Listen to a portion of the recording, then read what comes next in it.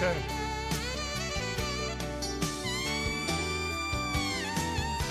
It's on Wednesday. It's Thursday.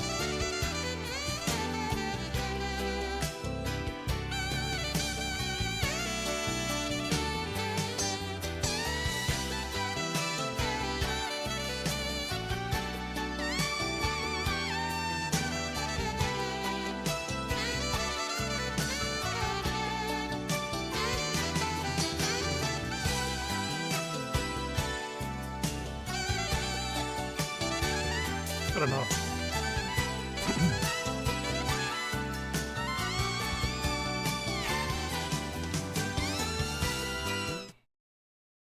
He's going wild on that saxophone. That's too bright.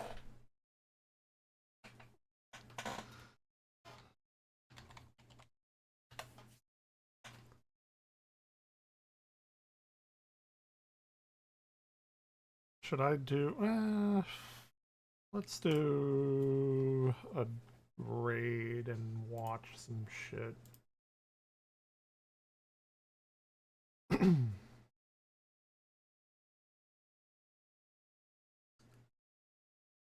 do some theme park crazy. He came out with a new video today. Yay, new content.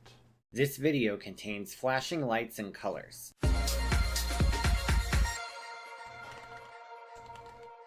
You know, I've talked a lot about dark rides over the past few years, and there's been one question that I'm constantly asking. What is the worst dark ride ever built? Now, this question is of course subjective, and there's no real objective answer. For a long time, I thought the worst dark ride ever built was Terminus, that old empty pretzel dark ride by Ridehofer Shows. That is no longer on their website, so I think it's defunct now. Today? I also thought it was Unstoppable's The Universe Cup at the UAE's Real Madrid World. This ride is incredibly cynical and lazy, but the more I thought about it, the more I realized at least it was funny. Like, so terrible that in multiple POV videos, you can hear people laughing at it. So then the worst of all time is Terminus, correct? Well, maybe, but I think there is another candidate on top of that. At the very least, I would have loved to check out Terminus for curiosity reasons alone, and to say that I've ridden it. But is there a ride out there that even I will not ride? Quality-wise, I don't think anything really beats not having any scenery at all. But in terms of the overall ride experience, I may have found the worst dark ride ever. Or, in a way, it could be the best horror ride ever. For this, we're going to take a flight to Zaragoza, Spain. I'm sorry, it's Zaragoza, not Zaragoza. Specifically, we're going to check out a ride named Dream River at Zaragoza Amusement Park. Now, the Dark Ride database, who provided much of the footage of this ride that I will be using, has a bit of information about it on their website. For context, this used to be a horror-themed water ride called Rio Misterioso. As far as I know, there's only one video of the original version of the ride. That said, the ride was re-themed around 2019 into a more fantasy fairy tale attraction. But as far as I can see, this new ride is even more frightening and disturbing than the original. But what exactly is disturbing about this ride? Now, according to the park's website, the only description of this ride is, roughly translated, want a different kind of boat ride? Here's your chance to do it in a fantasy world. I understand that, you know, there's a language barrier, but that's the most vague description of a ride I've ever seen. Notice one thing, however, they don't show any photos of the inside of that cave. But what exactly is inside this ride? Well, for better or worse, let's check it out.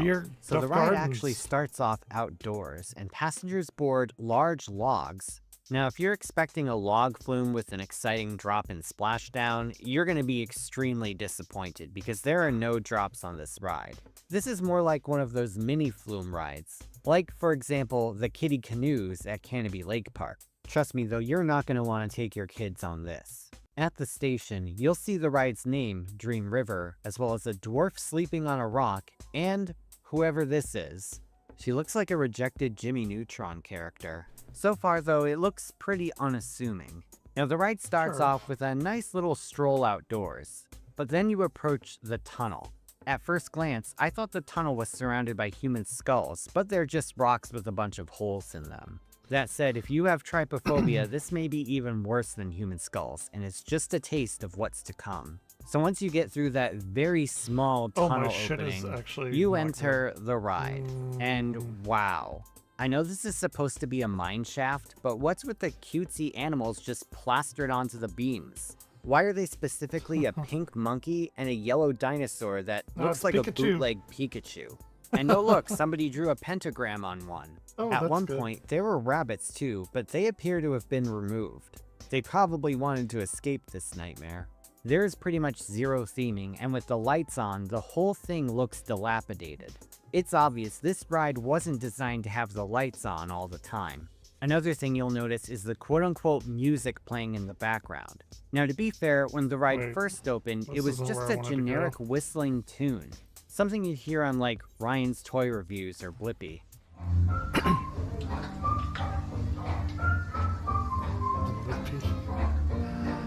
And a Blippi violently projectile. Over the years, though, the audio system decayed. I think that's the best way I can put it. Instead of a generic kiddie tune, the music now sounds like it's being played with rusty utensils and razor wire. Oh my god, it's horrifying. That is fucking horrifying.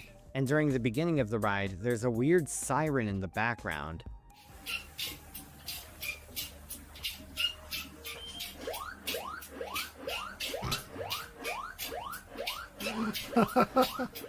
Soon enough, you'll hear a low, ominous humming. I assume it's supposed to be the air conditioning system, but combined with the cheerful music, it's honestly unsettling. Take a listen.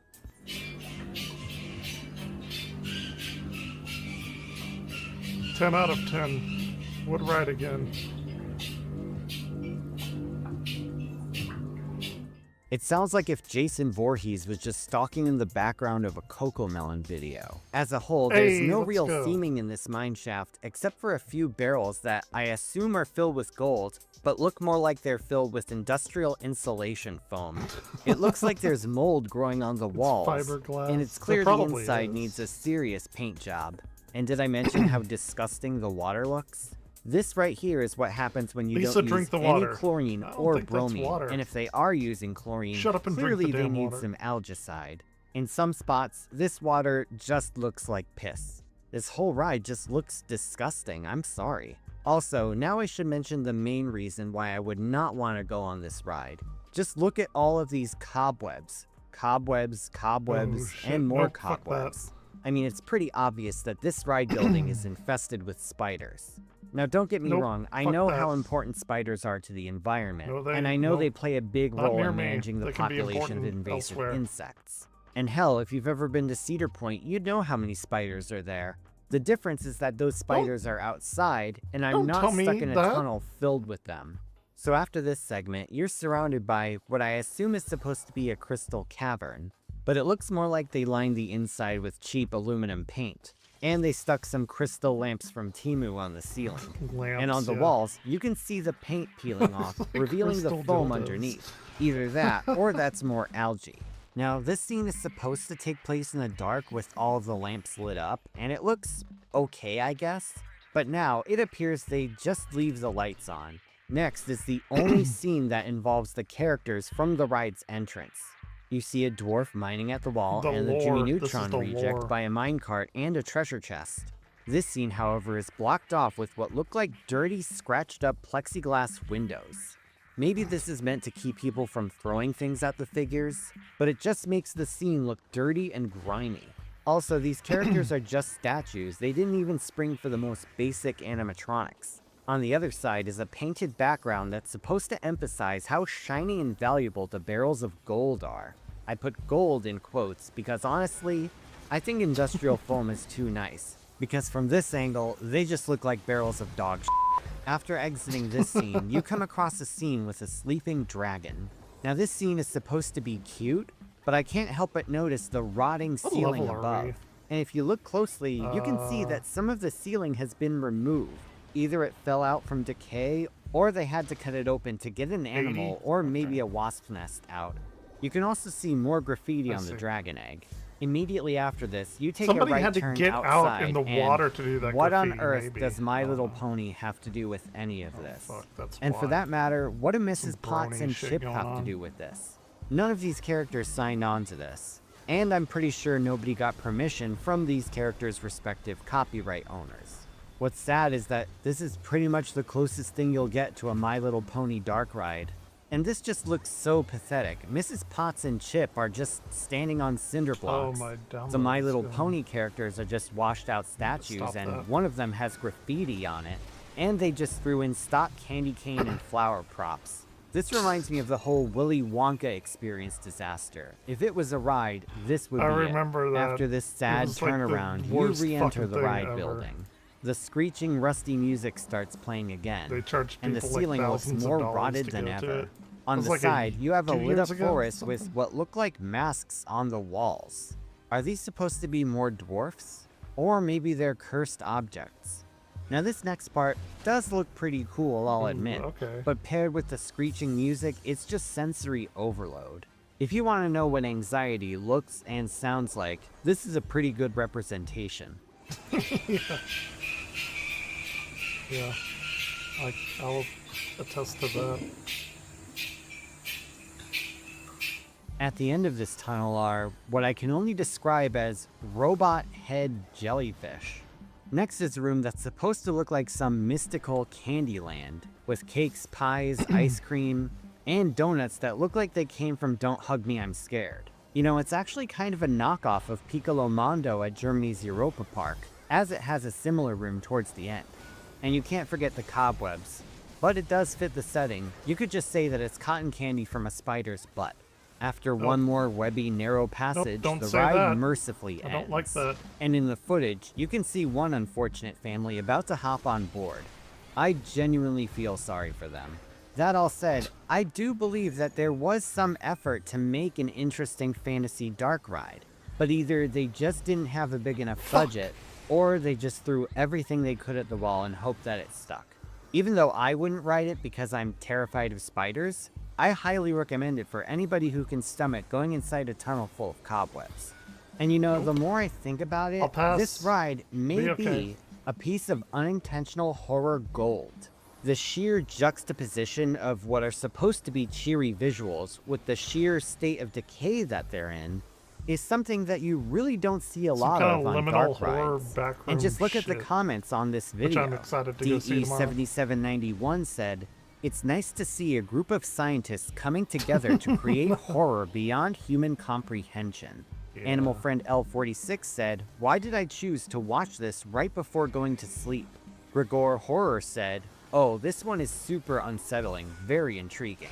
And Save the Kale said, "This is so ominous. I can smell it through the screen. I can definitely smell the urine too." You know, I'm genuinely curious to know what the design process behind this ride was. If there was even a design process. Maybe somebody just went, buy some props that fit some fantasy theme and put together whatever you can. And the fact that I made an entire video about Here's it $100. shows that Go it does to, have value. Spirit Halloween. And I mean, if it weren't for the spider infestation, I'd say I'd rather ride this than something like Fast and Furious Supercharged. And the best thing I can say about this ride, it didn't fuck use me. any God damn it. AI.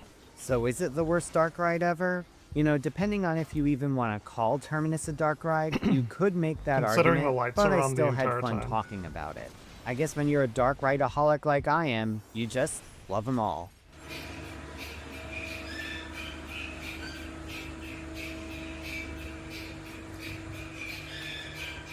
It's the fan that does it for me, I think.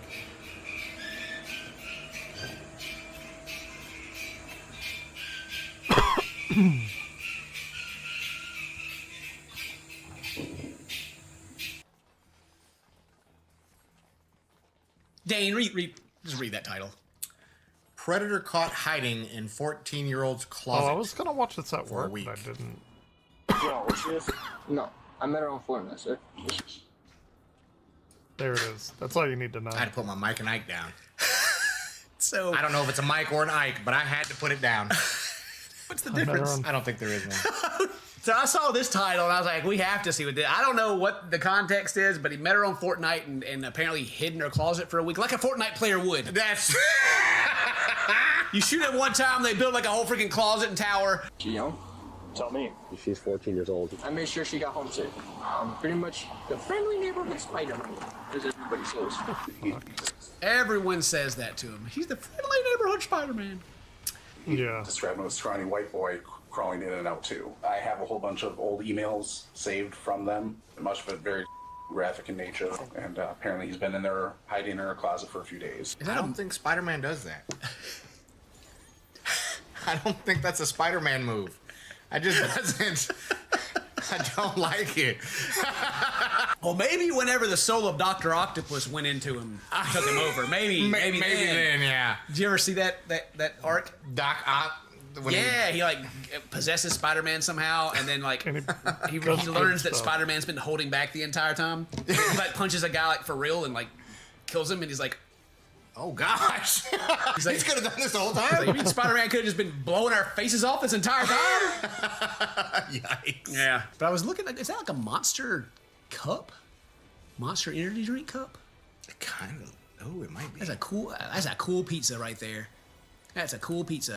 On June 15th, 2025, police in Oshkosh, Wisconsin received reports that a man... Ow, my nose. Out here in Oshkosh, Bagosh. It's very serious. This is a terrible crime, but friendly neighborhood Spider-Man sitting in people's closets for a week in Oshkosh.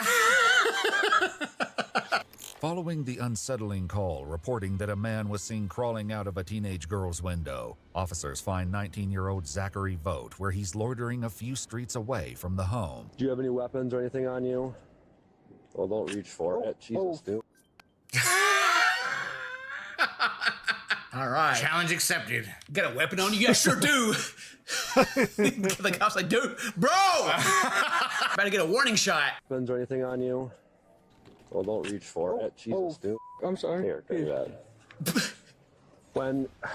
Jesus Christ. He's like, bro, I'm about to like bust you in the face. I was like, dude, are you kidding me right now? Got nightsticked. Why does he have like one of the little, I don't know what those knives are called, the little raptor claw knife? Got there to gut somebody.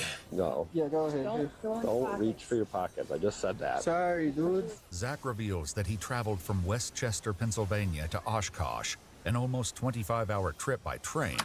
Ah, well, that makes more sense. He's from Pennsylvania. Westchester. Never mind. Makes sense. So a man came from Pennsylvania, 25-hour train trip. For some reason, dude looks like he's a little bricked up right now. I don't know. It must be another weapon in his pocket. Don't reach for it though, man. My brother and I would all do a lot, play Fortnite together. But we played Fortnite a lot. Came over, met her, talked to her. We became best friends for a while. That must be the new way. You don't come over to watch football like the old T-Cat. You come over to play Fortnite. Fortnite and So chill. you play that from your own home. Except don't do it with the, all right, a 19-year-old fucking 19-year-old 14-year-old. guy's best friend is a 14-year-old girl. Play Fortnite together. Him and his brother played Fortnite They with her. must have tons in Who common. his brother is? Where's his brother at? Right. Come all the way over here to visit her. And stay in her closet. Dad's gonna be mad. Man. The girl, who is 14, will be referred to as SF in order to protect her identity. Have you guys been planning this out, or is this... Kind of just a last minute thing, because I was going to travel the world. Okay. But I'm not trying to be weird. Not trying to be weird. He just decided he's going to travel the world. His first stop is a 25-hour train ride to this girl's house on his world tour. On his Oshkosh Bagosh is the #1 stop. His world tour is going to this girl's house and then going back home. Yeah, that's probably it. Yeah, I was already planning to go pretty much across the entire world.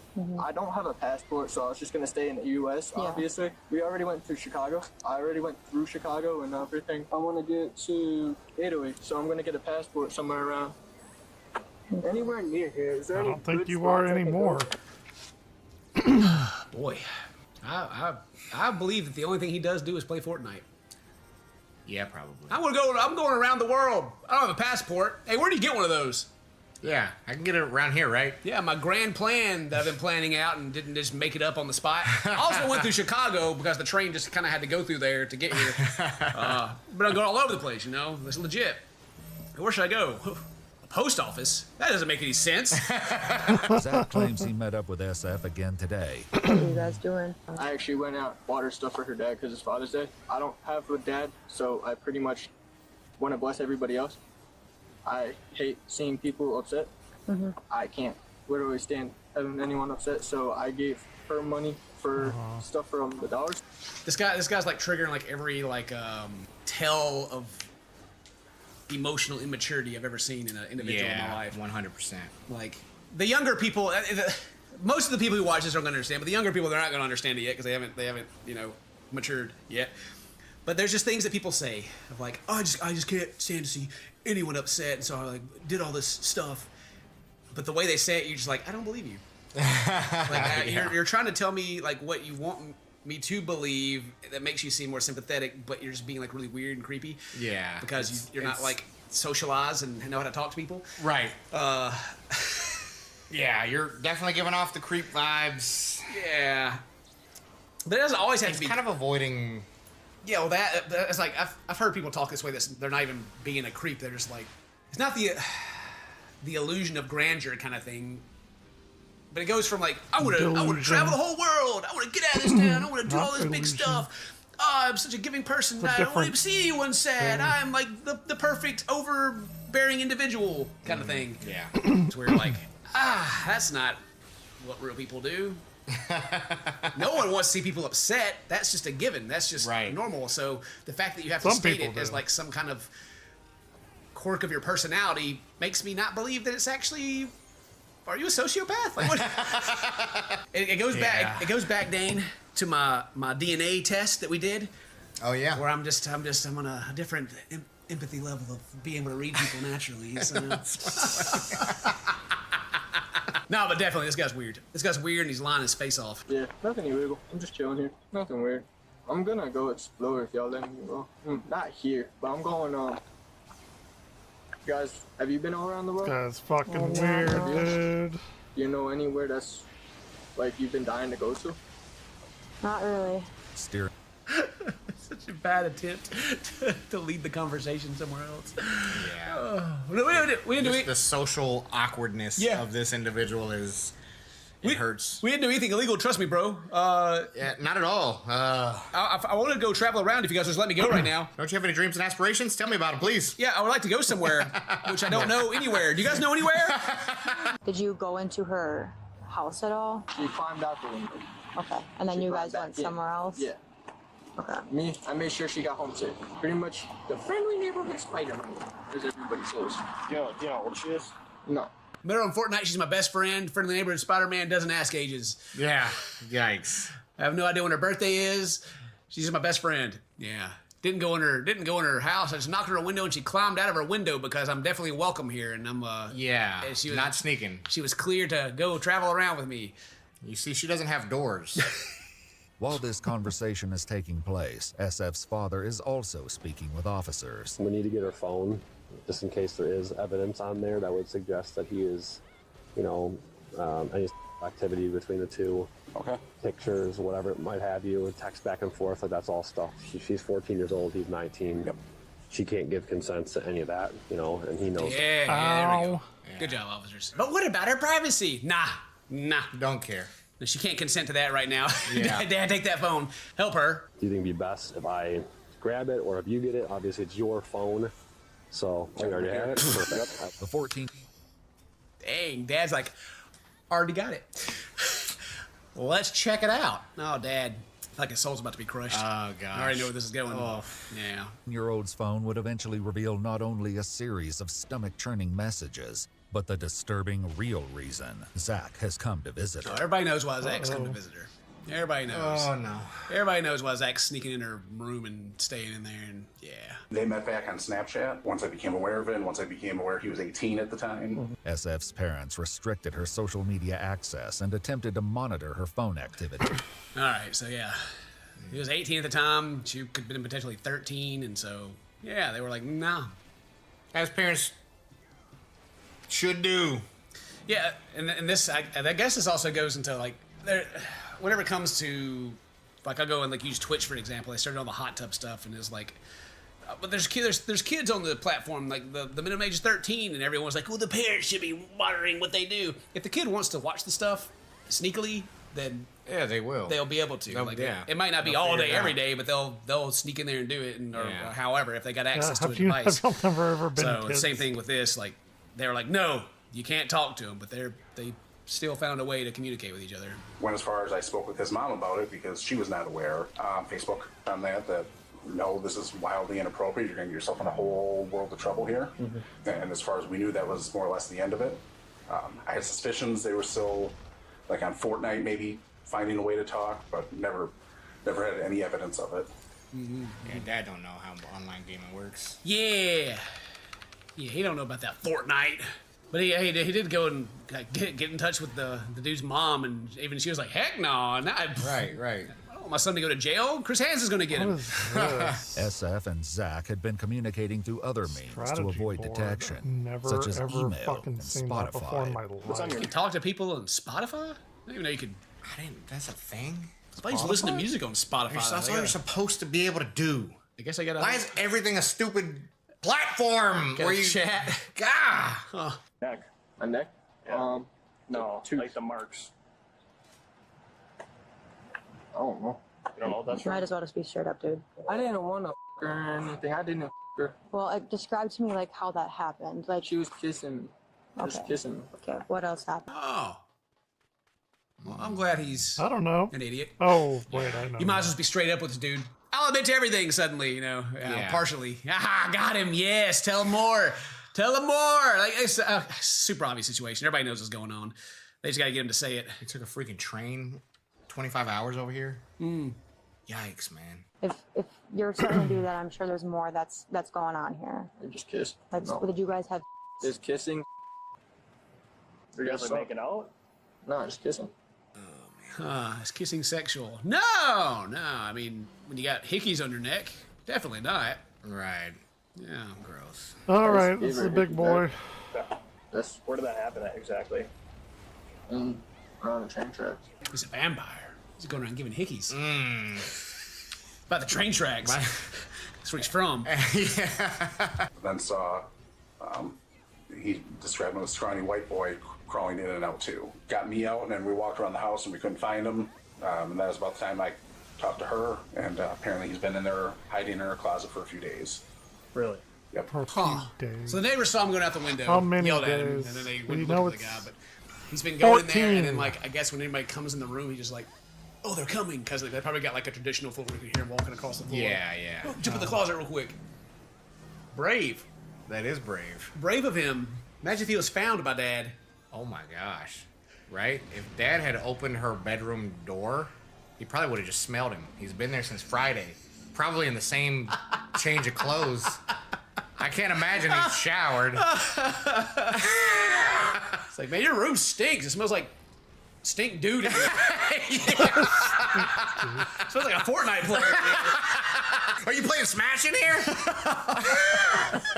What's your name, man? Zach. Are you willing to come back to the PD with us and make a statement? Wrong wordage Okay. of game. Sorry, I don't know whether it's just the Italian in me coming up or whether I'm just like tweaking. What is this dude talking about? Italians just tweak? He's the Italian in him is coming up. Yeah. He's like, I'm tweaking.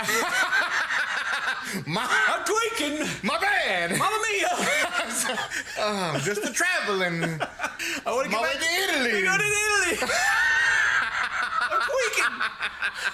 You're gonna go towards the middle, I think. Oh, so he agreed to go back to the station and give a statement, and they're gonna pressure him some more. He looks like he hadn't had a shower in about a week. Yeah. After were you guys like making out? Was it just like He looks a like little peck? Like Kind of just on my neck, and that's about it. No clothes came off. Shaggy. You're touching anywhere else? I mean, I get it, man. If you're like making out with a pedophilic girl, Shaggy from No, Scooby-Doo. I'm not trying to catch a random STD, man. I can't trust that. He can't trust that. His best friend, 14-year-old girl, might give him something. Even though he hadn't showered in a week. Came from Pennsylvania and on a train. Gross. Yeah. Just gross. See, Kenson, it's scary enough. I ain't trying to do none of that. Nah. She ain't my type. She ain't my type. Maybe just... Oh, boy. She ain't even his type. Thought she was your best friend. She's heartbroken. He hasn't let her down yet. Yeah. And I have a whole bunch of old emails saved from them, screenshots and whatnot, but very graphic in nature. Okay.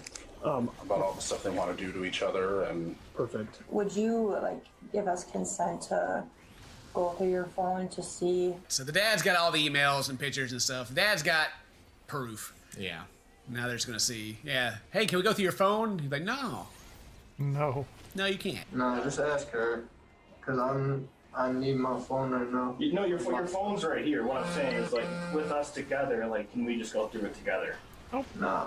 Alright, No, ask me later. Yeah. After I've deleted everything, ask me later. Hey, give me about 10 minutes. I gotta play some Fortnite. Got a match queued up. Is there any reason?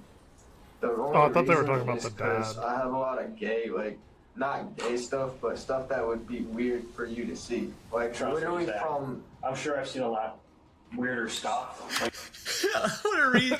No, you can't go through my phone because you'll think I'm gay. Huh. Okay. Pretty much catfish men into giving you money. According to court documents, Zach admitted that he and an ex-girlfriend would send pictures to men, ask them for photos in return, and then demand money in exchange for not exposing them.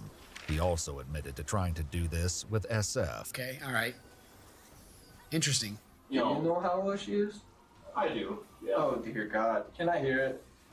Just, one thing at a time, right? Oh. While this conversation is taking Give him an Oscar. Yeah. Give him an Oscar. Oh, do you know how old? Do you know how old she is? Yeah, I do. Oh. Why do you assume it's bad all the time? Yeah. Why is it? It's almost like you actually know how old she is. officers at the home received permission to enter SF's bedroom. Okay. Best of luck, it's an absolute nightmare. Okay. Holy Christ. Wow. I just noticed like the massive garbage can directly in front of the door. Yeah. Well, it makes more sense why Dad didn't know he was hiding in the closet. Like you wouldn't be able to smell him. Yeah, that's true. That's true. You could probably just hide under a pile of Stuff. whatever all that is. Yeah. Okay. I mean, everybody's got their own lives and stuff like that. It's whatever. It's just the most amazing thing about this room so far, even though there's this big black square in the center of it, is that there's like one thing on the shelf and everything else is just on the floor. In SF's room, they find a black machete, some of Zach's tank tops, his diploma, Xbox, and Blu-ray player. Why is his diploma there? Hey girl, I'm smart. SMRT. One day I'm gonna get my passport with this. Going to Italy. Need to see some ID. I got my diploma. Okay. All right. This place is just so random. I can't even like accurately judge a person. You got like a Friday the 13th poster with a massive Stephen book. I think it's the It book probably, and then there's like a rabbit deer skull thing back there. Probably a Labubu, Chia Pet, trash can. By the way, have you ever read the book It from Stephen King? Shit. No. Have I told you about You this? did. You did. Now, there's some pages you should just... Listen, man, whenever you get to the end of the book and the kids get lost in the sewer, just skip like 5 pages. Yeah. Yeah. Chris Hansen probably needs to talk to Stephen King about Stephen. Yeah. Give him an interview at least, It's, Look, okay, just so you don't have to go look up and be scarred for life yourself, I'll give you like the vague version. They get lost. It's like a very spiritual like battle, like cosmic battle, because it's like this big cosmic being and like the world turtle and all this weird stuff happens. And so Stephen King was probably Why on like can't I target him? a massive pound of coke at the time. They begin to like lose their unity and lose their way. And so I think what Becky or whatever her name is, she's got to bring all the boys back together. Becky. The best way that she knows how. Name's not Becky. Yeah. And so all It's, together. all these underage kids in the sewer come together. What is her name? And it's why it's I don't know why it's in the book. I don't know why they haven't taken it out. It doesn't add anything. Stephen King himself has even said he's like I actually can't. It's pointless. Yeah. So every movie and every like iteration that they have in any other media, they just leave it out. Yeah. They just leave I it. wonder why. Well, Yeah, and also the part that like over-explains like child genitalia early in the book when the bullies and stuff like there's it's just stick to the movies. I think you're full. Get him. She's telling us kind of what's going on. I know a lot more. Sure, yeah. I know a lot more than you think I know. All right. Okay. So it's time to be God, honest. what is her name? No. I love this part. It's, She's in the next room squealing on you right now. you might as well Tell us everything you know. Yeah. So tell me about what's going on. So I pretty much dated this girl from September to now. I ain't bang her or nothing. I didn't talk about it in text, but I didn't actually. His lock screen is an image of two hands held together by their pinky fingers. In the middle of the screen are Beverly. the words "together" God and the date damn. October 3rd, 2024, the That's day pretty he close. says he started dating 14-year-old SF. He kind of fell for it. Yeah. Kind of fell for it. We know everything. Tell us what's going on. Yeah, so I started dating her, back then, and put him in cuffs. Put him in cuffs. Yeah. Did I love her? In a way, yeah. Was it intense like that? No. Okay. See, if I'm saying that on text, I'm not doing it. It's just talk. It's just talk. He's just like everyone else, man. It's just talk. God. Get the bingo card out for him. In messages to SF, Zach wrote, quote, "I own you, you're mine."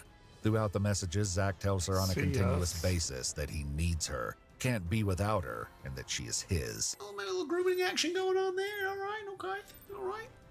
We did a video about an AI that told this 40-year-old lady the same thing, and she loved it. Yeah, that's true. She was all about that. She wasn't 14, though, so. That's true. Like it's like photos sent by either of you. Like, did she send you anything? Did you send her anything? Not really. It was the very first, was like October or something. Yeah, you can work on uploading those ones to that link again. And Yeah, some of them, a bunch of them discussing hiding. He's like, no, and Dad's like, oh yeah, here it is. Here. Dude, just be straight. We banged one time. You guys had that night? Snitch, but hour. But Did you wear a rubber? no, but I put up. Lock him up. Lock him up. Didn't even use protection. He's worried about getting them STDs, though. Yeah. She may be worried about This dude was catching a baby. Yeah. Literally, this dude was lying from the rip. And then he said he lasted an hour? Please. No, he's lying. Please. No, he's lying. Ain't no way. This is probably the first time this dude's even talked to a female in person. Jeez. Yeah, I'm sorry. I was a bit nervous earlier. I told you if I have to piss, I'm not gonna really talk much because I'm not trying to piss. I'm trying to think of something else.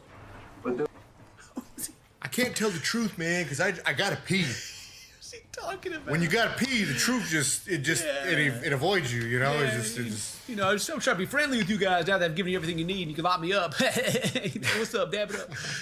I'm gonna be honest. I don't need to lie. I have zero purpose in lying to y'all. Lying. Yeah, no purpose. There's really gotta literally no pee, reason to though. lying this entire time to you guys because you didn't do anything illegal, right? Alright, you're gonna be placed under arrest at this point. So here's the deal.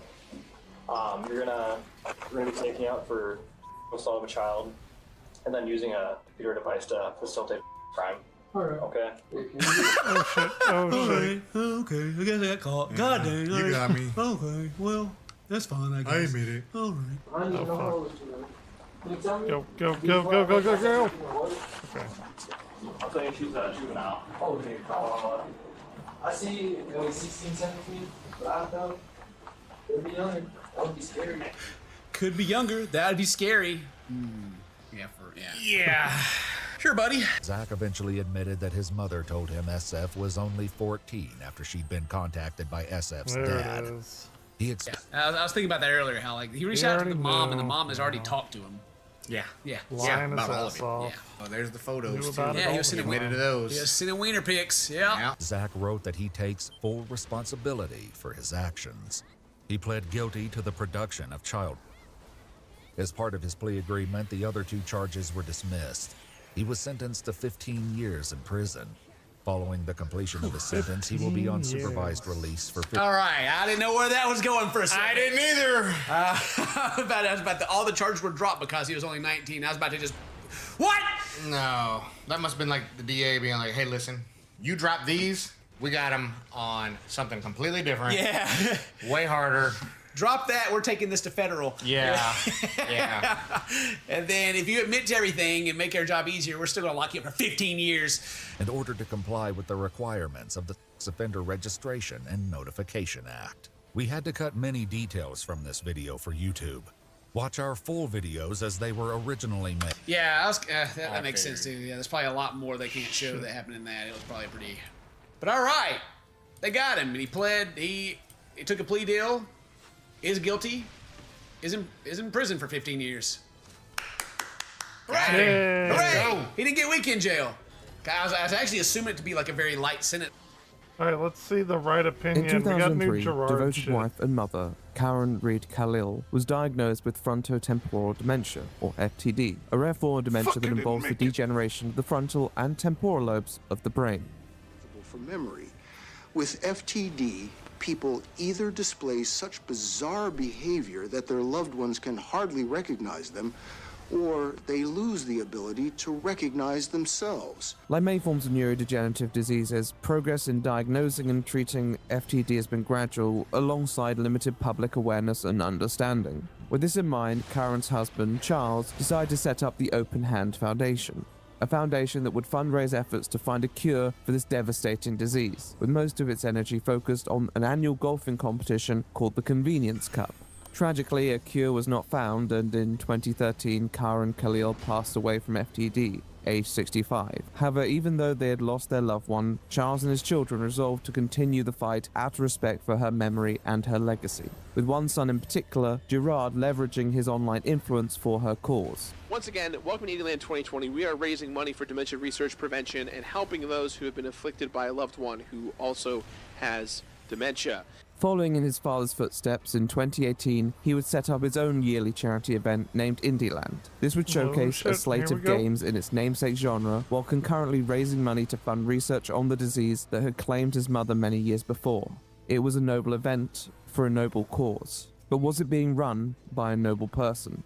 I take it that you guys are dead set on making pieces about this.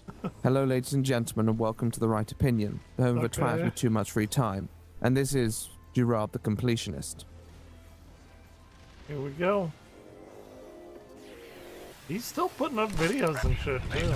I looked at it the other day.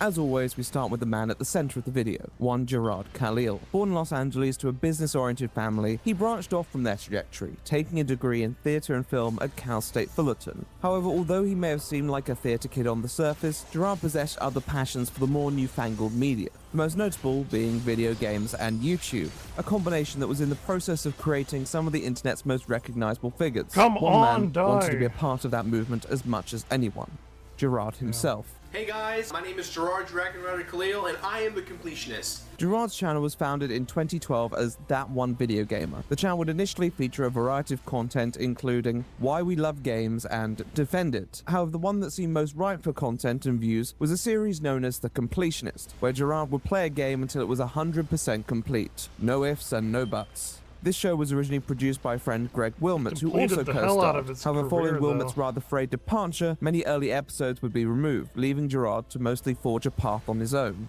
A few months ago, I got invited out to the grand unveiling event for the Nintendo Switch, with an incredible opportunity to not only interview dude, Miyamoto he talked to for a Miyamoto second and time, shit, too. but to Like, speak he's with Eiji crazy Aonuma, legendary influential for a producer while of The Legend of Zelda, to discuss the upcoming Breath of the Wild. Over the years, he accrued a reasonable following, peaking at around 1.5 million subscribers. Although it would be hard to describe him as one of the defining figures in the video game genre, he was a well-respected individual who possessed sizable clout within his industry, being a part of the gaming network Normal Boots alongside names like Peanut Butter Gamer and JonTron. He would even attempt to branch into the more mainstream forms of media, being involved in the ultimately unsuccessful relaunch of American network G4, hosting a couple shows, and even debuting one of his own. Kratos, you are costing this company so much money. But I cannot fire you because no one has lodged a formal complaint. If you haven't heard Gerard before the past couple years, or even this video, you could be forgiven. The truth was that 1.5 million subscribers, although impressive, was not particularly distinct in a genre where the ceiling was so high. Even his colleagues and collaborators had multiples of the count that someone like Gerard possessed. Nevertheless, in spite of this, he had built a consistent, long-term fan base through a tight-knit community who appreciated his warm personality and philanthropic attitude. Gerard, sincerely, congratulations on 10 years. You're one of the sweetest, goodest, realest dudes, which is a rare thing in our industry, and I'm just excited to see where the next 10 years go. Just don't forget the little people along the way. However, probably his crowning accomplishment was the founding of the charity event known as Indieland. Hello, everyone. Welcome to Indieland. Ryan. My name is Gerard the Completionist, and I am here today to raise money for dementia, as well as promote some incredible indie games. Indieland was the brainchild of Gerard's team that won video game. Into Dexito, he would largely credit them for conceptualizing and orchestrating the event. Gerard would serve as the figurehead and host many of these events, regularly streaming them on his Twitch channel while posting highlights, announcements, and updates onto YouTube. The event itself was an uninterrupted live stream over the space of a few days, where a host of guests turned up and played indie games, providing commentary and interacted with the viewers, while a counter pointed donors towards the monetary goal. To all who come to this happy stream, welcome. Indieland is your land. Here, for 30 straight hours, we'll throw back to fond memories of the past. And here, youth may savor the memes and dope aesthetics of the future. The first event was in 2018 and was a resounding success, with revered actor Jamie Lee Curtis swinging by to provide her personal endorsement. Have you ever, Orion! No, it's all sticky here. It's waxy, oh yeah. No, it's not good. Have you ever done like your, have you ever had that? Oh, God! Jamie Lee Curtis. He had it all. He picked up real The original bad. target was reached within 9 hours, and by the end of the stream, Gerard had amassed over $50,000 for his charity, which he triumphantly announced in a video posted shortly after the event. We not only crushed our $25,000 goal, we in fact doubled it. Our final amount for Indieland, all the money tallied and everything together, was $55,102. That is the final results from Indieland. The overwhelming public response wasn't just a sign that people were willing to put money towards a good cause. It was a sign that people wanted more of these events that allowed them to engage with content and their creators and developers at a distinct level. So Gerard made the logical decision, deciding to turn it into a regular installment on his channel, a move that was met with unanimous approval from all corners of the community. On principle, this is the last kind of event you'd think anyone would be able to find an issue with. In fact, it's hard to really talk about the event too much before the drama, because everyone generally agrees that charity is a reasonably good cause, indie games deserve more promotion, and that the world would be a much better place without degenerative diseases. Given that it was tied to a registered charity being headed by a respected creator, nobody ever really possessed any doubt as to where the money would be going, and readily contributed to the good cause. Regardless of the success of Gerard's own personal reputation, the charity streams only seemed to grow in prestige and popularity through the years. For the 20, thanks to Gerard for doing this. My grandma's been gone for more than 20 years now, but I never really knew her due to dementia/Alzheimer's. It's a shame. My mom says she loved video games, especially Donkey Kong. I'd have loved to know her. My heart's with you today. Thank you for your donation. The money raised from each Indieland event running from 2018 to 2022 totaled over $600,000, a fact that would be proudly advertised on their website. It was clear that this event had thoroughly invigorated the charity that his father had founded and was advancing towards that 7-figure total at breakneck pace. We're trying to get 100K as a total group, 50K for us, but we're going to do it. We're going to crush it. We'll see you guys on Friday. With Indieland 2023 running at the end of October, Gerard and his team only built on the previous years of success, sharing a collection of lesser-known games to the public and allowing them a platform only often afforded to AAA games, all while raising money to keep that hope alive that one day a cure will be found to a disease that had claimed Gerard's mother. Developers were happy, donors were happy, nearly everyone was happy. Nearly. Uh-oh. If I wasn't a computer science engineer, I wouldn't speak about Elon being an idiot. But as an engineer, yeah, I'm going to call him a idiot. He's not an engineer Idiot, either. because he does do idiotic statements. This is Mutahar, or Some Ordinary Gamers. I live all the way out in Australia, and I get mine in around 3 or 4 days, which is insane. And of course, Displate is offering an amazing Mudahar's discount for not an Christmas, engineer. so just That click was the a link in the big description fucking or hoax use that code he Carl at checkout to get up to 26% off your order. And this is Carl Jobst. Although far from identical, both Muta and Carl had become known for providing commentary on scandals concerning online communities, many of those involving cheating and fraud. Despite their involvement within these communities, come 2023 there wasn't much known public interaction between these two online figures, and certainly not Gerard, with the most being a couple exchanges between Muta and himself on X. When I say there really wasn't much indication that anything was going to transpire, this is what I mean. Yet, on November 13th, barely a couple weeks after IndieLand 2023 wrapped up, both Muta and Jobst uploaded videos to their channels accusing Gerard's charity of not actually honouring their commitments to donors and failing to actually pass on the money to the foundations and partners they were allegedly associated with. For the past 10 years, they have raised over $600,000, and it's all just sitting in their bank account. Despite Openhand saying the money goes to help fund research, and despite the fact that everyone believes their money is going to a worthwhile cause, this is simply not the case. You see, on the Losing Open Hands value. website, there was a link to the benefactors page. This was a page that listed all the Sitting there, organizations just that the donations would be depreciating going every to. dollar, Outside the fact that they probably more mean worthless every day. beneficiaries, they should probably select a more singular my money. name, as there was in fact only one institute listed on the page, the University of California, San Francisco, or as it was written on the website, San Francisco. Further to this, on their story page, is a quote from David A. Kessler, who had at one point served as the Dean and Vice Chancellor of the institution listed on the page, thanking them for their generous donations. In spite of it looking a little bare bones, this still told the story that the money had an established destination and that transactions were being made. Bits, subs, gift subs, super chats, memberships, anything financially involved with the show goes to dementia research. Please help. This claim had also been repeated by Gerard on one of these streams, with a further proclamation that they were helping organizations all over the world. My father, my brother, and I started a foundation called the Open Hand Foundation that raises money for dementia research and treatment for organizations all over the world. However, in their videos, Jobst and Mutahar revealed that as far as financial documents show, in spite of these claims, no donations were ever registered by the charity. They make $117,000.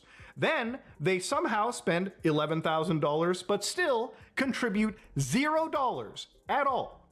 So again, this starts them with $549 and ends them with a whopping $655,000 in the bank. This is supported by a variety of physical evidence and by testimony from Gerard's own brother, Jacques, who confirms in an email to Jobst that no money raised from IndieLand has ever been donated to the charity listed, and that this is because they have been evaluating potential beneficiaries and that they were dissatisfied with the prior partnership with the University of California, a partnership that operated before they were officially recognized as a non-profit. Since our official registration, and that was back in 2014, we have been evaluating potential beneficiaries who align with our visions, entities that could use our funds efficiently and effectively without a significant portion being diverted to administrative expenses. Although this may be the case, there is no record of it and it cannot be proven, which Jobst feels is cause for alarm. Most people would probably be inclined to agree, particularly given that practically everyone was under the impression that this money had already reached the recipients. This information directly contradicted this, and Muta and Jobst would confront Gerard in a call as to the status of these unaccounted finances and his own knowledge of these dealings.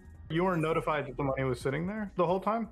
I knew it was sitting there at a certain point, and that's what made me proactively go about it. Like, I was made aware in 2021 when the money hadn't moved yet, and that's what made me go, that's not fucking cool. And that's when I got personally involved to move it. And did anyone 2021 last year, 2022? Oh, I do. Yeah, did anyone tell you that the money was going somewhere before then? Were you being misled?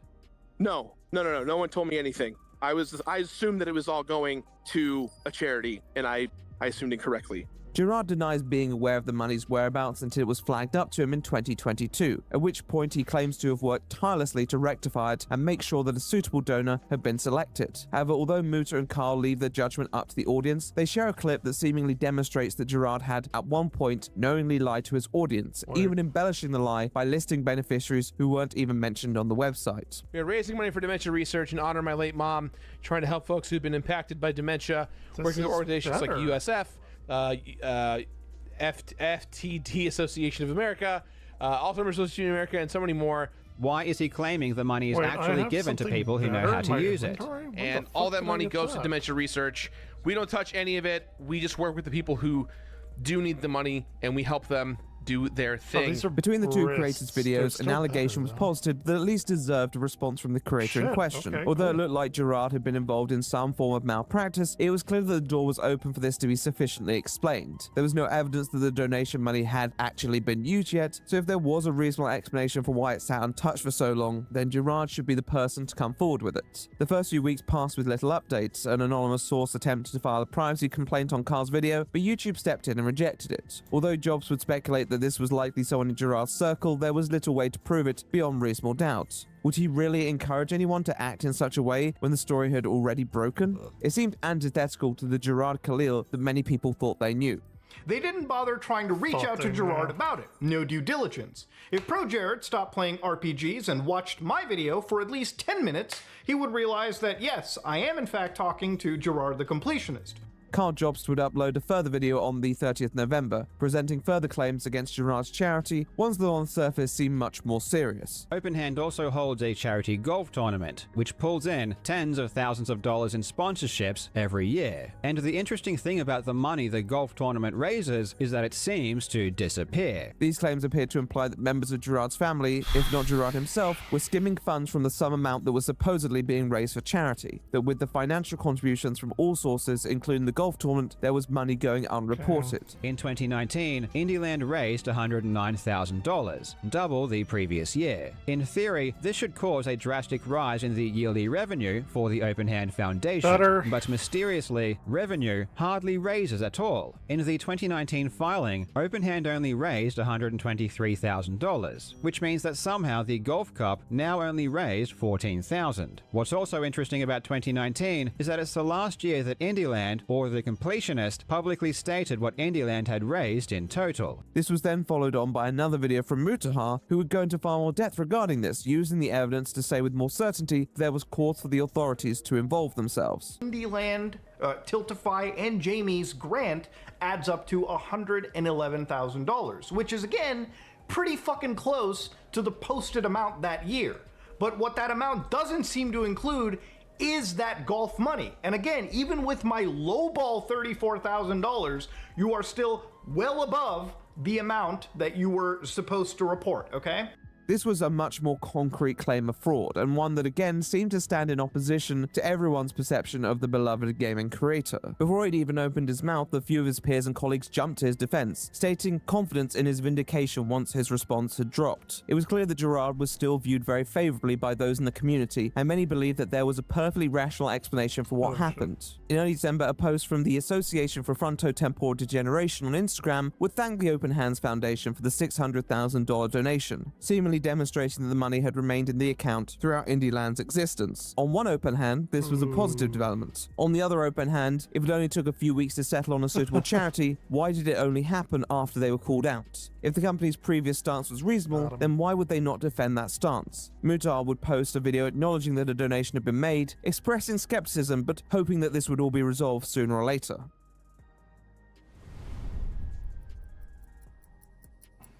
25% done. Look, at the end of the day, there is a net positive in this situation, right? Compared to other situations that I've investigated and looked into, the money always is never there. At least here, $600,000 has been sent over, which, again, is a lot better than nothing. But that said, though, it still doesn't exonerate. This is the bare minimum that can be done. And again, ladies and gentlemen, I hope that there is an investigating body that will come up with a proper answer to the situation, one that me and Carl cannot find. Although there were still many unanswered questions as to why the money had remained in these accounts for so long, it was reassuring to fans of Gerard who felt that there may still be an explanation for this, a good reason and response for all those concerned. And a few days later, on December 9th, Gerard uploaded a 20-minute video response to the Completionist YouTube channel, his Facebook, and his X account, attempting to put the allegations to bed once and for all. Over the past few weeks, allegations have been made against me, my family, and our charitable organization, the Open Hand Foundation, asserting charity fraud and more. I'm here today to provide clarity and transparency to set the record straight. One thing that will strike a viewer immediately is the tone of this video. Gerard seems angry, no, it's real Castro. mad at Okay, the allegations good, placed fine. towards his charity. And although in a way this is somewhat understandable, it's certainly not the attitude that's going to make you too many friends. Although fraud is a serious claim to postulate and to be accused of, there was evidence to show that Gerard's prior comments on behalf of the charity could be perceived as just that. In this case, such anger at any exaggerated claims can come at the cost of perceived empathy towards any valid criticisms that you may have received in this time. We are raising money for dementia research in honor of my late mom who had dementia when I was a young boy. And this is all in helping families who struggle with people who they know in their lives have dementia, dementia research, working with organizations that are really fighting the good fight. And this is so important to us. The idea that he had misled audiences in the use of these funds didn't appear to be an emotional claim. It was a factual one. So unless Gerard has evidence to show that these claims were made in bad faith, then this emotional response would likely be hard to justify for the entire video. But when there is allegation after allegation being made, it takes a long time to gather the evidence really and tough facts here. to refute claims. This will be my You only could tell video he was response on this pissed. matter. We'll see about that one, Jerry. I can confirm that as of Wednesday, November 29th, 2023, the Open Hand Foundation has donated $600,000 to the Association for Frontotemporal Degeneration. However, it did take too long to get to this moment, and for that, I am sorry. Probably the most necessary apology comes at around the minute mark, where Gerard said he's sorry for letting the whole process take so long, but at only a minute in, you can't help but wonder what the remaining 18 minutes are going to relate to. During several recent Indieland events, press interviews, and podcasts, I went on record saying where the money was going to and that the Open Hand Foundation had worked with various organizations. At different points, the foundation had been in communication with or considered several of them, but it was not appropriate for me to make such statements when final actions had not yet been taken. The Open Hand Foundation's goal was to make a large impact by donating the money to the right place. And a lot of the conversations that were had with various organizations involved the funds not being restricted or came with extremely high administrative costs. Look, any way you say this, action needed to be taken. And to that point, I'm sorry. The first part of this video seems thoughtfully, albeit a bit too carefully worded, but seems to present a version of events that align with his brother's response, while also acknowledging that this was the wrong way to go about it. For some reason, he announces that he's linking his mum's autopsy report, which is insane, but honestly not the most context-relevant detail, so I can't really say too much other than it's highly insensitive and not something he should ever have done. He certainly didn't need to prove that bit. It feels like a technique to make his accusers feel guilty, but all it does is make people wonder what the hell is wrong with him. I want to take this opportunity to apologize to any developers, publishers, content creators, and special guests who were involved with the various events. I'm also very sorry to this year's Indieland sponsor. Their team was incredibly supportive and were a great partner to work with. Most importantly, I want to apologize to anyone who ever donated over the years who felt they were wronged. I wonder if they're going to talk or led about him astray by appearing any of on this. stream with like a Dementia is an puppy dog incredibly and he had a important sad cause to face. me and my family and so many of you at home. Although I think apologizing to people for how they feel is never the best optics, if this was the only issue with the video, we probably wouldn't be sitting here dissecting it. But it's this apology in the first few minutes that is going to sharply contrast to much of what follows, beginning with quite a surprising announcement. For the foreseeable future, should the event continue, Indieland will solely be focused on highlighting indie games. There will be no charity component. I love helping the indie game community and working with developers. And if there are developers out there that want me to play their games, I would be honored to continue to do so. Now, it's easy to see the intent behind a decision like this. They have been negatively associated with the misuse of people's funds and therefore want to wash their hands of the charity involvement. Nonetheless, I think a lot of people could construe this as a punishment towards those who called the charity out. By removing that element entirely, you miss the point of the criticism and the many more reasonable compromises that could be made, such as working directly with a charity rather than having the money filter through your own company. By completely removing the charitable element but still planning future installments, you're saying you never really needed that company for expenses anyway, so why would you need them at all? You could still raise funds directly for the cause and help something that you claim is close to your heart. With this in mind, this response feels more reactive than proactive, and certainly not good footing to be on as he moves into addressing the allegations more directly, or at least a few of them. In February of 2016, they filed to terminate the foundation's private status. For more information on the difference between private foundations and public charities, and on private foundations terminating their own statuses, I have provided links to the IRS website down below. The next 5 minutes or so are directed to correcting a couple details that Gerard felt were misrepresented in Carl and Muta's videos. If these are erroneous, then he's not wrong to point them out, but it feels like he's glazed over the main points of contention surrounding his own comments. In April 2016, after receiving confirmation of the foundation's termination of private status, the IRS had completed a randomized audit on the 2014 tax return and continued to allow the foundation to operate tax exempt, as it found nothing wrong with the foundation's filings. Additionally, the foundation files all their taxes electronically, which does not require a physical signature on the actual forms. Although he claims to have stood down from the charity, it feels like he's acting as a mouthpiece for them rather than actually sharing his own personal perspective and addressing the points of concern that surrounded his own personal involvement. There are generally two types of donations: unrestricted and restricted donations.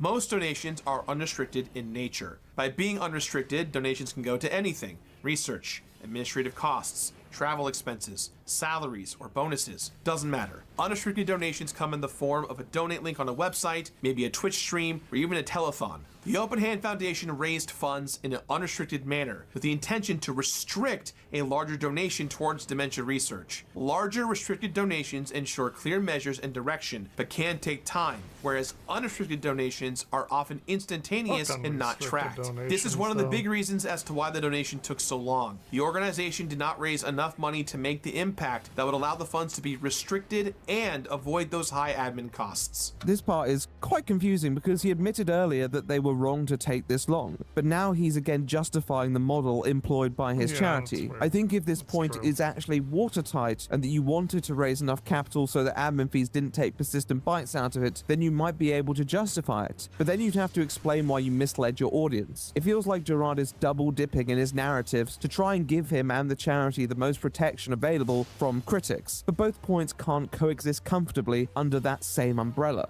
It's also factually inaccurate that all of the money the foundation received in 2023 is unaccounted for. The next part is dedicated to talking about claims that the money was unaccounted for this year, a detail included in Muta's most recent video. After this, however, he delves into Muta and Carl's claim about the misreporting regarding the company's funds. In 2019, the foundation reported $123,816 in revenue, but the accusers alleged that $14,000 is unaccounted for. Our books do reconcile, and these accusations are the result of bad math and missing information.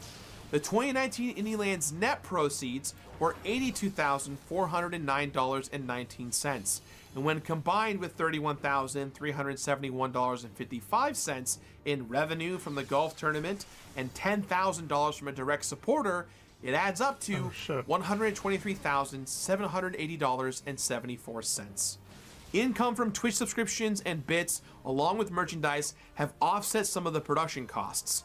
So to say the money is missing is simply wrong. Gerard's tone implies a gotcha moment, but his failure to elaborate on exactly what the expenses were for the Indieland event that would cost them in excess of $20,000 only really leaves more questions. This statement implies that finances were actually deducted before they could be listed as income, which again seems to contradict past statements. This won't be the first time I say this, but I'm a gamer, not an accountant, and there could be a variety of explanations, but Gerard's failure to actually elaborate on this is only going to yield more suspicions that this money was not handled appropriately. He warned people that the depth of these parts may make this boring, but if anything, the shallowness of these details without any accompanying evidence is a massive hindrance to the point he's trying to make. In previous statements, he had affirmed that the donation money is completely untouched. It's hard to reconcile that fact with some of the points he makes in this video, no matter how confidently he makes them. I want to stress that not a dollar raised from Indieland and its supporters was ever used on anything to personally benefit me, my family, or any of our companies. We never touched this money nor ever moved it. As evidence in the public documents, no one at the foundation has ever drawn a salary. A lot of the final few minutes is talking about how actually what the foundation did was completely illegal and normal. This may or may not be true as a response to the claims that this is unlawful behavior, but also again tonally conflicts with his earlier admissions that this was not handled properly. People don't really want to hear you providing the legal defense in a video where you've already admitted moral fault. That'll be for the courts to decide. Not being legally culpable is not a moral defense, and therefore the end of this video where Gerard again switches to a more accusatory tone is another very sudden adjustment for viewers. Saying that we are fraudsters, that what we are doing is illegal and constitutes charity fraud, that we are using my dead mother's name to potentially embezzle money and steal is categorically false. I should have been more transparent about the money not being donated, and that's on me. But my family and I have not done anything illegal, not before then and not since. And as mentioned previously, we have correspondence from the IRS to prove that. If this wasn't already inflammatory enough, he then manifests his words into a direct legal threat. Furthermore, my family and I are in serious conversations with our legal teams regarding next steps, as the allegations that have been made with complete disregard for the truth of the matter. These allegations were made by individuals who self-admittedly aren't even financial or legal professionals. These allegations are slanderous, and we believe we're done with selfish intent. They have directly jeopardized the safety of me, my staff, and my family, and that is not okay. This may have felt like justified anger in response to what were strong allegations, but when viewed in the context of the full situation, it just felt like a legal tantrum. I want to reiterate and specifically address that both the Foundation and I have been accused of forgery, embezzlement, and charity fraud. The allegations imply the Foundation forged tax returns because they weren't physical signatures on them when we e-filed them, or that we altered numbers to hide income or expenses. We can account for every single dollar received and spent in the last 9 years. We do not have anything to hide. Even if the family hadn't embezzled a single dollar, the fact of the matter was that the lack of transparency in the past had led to speculation as to the charity's trustworthiness. This doesn't mean all the speculation was accurate, but it was still precipitated by the actions and statements of Gerard and his family. This video felt like an amalgamation of 5 different scripts that tried to cover every base, but end up covering really nothing at all, only revealing Gerard and perhaps the Foundation as completely incapable in comprehending people's grievances. I recognize and take accountability for all of my actions. At the same time, I am not going to let my reputation be compromised by allegations that are not true. I own up to my part in this, but I will not be painted as someone who is a con artist and embezzler. I won't be someone whose name gets tarnished without putting up a fight. I owe it to my friends, my family, and myself to stand up to this situation right now. With that concludes the crux of the video, and in spite of the fact that Gerard dedicated a lot of time to addressing certain points that have been made, there's very little sense of closure, because he doesn't really speak to the elephant in the room, that his own words have often told a very different story. I always wanted to get her armor. Hey, we're 35% done. We still have a long way to go. You know, my dad has been working hard over these last, I'd say last decade or so, working with so many organizations to raise money for dementia research, prevention, helping families and people who've been affected by dementia. Without any answers as to why he spoke that way and any elaboration as to the details he felt were fine to leave out, it just feels like a series of nitpicks followed by a serious threat in an attempt to silence people who feel he has acted out of line. It's an attempt to invalidate the critics without actually addressing the criticisms. The speculative nature of much of Muta and Carl's videos do mean that there is the possibility that they had drawn incorrect conclusions from limited information, but correcting misconceptions doesn't amount to disproving a conclusion, and as people were fast to point out, there were comments in this video by Gerard's own admission that appeared to incriminate him more than anything anyone else had said at this point. Income from Twitch subscriptions and bits, along with merchandise, have offset some of the production costs. Not good. So to say the money is missing is simply wrong. All the proceeds and all those things do go to charity. We don't touch any of it. Hey, all bits, all subscriptions, and all donations go directly to charity. We're taking none of it. It's all for a good cause. On X, some fans and friends rallied around him, particularly those who were antagonistic to the commentary economy. Some people still felt like they knew him, but on YouTube, the reception was very different, and viewers expressed their disappointment and displeasure at Gerard's apparent incapability to actually take responsibility for his actions, or sufficiently explain his prior comments. If he was aware that the money wasn't going to the charities, then every comment he had made since then referring to that wasn't just an inaccuracy, it was an outright lie. If he was doubling down on that, what else could he be lying about? And due to the overwhelming amount of people who have been instructed to file complaints to the IRS and Department of Justice, We understand an audit may be coming, and we welcome it. I think what made the video an uneasy watch to those who may be open-minded but critical was how hostile he actually was to claims that he admitted were true. If anything, Carl, Muta, and many viewers, as serious as some of their speculations were, would have likely accepted the money being donated alongside a fairly contrite apology. Ladies and gentlemen, this still needs a lot of answers in this situation. We still need a lot of answers. A lot of questions need to be answered, sorry. And at least, silver lining, money was donated, but now it's time to see what the full scope of the situation looks like. There was the opportunity for Gerard to clear these things up without initiating hostilities, but Gerard had chosen to do that all the same. Now that he had made his own accusations, it was down to Muta and Carl to respond themselves. They had both put out statements shortly after Gerard's video went live, defending their former content, and would upload their own responses addressing Gerard the following week. These allegations are slanderous, and we believe we're done with selfish intent. What a pathetic bitch. The guy who lied to his fans for years, taking hundreds of thousands of dollars of their money by misleading them. The guy who kept donations for a decade and only donated because he got caught. The guy who spent donations on himself. The guy who abused the trust of his friends and dragged them into this. The guy who jeopardized the financial security of all of his employees because of his sheer stupidity and greed has the gall to threaten legal action. This time round, any charitability on their end had left the building, and it wasn't hard to see why. To reiterate again, per the initial correspondence, Jacques Khalil, who represented the Open Hand Foundation, writing to us, mentions the UCSF as a historical contribution. So again, while they're still evaluating charities that fit their utopian worldview, somebody is fucking lying in this situation, okay? And for Gerard to publicly state that in 2022 is incredibly wrong. The definition of charity fraud that I keep reiterating involves when that fraudulent activity can occur when you make those dishonest or inflated claims about the money that is being raised and how much it has helped the cause and exactly what your organization is doing. Again, Gerard never played that fucking clip in his video. I don't know why. I feel like you should address this clip. If you made a misstatement, at least admit to the misstatement, right? The time that Gerard had to write, record, and publish his response had given Carl and Muta more than enough time to conduct further research, including being able to compare the many conflicted statements that Gerard had made. Right. At one point, Carl plays over 3 minutes of uninterrupted clips of Gerard stating that they would not touch any Twitch subs and donations, in response to Gerard admitting they had done just that. Gerard said, "Give me money in the form of bits and subs, and I will give that money to charity." He told his fans and people that look up to him, "Entrust your hard-earned money to me, and I will give all of that money to the Open Hand Foundation." But you know what happened when everyone gave Gerard their money, assuming it would go to charity? Gerard said, "Fuck you, I've changed my mind." In addition to this, Muta would release the full call to the public, which again seemed to demonstrate how generous the creators have been towards Gerard throughout the situation, but also the many techniques that Gerard himself would employ in an attempt to try and manage the situation.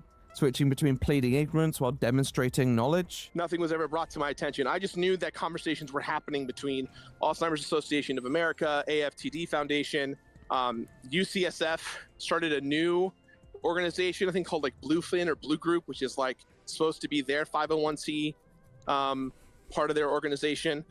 So I know I have a paper trail of us talking to other organizations as early as 2020 and 2021 in an attempt to pay them what they were owed. To self-victimizing. Even if I survive this somehow, even if this is like, people are like, well, whatever, that's how it is. Yeah. It's going to take the passion out of what I do. People aren't going to trust me ever again. I'm not going to trust myself ever again. And I'm just going to walk away from all this. Like, this is like me being like, great, so I'm out. Not just of content creation or being an online personality. I'm just going to stop. I'm just going to disappear and start over and never talk to anyone ever again. To bargaining. I'm at your guys' mercy as to what to do. Well, what would you rather have me do in the public space right now to do right by you guys? Because that's all I want to do is do the right thing, and I'm gonna have ramifications no matter what way I turn it. I just want to be able to handle this appropriately and move forward. Cringy. To shutting down completely once he realizes that they're not here to negotiate whether the video is going to be released. Unfortunately, you said it was going to go there. If you don't send it there, you've just been lying. So it just has to go to where you said it was going to go. That's where people believed it was going when they donated. Sure. Yeah. But I mean, Yeah, sorry, go ahead. One of the most telling parts of that call is that Gerard seems more concerned about the prospects of losing his career than of the money not being donated. Gerard's own catastrophization of the situation seems to imply that he almost feels like he's about to be shown up for doing something worse than that which is being spoken about. These are the words of a deeply paranoid person, and it's disconcerting and suspect to hear someone acting like that. So I guess what I'm asking you guys is, what do you want me to do as soon as possible? If it's like, hey Gerard, we want you to shut up and take the L so we can make content, that's fine. If that's what you guys think is the way to go, to call it a scam, sure. But I'm not trying to scam anyone. I would never try and scam in honor of my mom. Like, this is, I would not be outward facing knowing that I can get raked to the coals for this, when I know and say every year we're a 501c3 organization where everything is public. You know what I mean? Like, it's contradictory for me to be like, it's going to a good cause, but also I'm tax evading or embezzling or whatever it may be. It's equivalent to going up to someone and asking if they slapped someone and their response being, well, I haven't killed anyone. Nobody was insinuating that, but the fact that Gerard is so obsessed with addressing points that people haven't even raised yet is indicative that he's worried his actions, malicious or not, could be construed that way, like they subsequently were. Throughout the call, he has given genuine advice on how to rectify this, and yet his only intent seems to be to prevent any negative press from coming his way. I don't think it's an irrational emotional response to be concerned about what this could mean for you, but I also think it speaks to his ego that he's unable to set that aside and actually resolve a relatively simple situation. One that the Foundation subsequently adopted before blaming the people who actually set this thing in motion. I recognize and take accountability for all of my actions.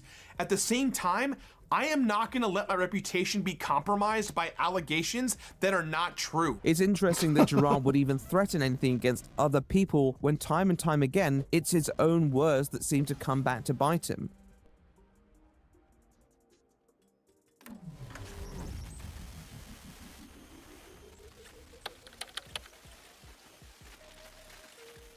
I knew I was sitting there at a certain point, and that's what made me proactively go about it. Like, do you know when that point was? Almost. I was made aware in 2021 when the money hadn't moved yet, and that's what made me go, that's not fucking cool. And that's when I got personally involved to move it. We're a little less than halfway. Did anyone? 2021, last I'll year, let it 2022. slide. Yeah. Did anyone tell you that the money was going somewhere before then? Were you being misled? No. No one told me anything. I assumed that it was all going to a charity, and I assumed incorrectly. Again, if this was the intention to have a mass restricted donation, why not just tell us in the call? Either you lied to us then, or you're lying to us now. Muta and Carr's videos are thorough and address many of Gerard's points head on, but they could never do the damage that Gerard has done to himself in his own upload. There was a betrayal at work, and the truth was that Gerard's own admissions had shown that he hadn't been honest with his colleagues or his viewers, and although some had accepted his words at face value, others were a little more discerning. And the completionist came forward to deliver an official response on all of this. And I have to say, his response is a bunch of horseradish. I watched it when it first dropped, and there were so many contradictions that he said in that response that it made it extremely difficult to believe anything else that he says going forward. Gerard's response was never going to appease everyone, but it was so mean-spirited that a decent amount of fans, the people who wanted to believe that Gerard was a good guy and had merely made some honest mistakes, felt insulted he would be this dishonest when confronting criticisms. This aggression only caused people to feel defensive in their own beliefs, and fan spaces devolved into bedlam between those who wanted to give Gerard the benefit of the doubt and those who still felt he had a lot to answer for. If he thought this was the response to unite people behind him, he was very wrong. I don't really care to go into detail about his communities imploding, but needless to say, any attempt to stifle debate in these spaces was not well received, and only ended up causing more trouble, with the completionist subreddit being private as of right now. An effective response will always rally the fans around a common solution, even if they may not agree with everything you've done. This seemed more divisive than ever though, and Gerard leaving the community that he had so carefully cultivated in shambles felt impossible for anyone to move forward from, even those who were the most devoted in their support. The question then asks itself, if they weren't ready to move on, how could he? Well, he could try. Hey everyone, and welcome back to another brand new episode of The Completionist, where we don't just beat the games, we complete them. Gerard would return in the new year in an attempt to move forward from the situation, releasing his first video back, Super Mario RPG, which opens with him giving a brief synopsis of the game in question, before bizarrely transitioning to a face cam of him speaking directly to his audience, once again addressing his prior response and the present controversy as a whole. Before we start today's video, I want to recognize that I know that I have lost a lot of your trust at home, and I want to spend as much time as it will take to rebuild and re-earn your trust. All things considered, it was a pretty weak response, somehow managing to take any fans hoping for normalcy out of the experience and failing to satisfy the people who still felt that they deserved more answers than the ones Gerard had provided. It's going to take time, but I'm willing to put in the commitment, and I hope you give me a chance. So with that said, thank you for being here, and thanks for watching. In the comments, viewers expressed their dismay at this, again, rather dramatic shift in tone. Gone was the angry, vengeful Gerard, who was so offended by past claims that he swore retribution on those who made them. Here we had the softly spoken, apologetic Gerard, who wanted nothing more than to repair the damage he had done with his actions. Yet with no acknowledgement as to what those actions were, how could people begin mending that relationship with him? Was he talking about his dead mother's autopsy report? Was he talking about not actually filing a lawsuit? We don't know, because he doesn't ever elaborate. All we're left with is a sense that this is a person who doesn't really understand why people are bothered by his actions, and the continuous shifts in approaching the matter just seem to be those by a person who's desperate to do anything that will turn the tides in his favor, without actually considering what the right thing to do is. In spite of the unenthusiastic response from his viewers, Gerard will continue to upload videos like he always had done, attempting to return his channel to the gaming haven that it previously was. Yet as the months passed, it felt more and more like a graveyard, with view counts consistently falling below 100,000, a stark contrast to video performance before the controversy. If anything was a testament to the shortcomings of Gerard in addressing this drama, it was that desertion. It's true that often vocal critics can drown out the opinions of a majority of your viewers, but when those critics moved on, so did many of the people who had considered themselves fans. It was a sign that people hadn't found the answers they were hoping for, but at this point they weren't prepared to wait. At the end of the day, my experience was actually really pleasant. So, with that in mind, guys, I give this game my completionist rating of finish it. Thanks for watching, and I'll see you all very soon with another video. Bye-bye. Gerard's 2024 upload schedule would conclude in August, with a video covering Alien Isolation. At the end, he states he'd be seeing everyone in the next video very soon, but after that, his channel went dark, and no videos were uploaded for the remainder of the year, with some speculating this was the end of the Completionist channel as we knew it. But then, around 4 months ago, the Completionist disappeared, and there might be a good reason for this. In December, further uploads by Carla Muta would go over the financial documentation filed at the end of 2023, and uncover some surprising information, that 2023 had been the company's most lucrative year on record, despite reputationally being the most damaging. To see just how much they were revenuing, to give you an idea, in 2020 they revenued 122 grand. 2021, according to ProPublica, by the way, the revenue was $136,000. In 2022, the revenue ended up being $117,000. Well, with all of the controversy and all the indie land disruptions that had happened, surprisingly, according to the 2023 financials, they actually made $155,000.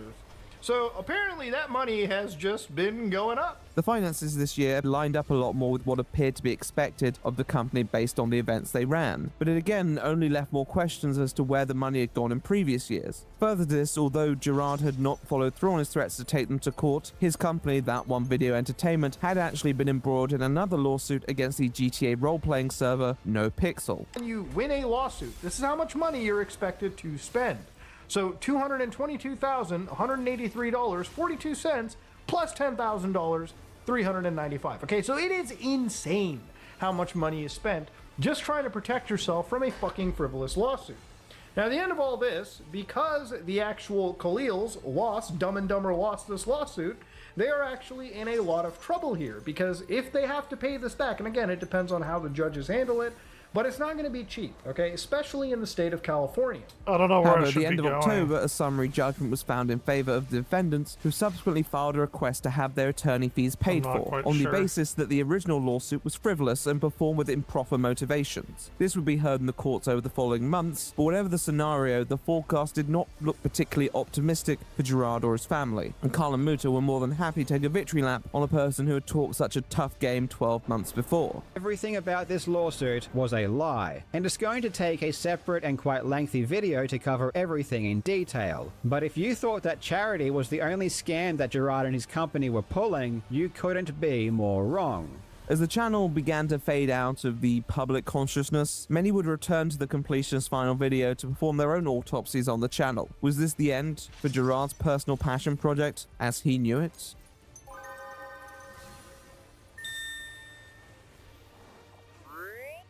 What are we at now? 65%? At this stage, it was very hard to see a way back for Gerard. Public opinion was largely against him, he was facing large financial pressure in the legal system, and many of his family had remained removed from the situation. In fact, they had continued to run the golfing tournament like nothing had happened, all while quietly removing the benefactors page and Indieland credit from their website. If anything, it seemed that Gerard was paying the family penance. But with 2025 came a reversal of fortune, one that you couldn't rig in your favor if you tried.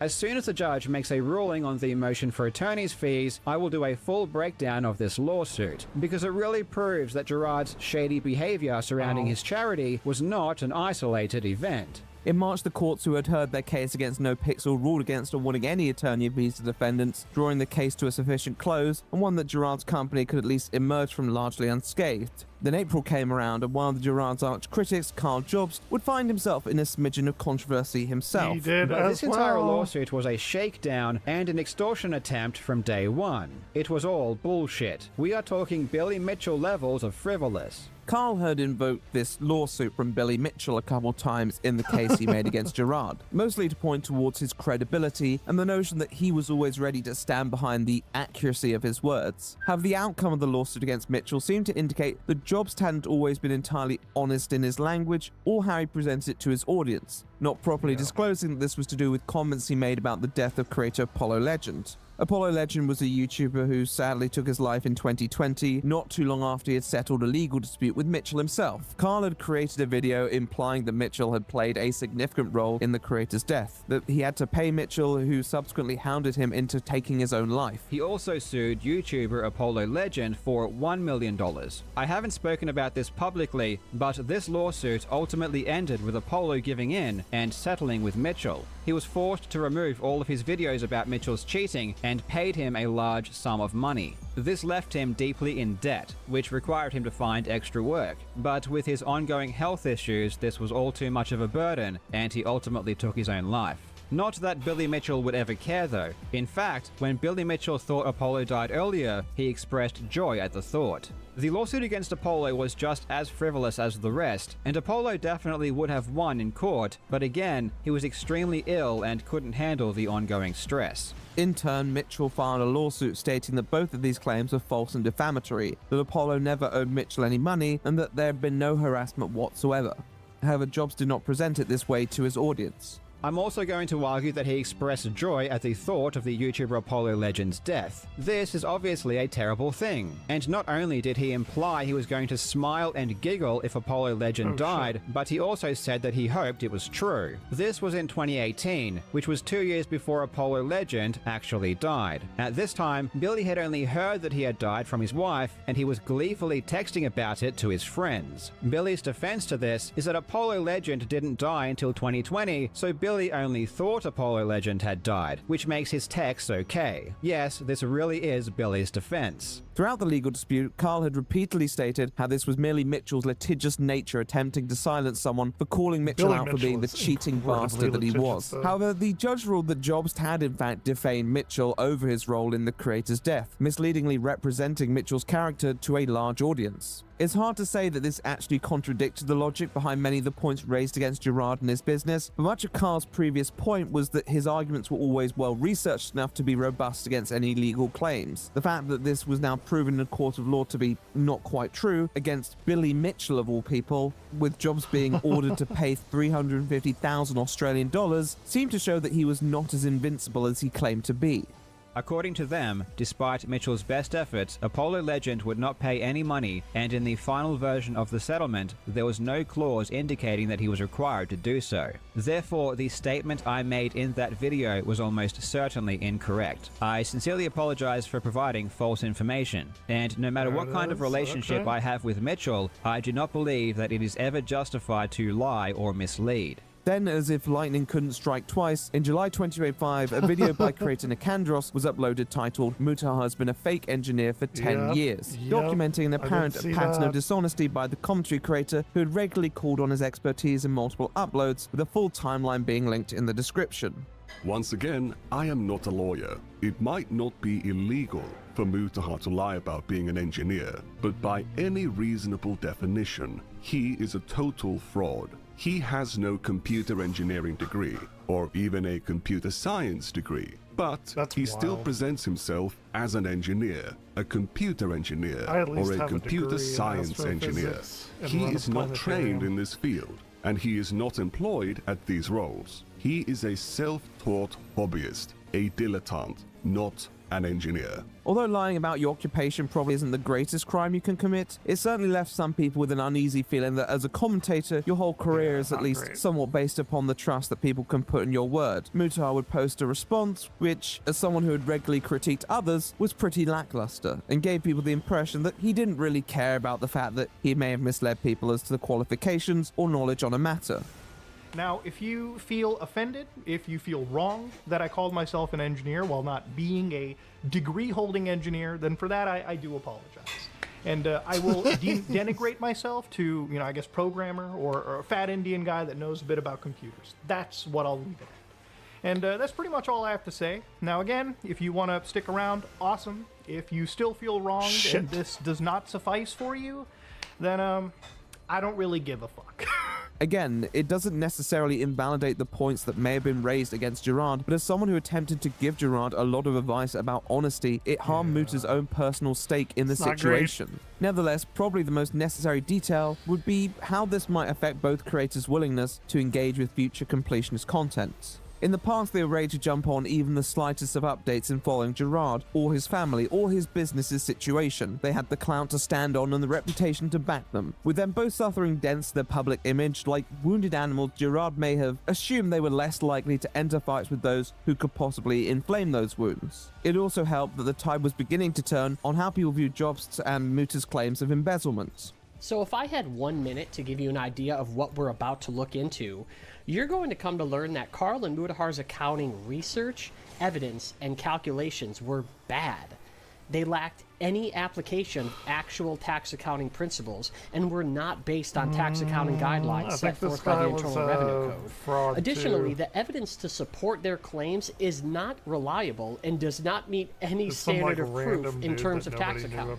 In July, a small but circulated video by a creator using the name Accounting and YouTube formed a detailed breakdown of these claims. Although this creator agreed that the Open Hand Foundation's behavior was worthy of criticism, he stated the claims of embezzlement made by the two creators were not well researched enough to be truly verifiable. It says specifically that they raised $214,696.25.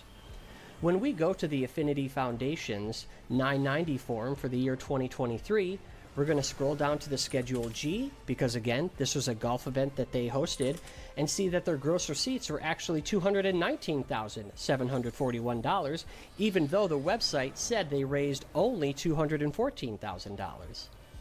See what I mean? This isn't a problem of organizations underreporting their revenue. or missing funds or organizations lying about the amount of money they raised. It's a problem of people believing what they see on the internet and treating it as gospel. The upload's mostly positive response at the time showed that given the distaste for Muta and Jobst, public opinion was consequently swinging back towards one at least slightly more sympathetic towards Gerard, providing him an opening for a grand return. So on the 25th of September, Gerard gave uploading to the platform one last shot with a video titled, "You Deserve Answers." The complete saga. Hey, that's the game I'm playing right now.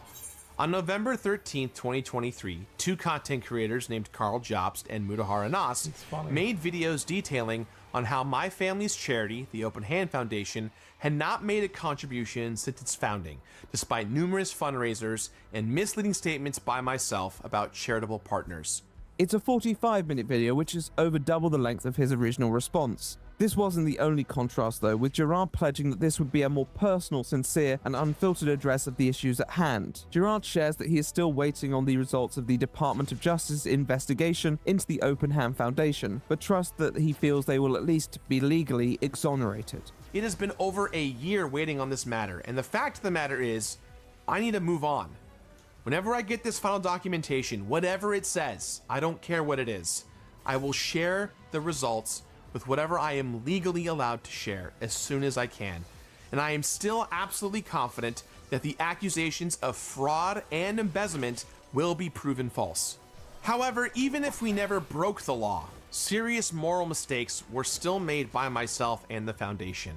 However, the tone of this video focuses much more on the moral issues of the matter, which is what people had always wanted him to do, with him conceding that he had lied to his audience in an attempt to protect himself and those around him, with a far more direct apology to everyone affected. This happened, and rightfully so, it pissed off everyone. To my viewers and donors, friends and collaborators, I am so sorry for hiding the truth. It was selfish, full stop. It's a far more focused video with a singular linear narrative driving Gerard's account forward. He would mention at the start of the video that this isn't a video written by lawyers, and he successfully conveys that with expression and knowledge that can only really feel like it was coming from him. However, even at this point, I couldn't just do whatever I wanted. And this is where the real conflict started. I tried my best to express how upset I was, how upset all of you would rightfully be, and that this could cost me and so many people who worked with me everything we had created and built together, and I was simply brushed aside.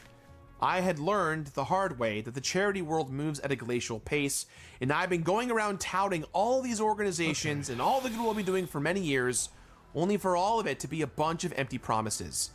Even after I stepped up, my best efforts to donate as fast as possible would never be good enough, as every decision I wanted to make now had to be approved by a long list of people on both the Open Hand side and the potential benefactors that I have been speaking with. The absence of other hands allows him to tell a much more personal story that illuminates the individual failings of many parties, but also contextualizes many of his decisions and the complicated personal relationships he was navigating throughout the situation.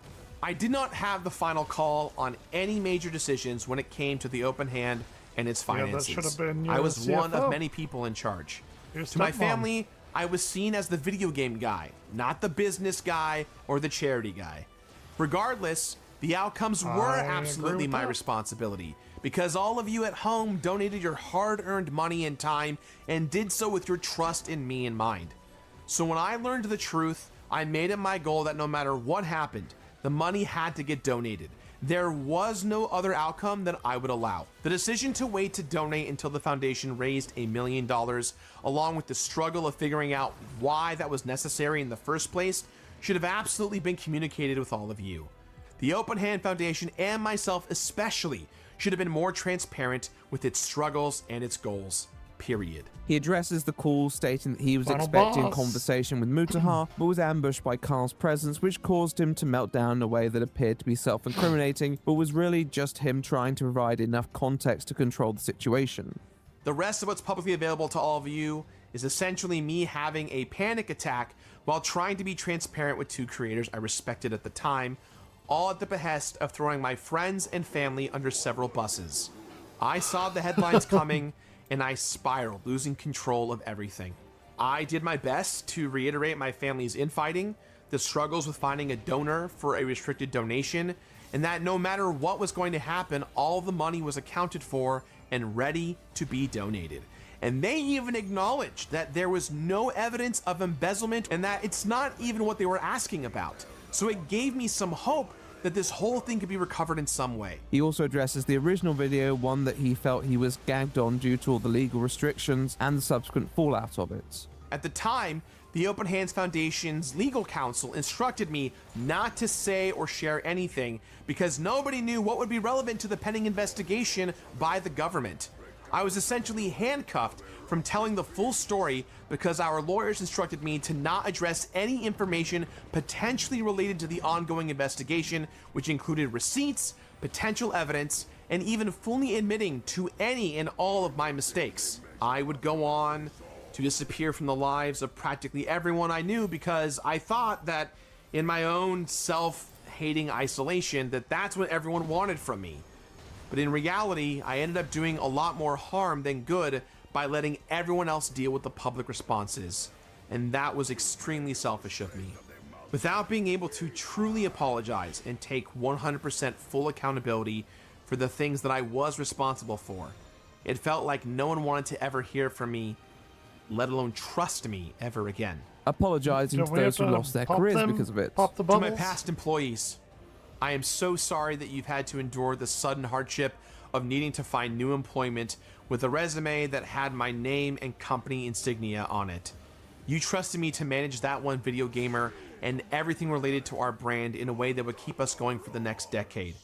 All of you gave me your blood, sweat, and tears, and some of you for the full 13 years of our Mina the Hollower? existence. I am forever grateful for all of you, and I am so sorry Mina the that this Hollower ended comes up out tonight. becoming I've the been waiting worst for it for possible about scenario for all of us. The first 20 minutes of the video are rounded out by him reporting how people's an indie donations game. were subsequently used and reaffirming that not a single cent had gone anywhere else. Donors, in the end, if you donated to Indieland, your money went to charity and only charity. That was the promise, that was the goal, and we got there. After this, his tone shifts and his attention turns towards addressing claims made by Muta and Carl that he believes were false. Some of these claims were more technical, such as the donation of this amount being easy to make, with Gerard contesting this was actually far more difficult given the size of this donation and the conditions they wanted in place to protect how it was used. Others are more personal, such as the claim that Gerard was in fact the main person to benefit from these charity organizations, in which he also corrects a previous comment he made about the distribution of funds. In the Now Lives Discord interview conducted by Carl and Mutahar, I had previously mentioned that some expenses were recouped by my company via Twitch revenue or reimbursements from the foundation. I don't know. I'm peeking. My mic is peeking, is what it says. I'm in the red right now. Through the Twitch revenue. Between travel expenses for guests, venue costs for 2022, food and drinks, and all sorts of other extras, that one video gamer spent approximately I'm not sure what I can do. $88,000 running Indieland across all 6 years. At the 30 I did nothing. I did nothing. I didn't touch a single thing. Shedding light on what he I brands don't as know conspiracy what theories happened. about himself, his family, and his friends online, something which he takes very seriously. Both of them have perpetuated and publicized numerous conspiracy theories about myself and my family online, and this has led to irreparable harm to not just myself, but everyone associated with my family, including personal information being leaked, stalking, public harassment, and so much more. It doesn't matter that these guys never explicitly said they believe some of this stuff, nor do they verbally condone bad faith attacks. They discussed and entertained several conspiracies that directly hurt people who had nothing to do with any of this at all. Probably the most shocking conspiracy theories were the ones surrounding the validity of his mother's FTD, and speculation that his father had poisoned his mother or used a condition as advised to take her life. Gerard shares that this conspiracy had been entertained by Carl, alongside information that his father had begun dating his stepmother before his mother had passed, something that Gerard is very upset by. Just a couple of years before my mom passed away, my dad started dating his now current wife while still being married to my mom. Come on. When you're committed to caring for someone with Come on, dementia White for Mage. over a decade, life gets extremely complicated. My mom was at least 10 years into getting sick, and she was barely communicative at this point. My dad somehow found love at his senior age with an amazing woman who would go on to help our family take care of my mom well until Gotta go her over final here. days. We gotta go over here. I should Okay. not have to explain what I feel is no one's business but my family's. Unfortunately, there's Discord receipts of Carl stating that this was the last bit of family stuff that he was holding back, presumably until I decided to respond again, repeatedly referring to my stepmom as a mistress in my dad's supposed affair. With him going in further on both creators for the seeming inconsistencies and I discrepancies. remember this video. There is no grand conspiracy here. The truth is that despite what they claim, Mutahar and Carl are not journalists, accountants, lawyers, or even engineers. They're YouTubers, just like me. However, instead of admitting that he got anything Got that wrong little in his stab videos, in there with Carl Mutahar. conveniently That's funny. says that he is not a journalist, he's just making entertainment. The purpose of a YouTube video is first and foremost to entertain, because if a video isn't easy to understand or entertaining, Come people on. won't watch it and I will Come get less money. on, die. Accusations of criminal wrongdoing and inexcusable moral character are now a form of entertainment and should not be taken as Okay, he's out. despite the fact that Carl cites himself constantly as an investigative journalist, both in his GoFundMe campaigns, on Let's the go. record in the courtroom in several different cases, and even in one of his most recent videos. However, he finishes on one more note of accountability, but also reflection. I should have just partnered with the organization directly, made Fairy things right tale from the about beginning, lost time. and not Interesting. cared about restricted donations or where the money was going. I also should not have gone ahead with Indieland in 2023. The show had taken a life of its own because it finally was receiving the notoriety for all of our team's hard work, and I did not want to hurt or betray everyone that Sounds put like a their Twilight blood, sweat, Zone and tears episode. into the show. This was just as important to indie games as it was to charity, and that added a ton of All right, expectations. 7:30. In the end, I made a choice that cost my team their Let's see. employment and ruined their lives. Not to mention all the residual flack of every indie developer that they received just because of their association to me. A little bit more to They go. were short-sighted and dishonest. I should have come clean as soon as I learned about do it. a regular and separated raid. myself and the event from my family immediately. These notes were accompanied by Maybe. final addresses and apologies to those he hurt, alongside a notion that he needs to move forward, so he will. My life is fundamentally different these days. My Play friend group has Super completely Metroid shifted. speedrun. My family dynamics That'll are waste very, an hour. very different, and the image that you all had of Let's me do that. is shattered. And maybe that's all okay. Maybe it's not okay. Maybe it doesn't need to be okay. But this is a new beginning for me, the completionist, and hopefully all of you at home. who Except it never was, because he should just you kept on choose doing the to same continue shit. to roll with me. Except From at a now on, much this lower is my pace. story to tell.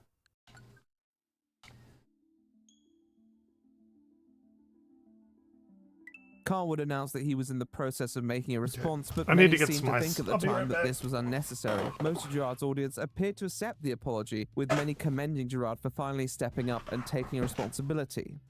Is it a truly honest video, though? Well, I have my doubts.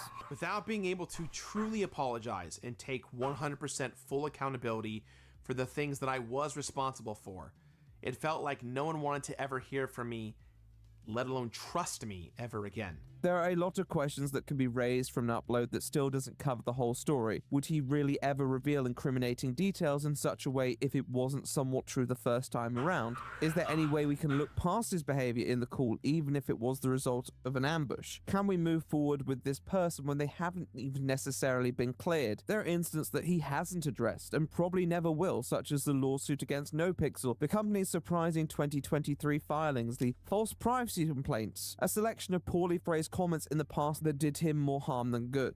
On the surface, the apology and narrative sections are solid, and I think him explaining his own shortcomings while not shying away from criticizing his own family and business could be quite enlightening. I think it's a sign of his own failure that he was unable to overrule his family, but they were believable family dynamics. To me at least, it doesn't feel like he's suggesting this exonerates him, and many of the asides and apologies to people who've been affected by his own actions feel quite sincere. However, there are the details of the story that he chooses to avoid discussing. Maybe this is in part due to the ongoing case, but maybe Super that's why Metroid it's important to wait time. until the case is resolved before releasing a statement. In this scenario, there's still no clear answer as to why he claimed on video that he used donation When there's funds nothing to better offset to do, organizational enemies costs. of the- Even if he didn't, Huh. it's still a statement Soviets worth are are pretty fucking weird. More notably, when he goes on the offensive, that's where his emotions tend to supersede accuracy and logic. I guess everyone That's is. why they never issued any corrections to this story, despite numerous allegations being thoroughly disproven, even before my own response video came out. There are a lot of small critiques I can make, such as the claim that Carl and Muta have you never doing, apologized Orion? for any errors in their reporting, something which is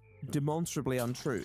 I owe everyone, and especially Gerard, an apology. So Gerard, from the bottom of my heart, I'm sorry that when discussing your multiple examples of committing charity fraud, I said the open-hand tax filings weren't signed. Is it a nice fluffy apology? Not really, but it still stands as a correction and an acknowledgement of it. However, on a more general level, I think his feelings somewhat cloud his ability to logically dissect what exactly happened in the court of public opinion. Despite the best efforts that I put in my initial response video, Are you a good I was kitty? never going to win. No Are you a matter good what I kitty? said. The money got donated, but that was never the true goal. For Carl and Mutahar to succeed, I had to be irredeemable, and nothing I could have legally provided at the time would have been enough. It's clear that in both his response videos, Gerard feels Muta and Carl were bad faith actors, and he is entitled to hold those opinions. The truth is that although commentators can be motivated for the greater good, there are plenty out there who just want to sit in my lap? make a piece as Come on. uncompromising and dramatic as possible to provoke the viewers. At the same time, the reason that his first response failed was not because Muta and Carl did not give Gerard a way back. It was because the way back Gerard could have taken would shine Muta and Carl in a light that Gerard didn't want to shine them in. Muta and Carl were pretty soft at points and intentionally opened that door. It's just a door he didn't want to walk through. So look, at the end of the day, there is a net positive in this situation, right?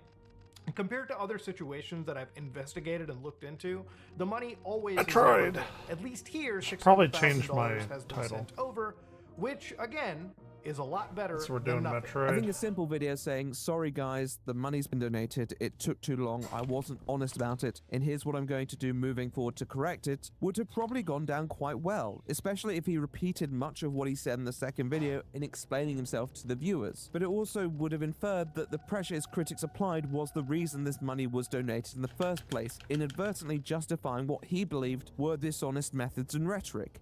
If that first video hadn't failed the way it did, he probably would have never had the opportunity to make a second video. I respected and trusted Mutahar, so when he asked if I wanted to hop on a Discord call to talk about a discrepancy with some of the Open Hand Foundation's publicly available documents, I agreed, thinking, hey, you know Probably what? should not have done Maybe that. we could chat this out and clear the air, no problem. Mutahar never once asked about the laws or regulations that Carl had asked about. Oh, yeah, so I had don't no know, reason man. to think I they don't were know about any of collaborating that. together, I'm just especially saying. since they had no I prior don't- history I don't together ca- online. I honestly don't Muta care. and Carl's concern was born out of their own self-serving I don't know. desires, and he never I just wanted play to video provide games. them the satisfaction of being right. He was angry at them for things that they had said and done. But as Whatever much as this you video does say come across is as a probably response, true. It still comes across as an attack, and that's because it is. His own documents show that Gerard probably began to conceptualize and gather evidence in light of both Carl and Muta's controversies, and likely released this video with the hope that they would be too burned to actually respond. However, when you are this accusatory in your own response, gotta go kill anyone Ridley. with a shred of pride and a channel worth fighting for will respond, and so they did. What is the cautionary situation in this? To not make misleading statements, to not do this kind of bullshit, to not take money from your fans? You know, under the guise that you're donating to this charity that you founded on the fucking on your mother, the person who brought you into this world. Like, what is the cautionary tale over here, you know? Muta would release a nearly 2-hour video responding to Gerard in his usual style and explaining his perspective. I don't really wish to explain this video as most of the information has been discussed and much of the inconsistencies will be discussed in due course. However, Okay. Muta's upload was designed We to be may a helpful be getting reminder into to everyone some that an information individual's that I'm not credibility privy of doesn't in this whole necessarily situation. invalidate the criticisms. And then as soon as, you know, an Australian guy and a fat Indian dude in Canada releases their videos, these Fat Indian organizations dude. suddenly like either Oh, this is maybe videos that I retweeting personally a made article that was YouTube posted on videos Excerpt or about some shit at the time, a and then guy immediately, like, they're like, all right, we can't have anything to fucking do with you. that But then in the same misconstrued moment, where they're able to $600,000 secure, like, a went meeting with the AFTD and said his donate $600,000 the money was to the going point where you to will see, quotes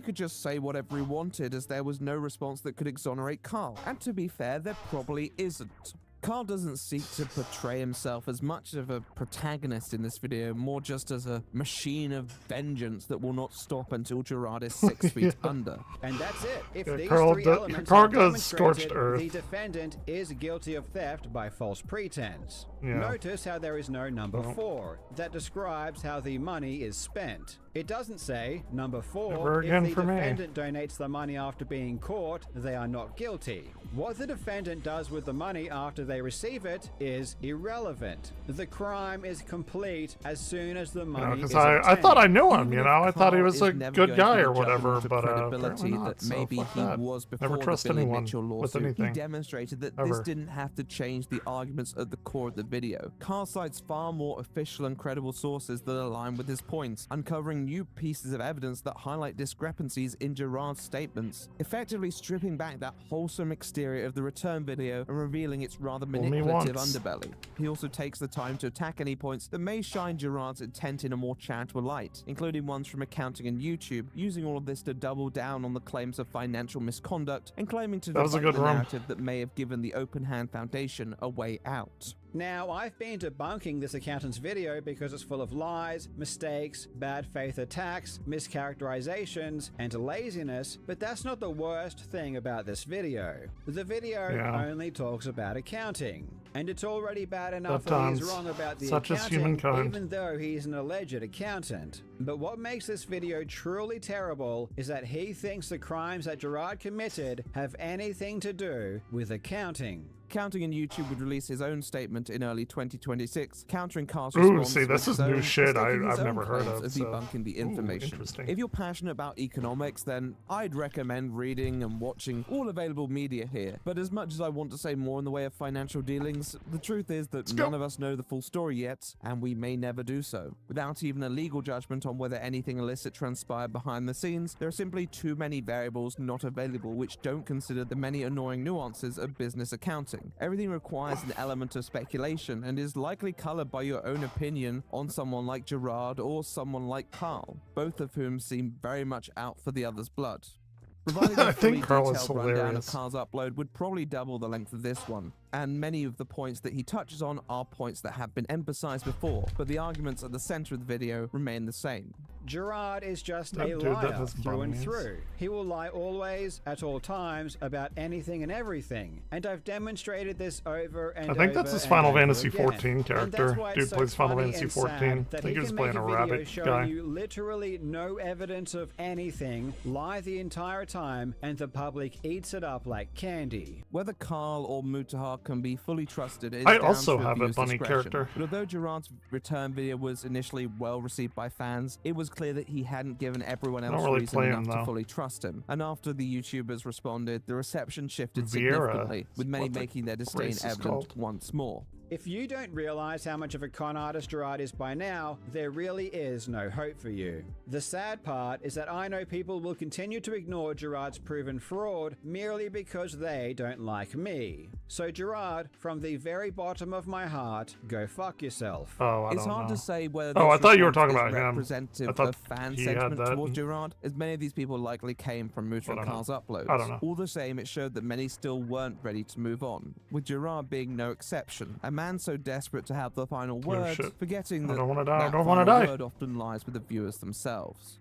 So let's have that conversation now. I don't know. Is it? I don't.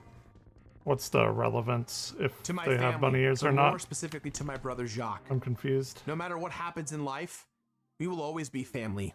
At the end of his video, Gerard sets aside a separate message for his family, most notably his brother, whose relationship has been tested in the past few years. Although it's a short message, I think it's a testament to the idea that a lot of the time, the fractures and dysfunction transpire behind closed doors. That this hasn't been an ordeal faced by one person alone, and it probably wasn't caused by one person alone. Do I wanna go either. It's not Spacer? my place Just to look cute. speculate Oh, about okay. individual family members, but I'm I not don't have sure. to. On the I- basis of Gerard's own actions and statements, I'm more these were not listening people than who anything. most would trust with Sorry. vast sums of other people's Speed money. running, These were not hands are people sweaty. You would want to run a charity. It's getting hot here The in Texas. expectations were that I should have been an engineer or I should have been a lawyer. Instead, I'm a video producer who plays video games on the internet for a living. Not if you anymore, ever you watched don't. the Completionist live show Not a anymore, few you years don't. ago, Shouldn't then have lied all about this should that. sound pretty I guess he familiar to you. might. He I might did still not get have stuff. the final call on any major decisions when it came to the open hand and its finances. That's At the start, I mentioned Gerard originally ran the Completionist series with a friend, Greg Wilmot. Wilmot would Dude, they're leave just under Indian people. disputed That's a circumstances little and bit would later racist. discuss the many reasons behind this. Tiny bit In his racist. mind, the Gerard he knew was long gone. That perhaps more theatrical nerd that Wilmot just associated with at one point had been replaced Indian by a business people. person who was I don't following the know. route taken by his family. During the backlash, Greg would Middle reactivate Eastern his people. account to distance himself from any controversy, also adding that part of the reason why he prefers to have his presence erased from the channel is because he just felt that the family's handling of certain matters was a ticking time bomb, one that he knew was eventually going to go off. I mean, look, I'm not trying to say please don't make videos on me, because that's just what's going to happen. I can't stop you guys from doing your thing.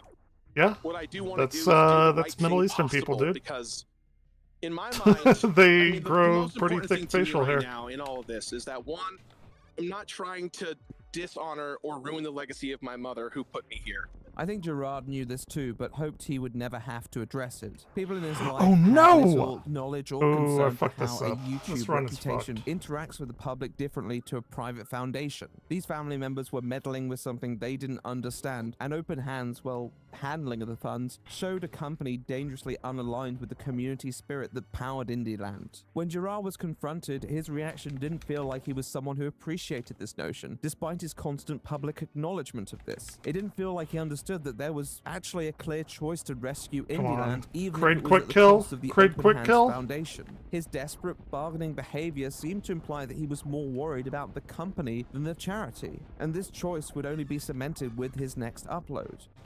I want to stress that not a dollar raised from Fuck, Indieland this is and its awful. supporters This run is was terrible. ever used on anything to personally benefit me, my family, or any of our companies. I did the We quick never kill! touched this money nor ever moved Holy it. shit, As I actually evidence in got public it! Documents, no one at the foundation has ever drawn a salary.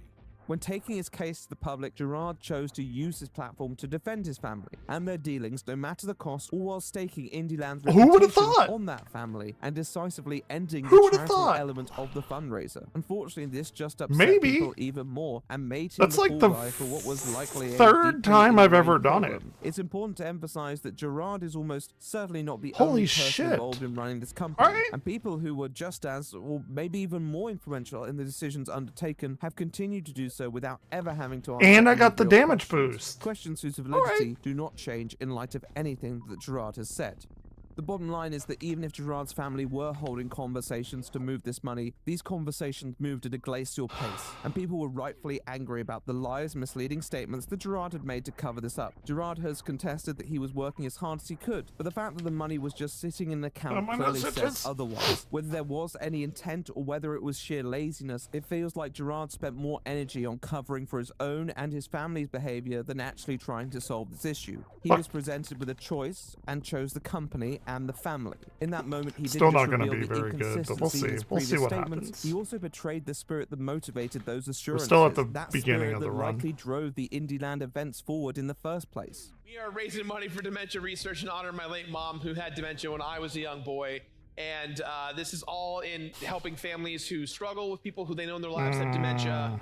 Dementia research, not working with age well. organizations that are really fighting That the did good not fight, age and well. This is so important to us. It wasn't just the fact that he lied, it was how that lie represented a creator who continuously used trust from an audience to solicit their support from. There was no way to rightly deal with that anger by throwing it back at your accusers, no matter how inaccurate certain accusations may be. It felt like years of online success and the world Gerard had built from it had made him value that world over the world that the rest of us live in. And that Come on. betrayal cost him his career, at least as he knew it. Sometimes that's what it takes to remind us that there is We a can real still world make out it. there, that our own personal lives and Oh, choices come on. don't exist in a vacuum.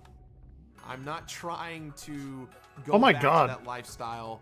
I just want to create stuff again. And I think as unfortunate as all this has been, it's been really refreshing to not have that pressure. Further to this, although you may not consider yourself a fraudster, many of the statements that you admit you knowingly made could be viewed alright. as fraudulent by viewers, with very valid reason. These were Yeah. statements Like, that dude, may you'll not have been never- made with he'll never malicious earn my intent, trust back but were again. made with Fuck him. conscious knowledge nonetheless, fuck and that has himself. to mean something. We finished this video, as always, at present day. Gerard has continued to upload on his main channel with at least somewhat similar content to that which he was producing before. It feels like he has said all he has wanted to say on the matter at this point, and although he's never going to win back the confidence of some of his former fanbase, he's happy to continue creating for those who are interested in what he has to say. He has pledged to share the outcome of any investigation with his viewers, but how much it will truly vindicate his character at this point seems unclear when all's been said and done.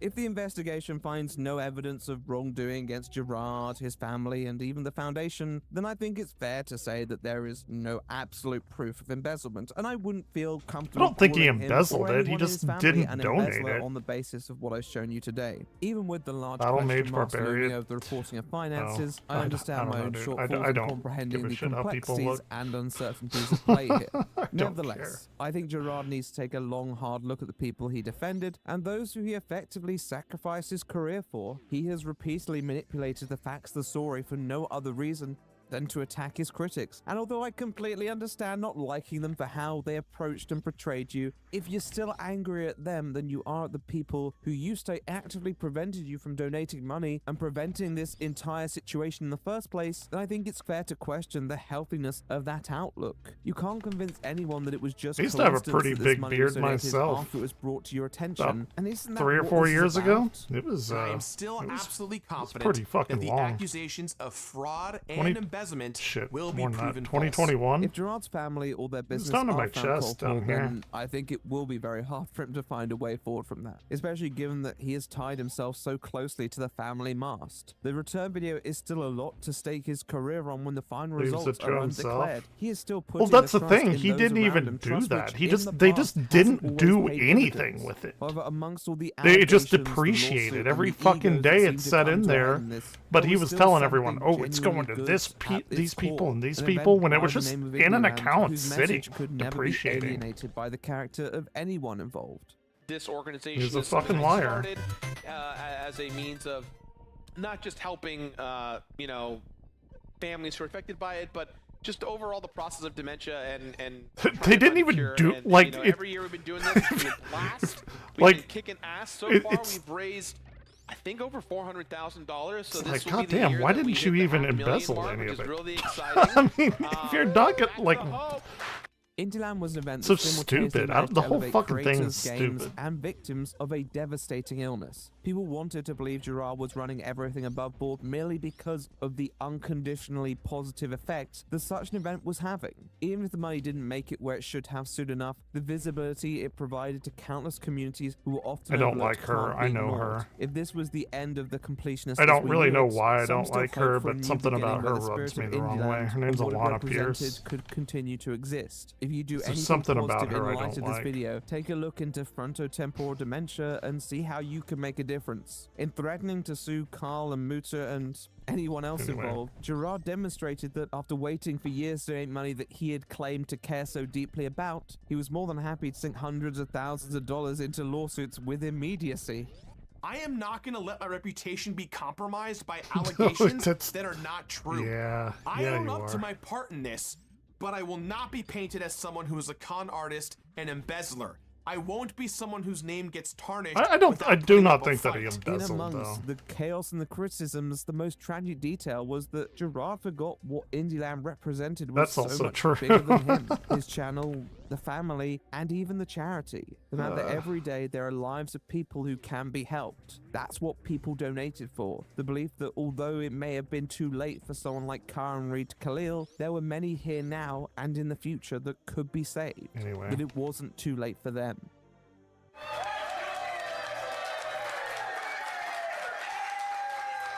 Fucking I hope don't it's care. not too late for what Indyland could stand for.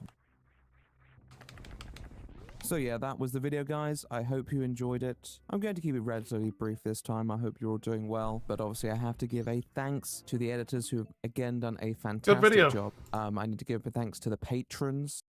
I enjoyed it. Okay, let's just go primarily to my run.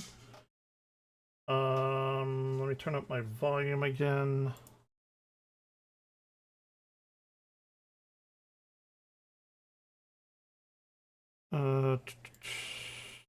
There we go.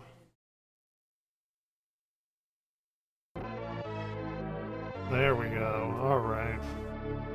now I just have to wait until 3 hours from now.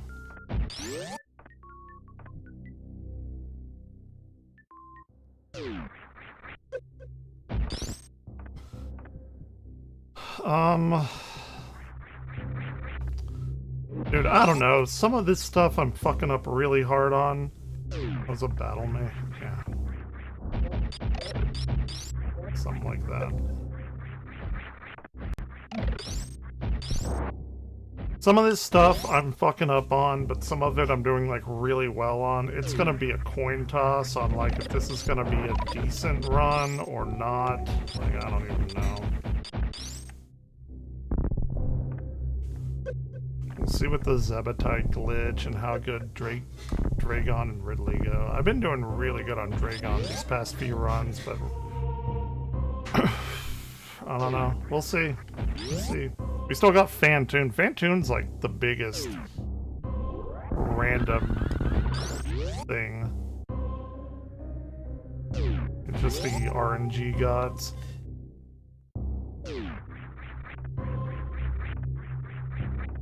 It's like Dragon and Ridley, you can kind of predict what they're doing, but Fantoon just disappears and reappears. There's like 3 different patterns, but we'll see. We'll see what we got.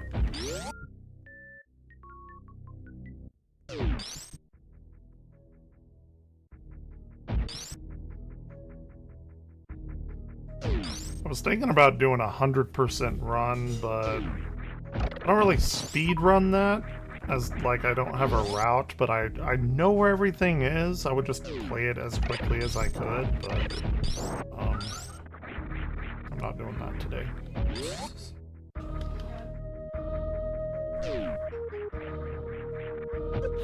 Oh my god, see, that's a pretty big fuck up. Could have been worse.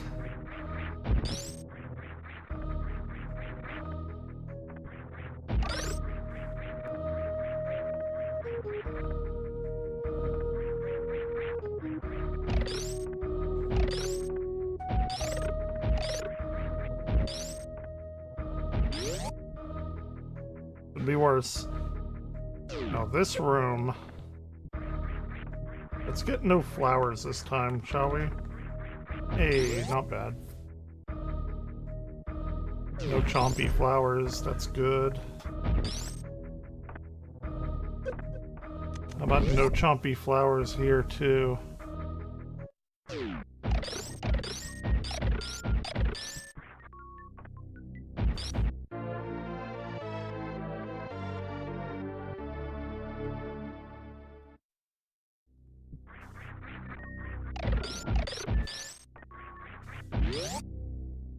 Chompy flowers are bad.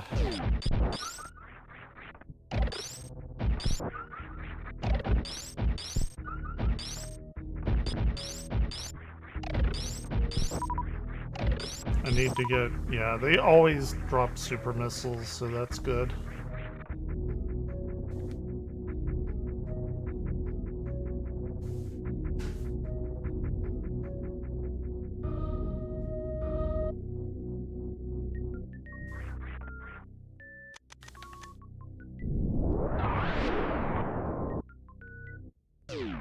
Energy's kinda low. Be great if, yeah, there we go.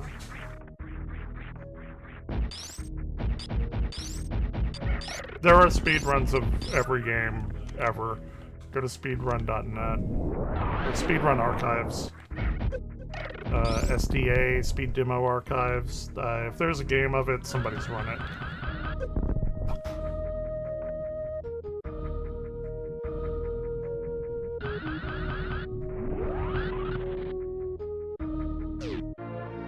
It's either speedrun.net or SDA archives or something.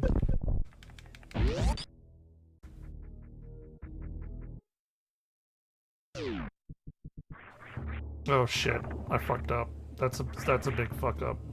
That's a big fuck up.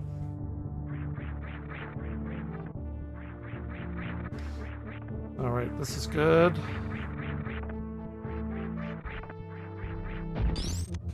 getting into the water was a really big fuck up.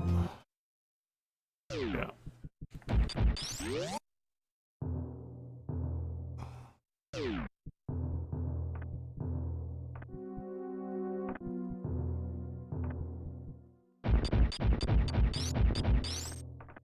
Yeah, there are two big charity speedrun events every year too. It's Summer Games Done Quick and Awesome Games Done Quick.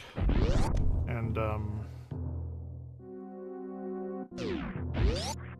yeah, and it's a full week-long 24/7 stream of people just doing speedruns. I used to be really, really into it. It's how I actually started speedrunning Super Metroid. Yeah, probably. That sounds about right.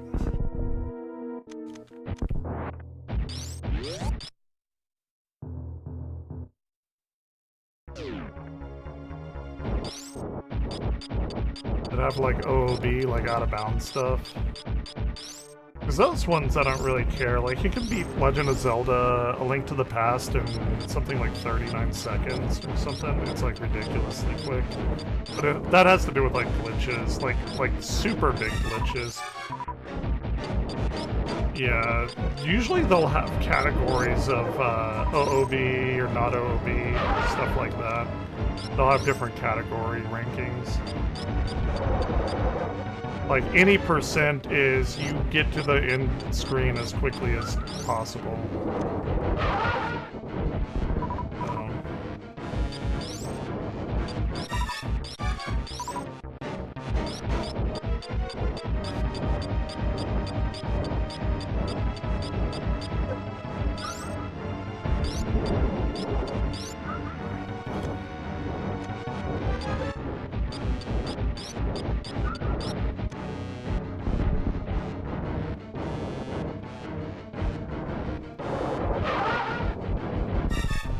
Not too bad.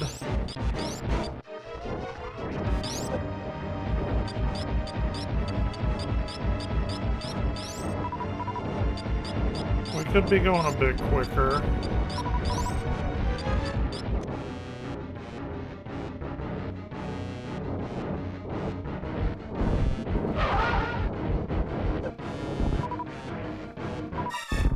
Not giving me as much energy as I'd like, though.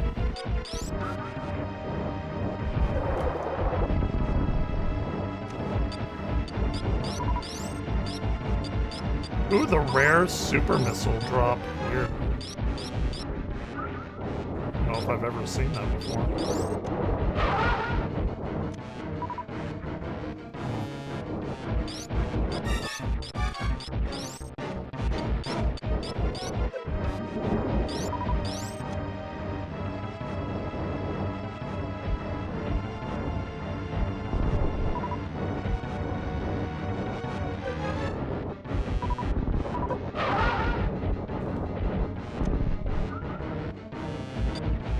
Ooh, come on, this is actually taking a long time, Phantom.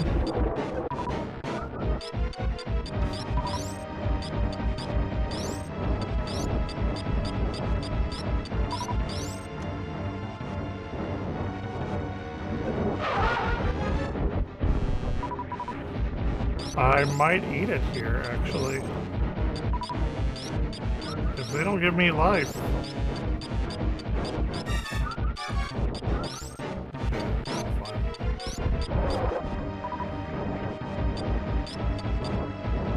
I need to give me some health, Phantoon.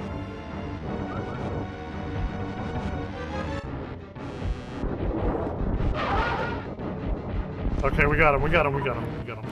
It's good, good. That was a very long Phantoon fight. Could have been quicker. But hold on 1 second, I'll be right back.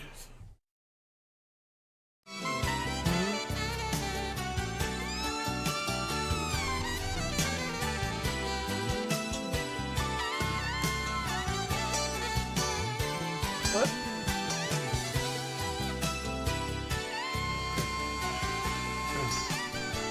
Alright, I'm back. Okay, let's continue. Lots of life. We love to see it.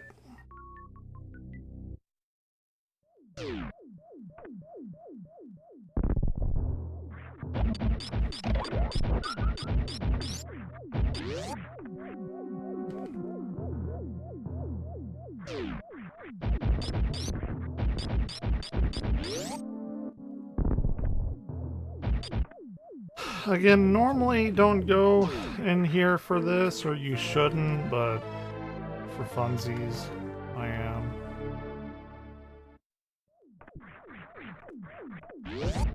It's probably a good 15 seconds that saves, which is quite a long time with the item get, fanfare, and everything, but whatever.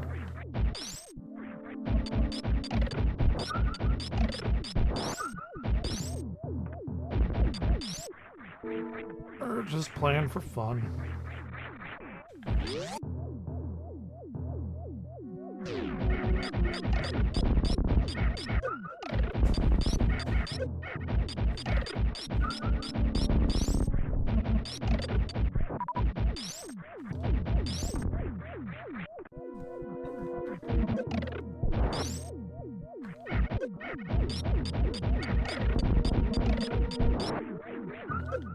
Worth it.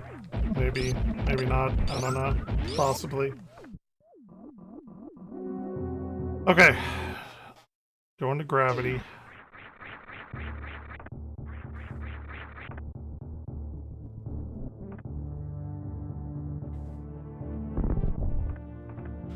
We still don't have to be at work early tomorrow. That's good. Stay up a little later and be playing Mina. Oh, right. There's a fucking... Oh, there's a video... Oh, we'll watch it. I know what we're doing after this.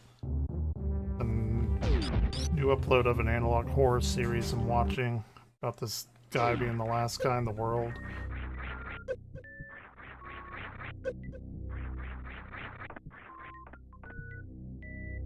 On YouTube. It's fun.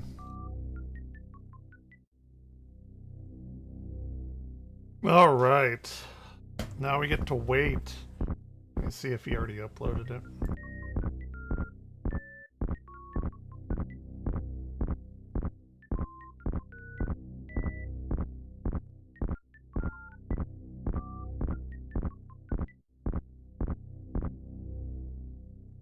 Oh, okay.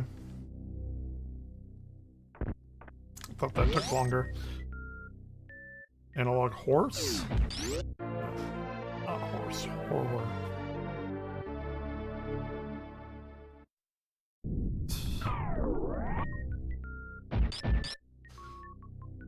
Okay, now to Dragon. Let's get out of here.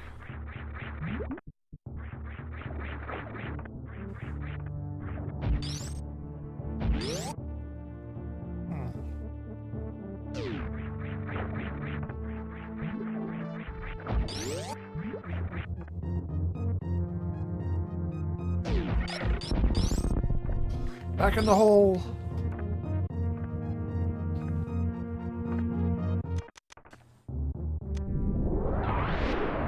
It's like one of, what, 5 times I use that? No, never mind. I use it a little bit more. Not often, though.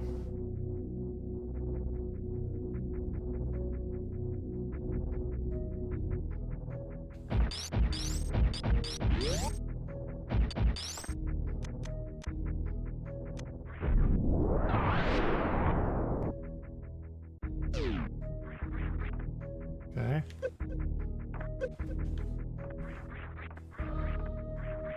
No flowers! No flowers! I'm not being stupid today, at least with the flowers. Chompy flowers are bad. Alright.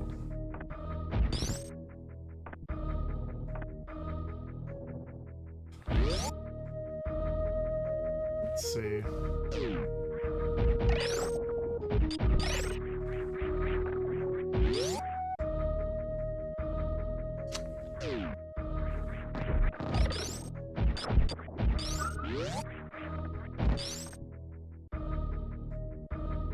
I used the power bombs way more than I thought I did. Come to think of it. So, disregard that statement.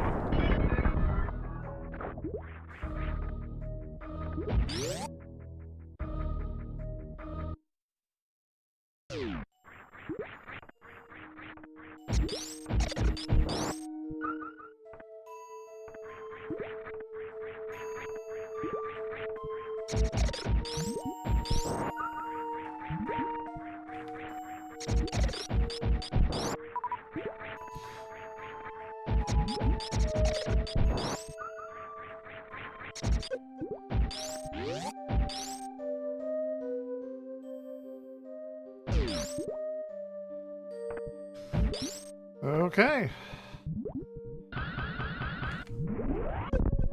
Clean. Very clean. I have no idea what this speed run's gonna end up being like.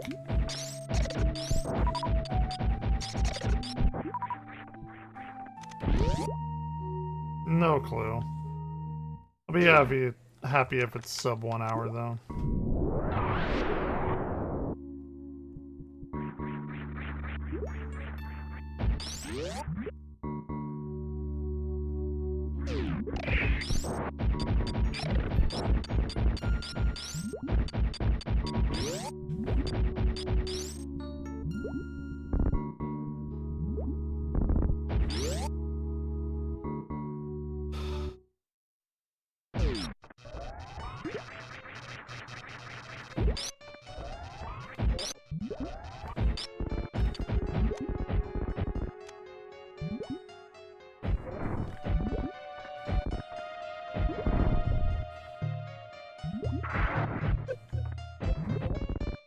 Ooh, not bad.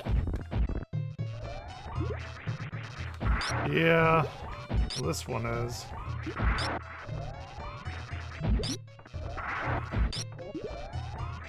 That was clean, that was pretty quick.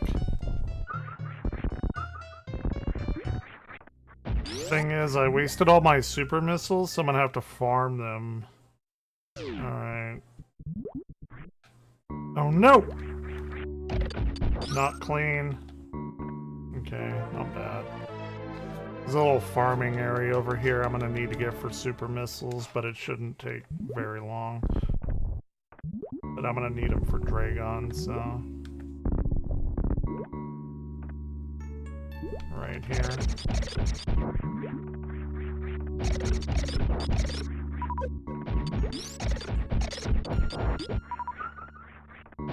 They should only drop super missiles now. Yeah, I don't think it's worth it. That probably wasn't worth it.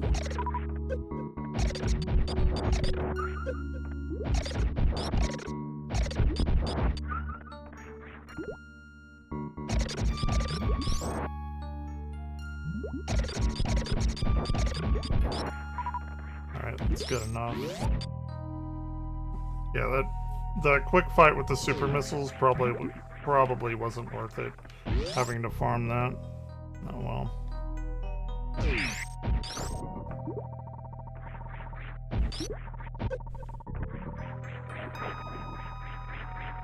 Who knows? Who knows?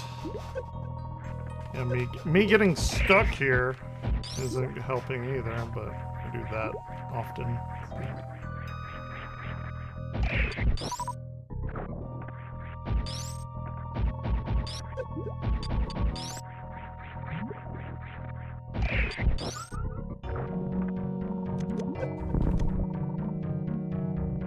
Here we go.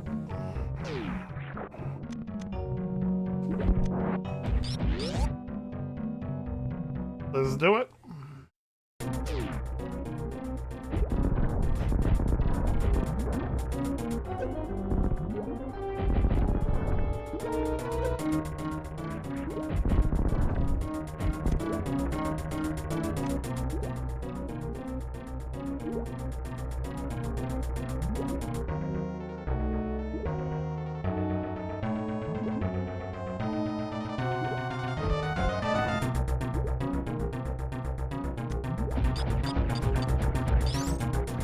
Okay.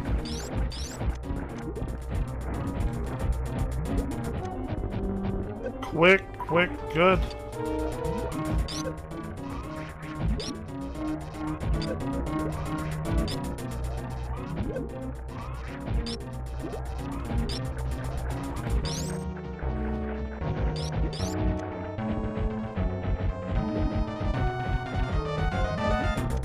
Ooh, that was very clean.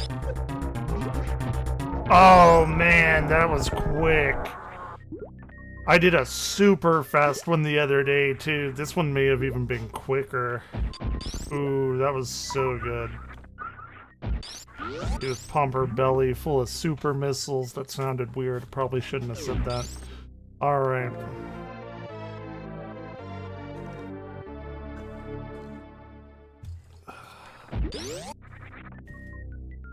Probably shouldn't have said that.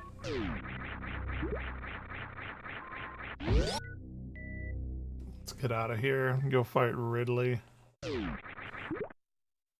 Mr. Space Dragon.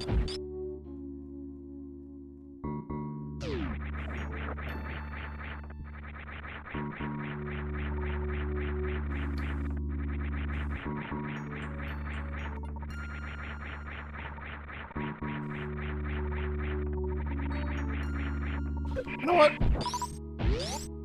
They get to die. They were annoying me. That cost me, like, no time. We'll have none of that.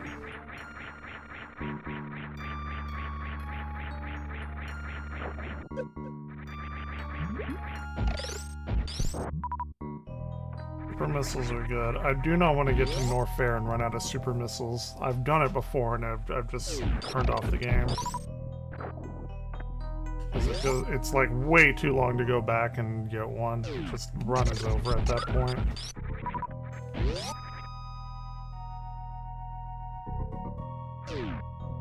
Alright.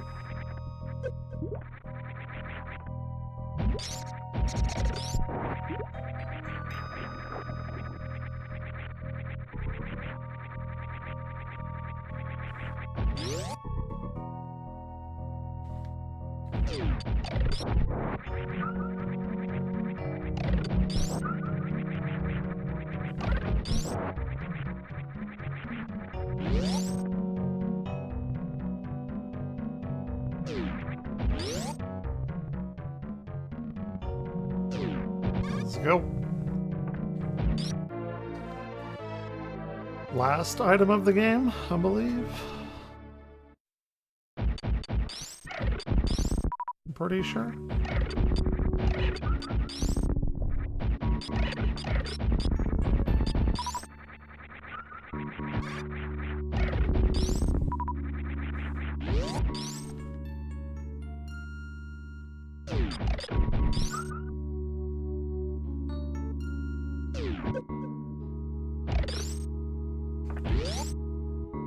Cool, cool.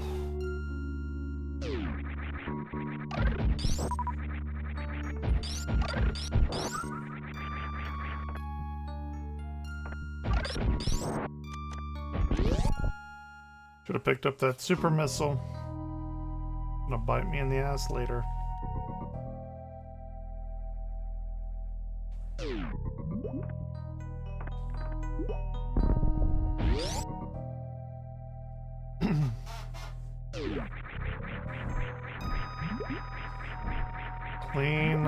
Clean, quick room.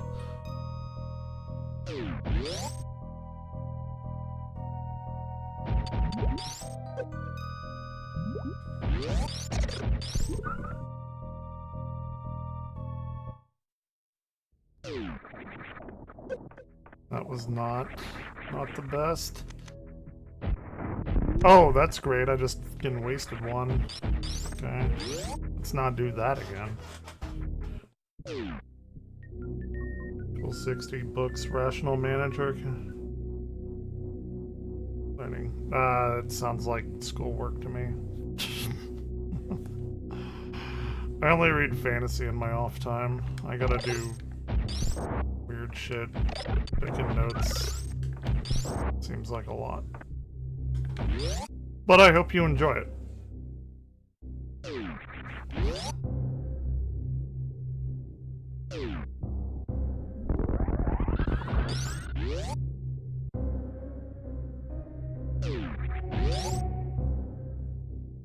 Okay.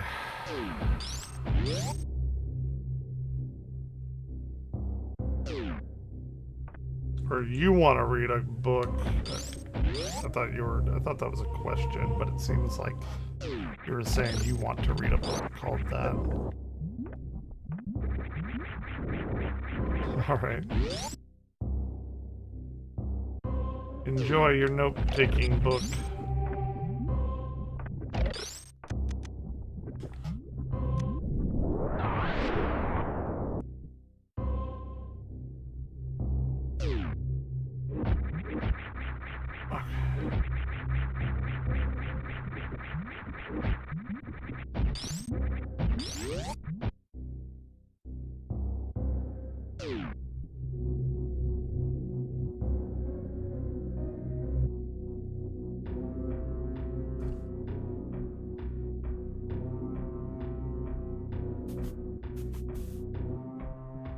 Let's go.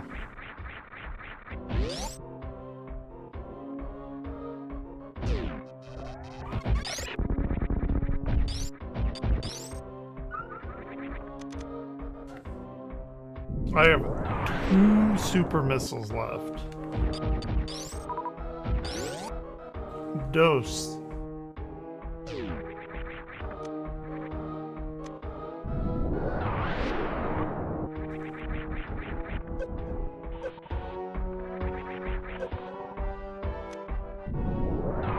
Oh man, I really hope I don't.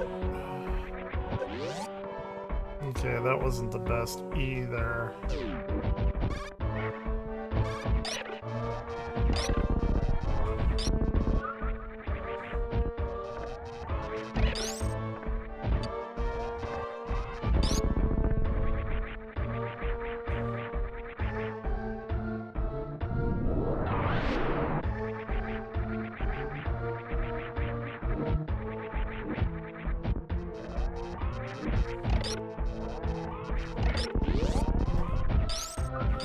Oh man, I really wish they would give me a super missile.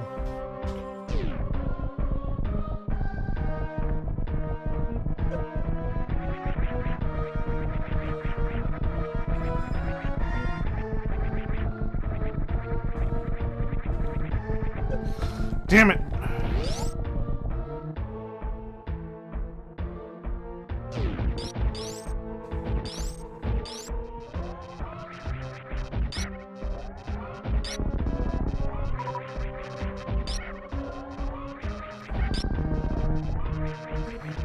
Okay, I think I'm good.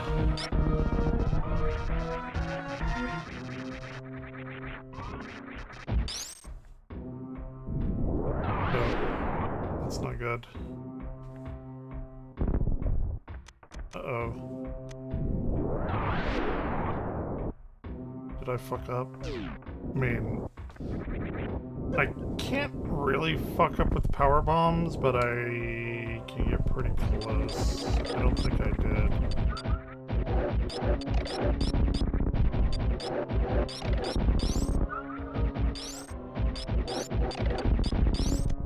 Okay.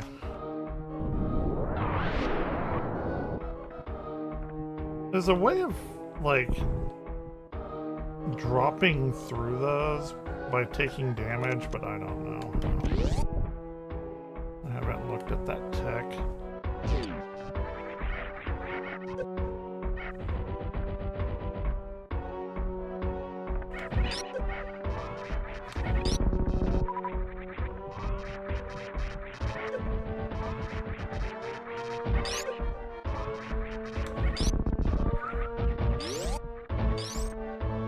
Okay, not bad. Not bad.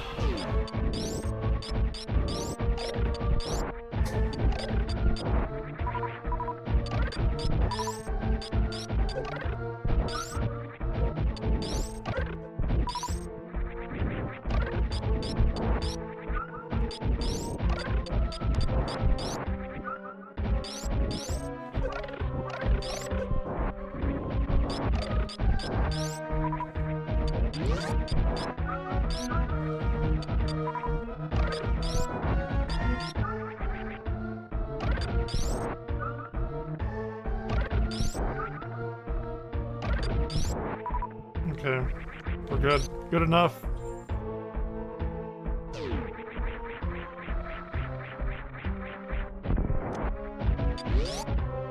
Good enough.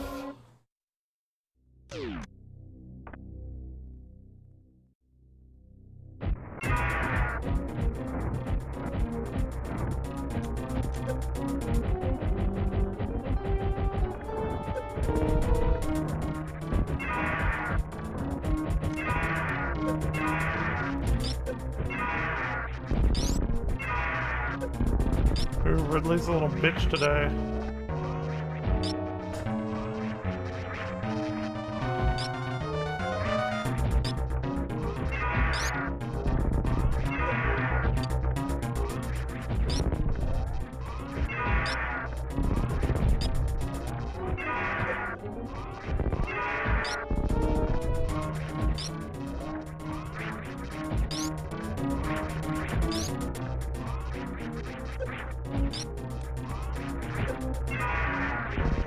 Okay, that was actually pretty quick. That was a quicker fight. I didn't get him into like the tail stun lock thing that he normally does. And we're off to Mother Brain. Let's see what we can do.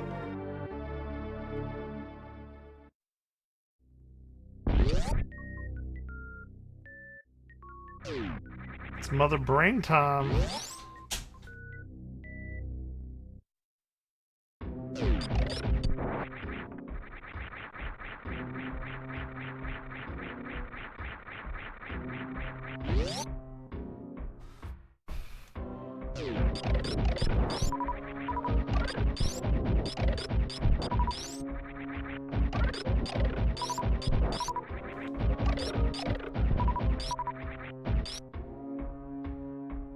Okay.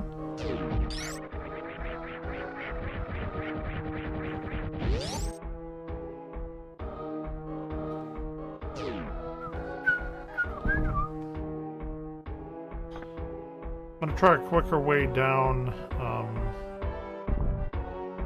in Norfair coming up. I always forget to do, but not this time. Because I remembered that I said I was going to do it last time and didn't.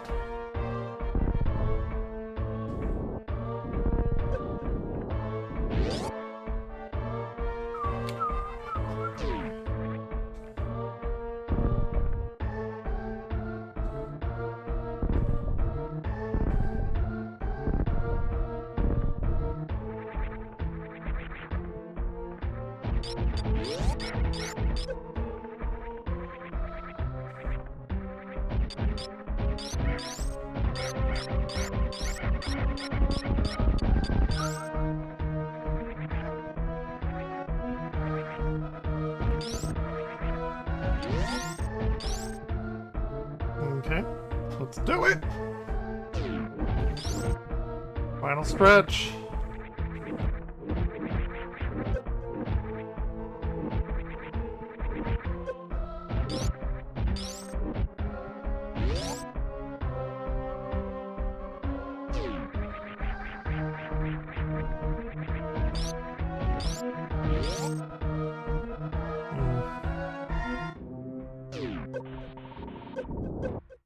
Why were you not jumping, Samus?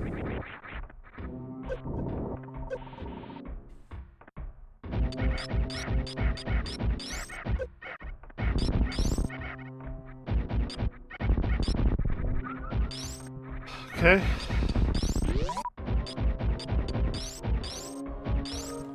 We're good. Got a bombable wall here.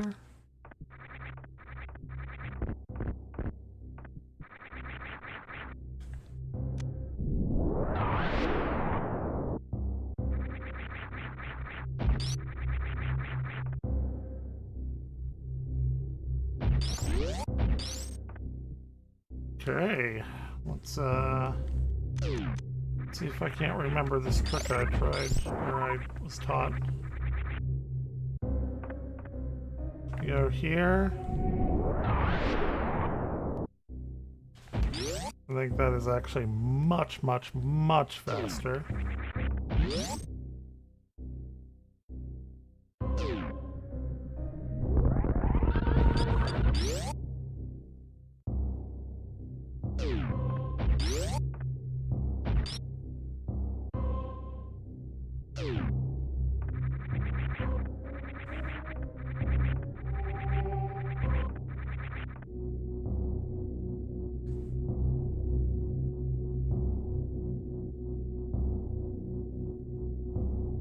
Let's go.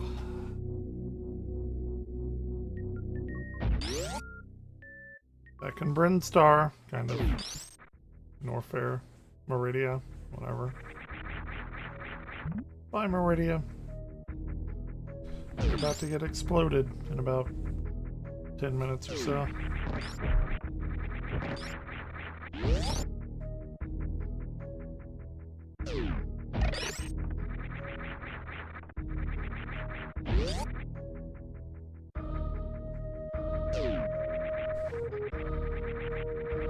Oh, that's so fucking stupid.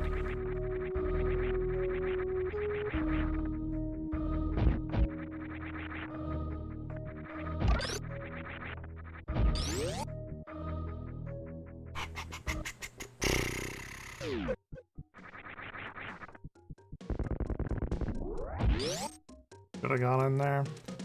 Let's see what is. Damn.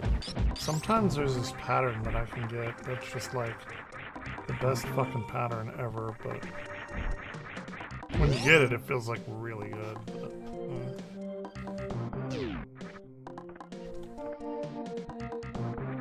sloppy.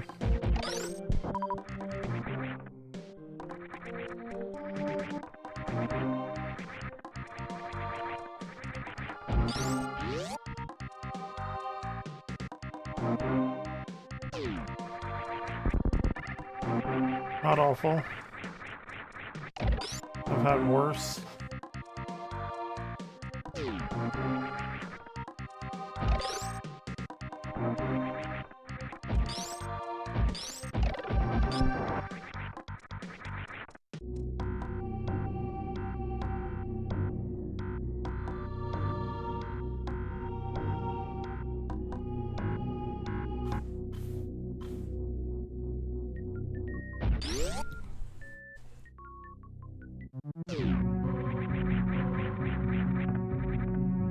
Oh, that was pretty good. Good broom.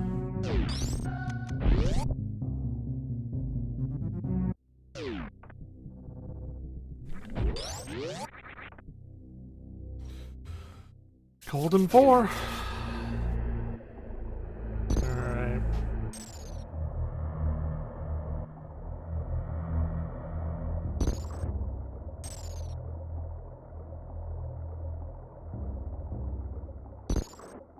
Hey, he posted it. 40-minute video. Nice.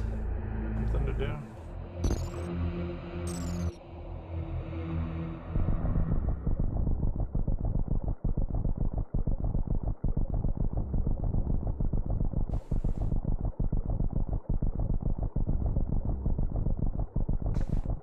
Alright. Let's get to it.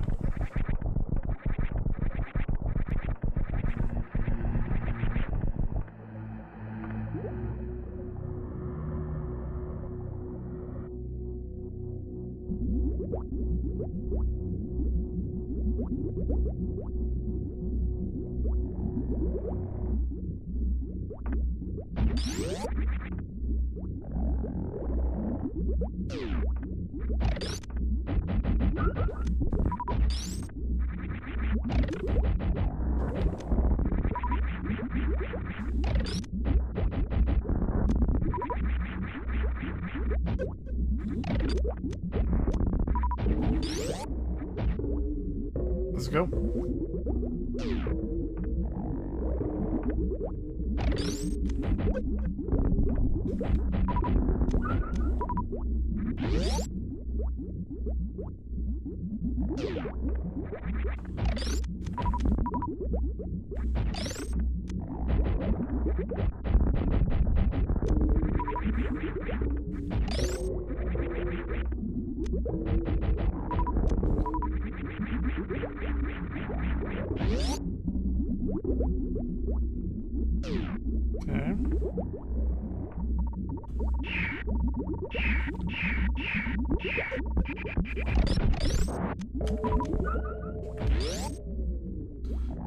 Let's do it.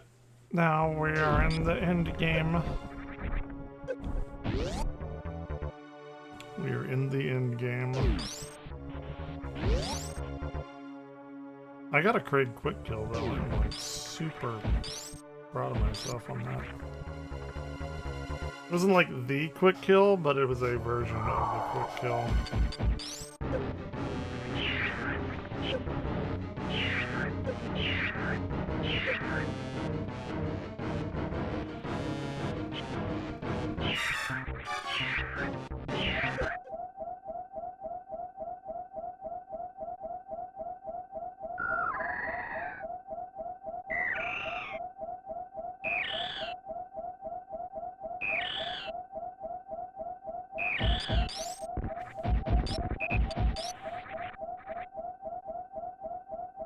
Okay.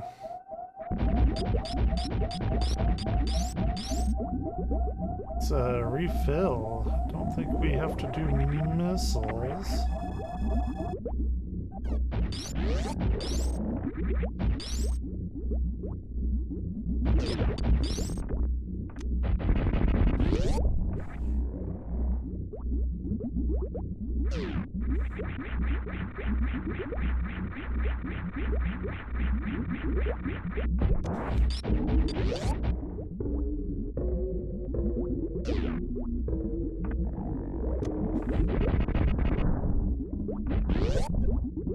Okay.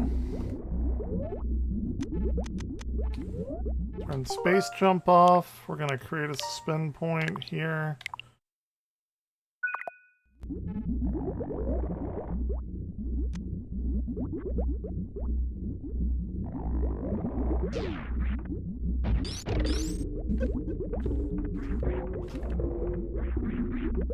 Go outside and try it once more.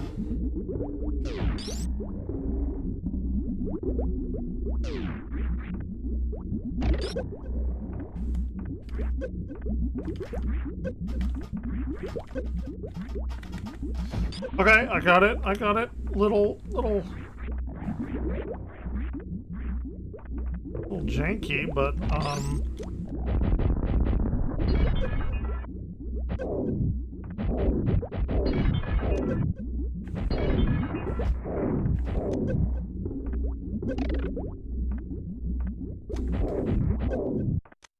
okay.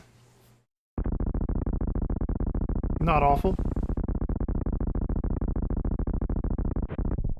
No restarts either.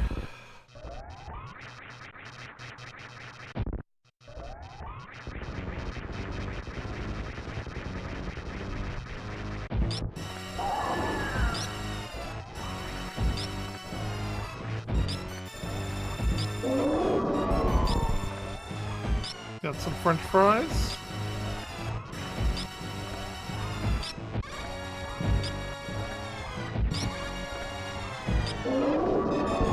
Some donuts. Okay, we got hit by a French fry. Ooh, got hit by some. Don't want to get hit by any more ketchup. I think that's it though. So we're good. As long as we stay above 3 energy tanks, then that's GG, and we're good.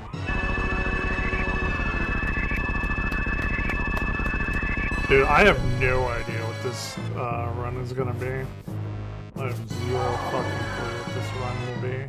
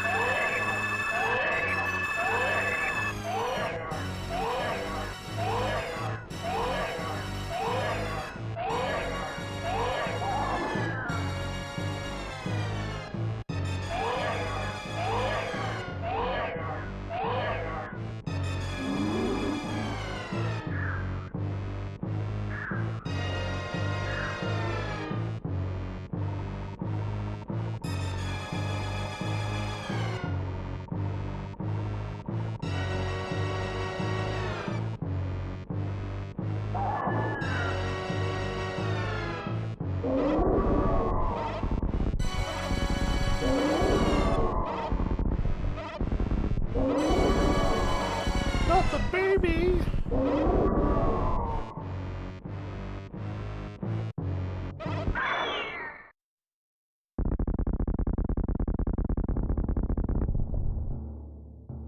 You done did it now.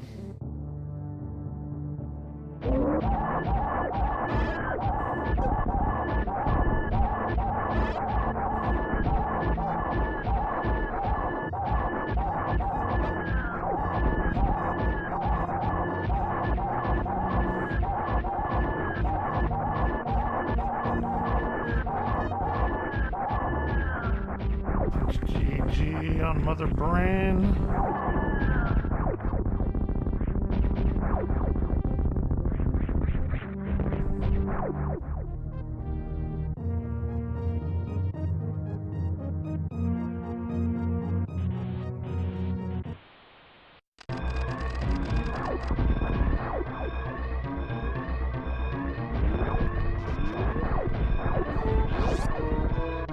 Let's get out of here.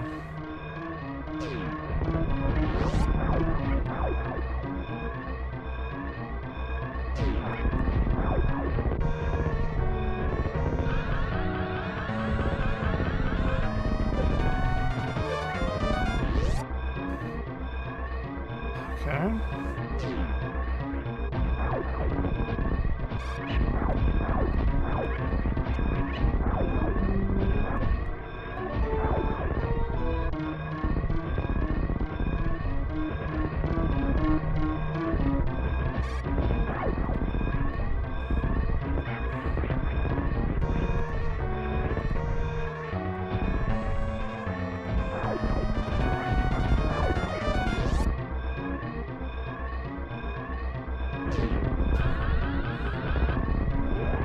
That's how it's done. That's the first time I've done it in like a week. That shaved off a fuckload of time.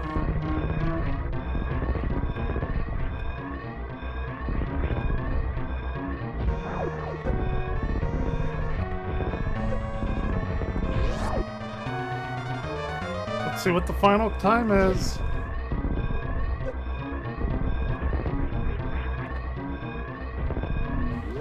GG. Gotta be at least sub 1 hour. There was some crazy stuff that happened in there. The great things.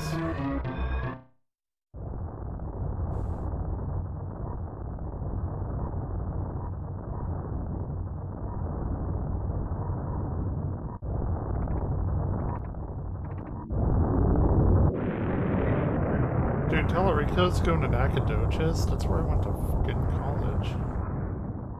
Hell yeah.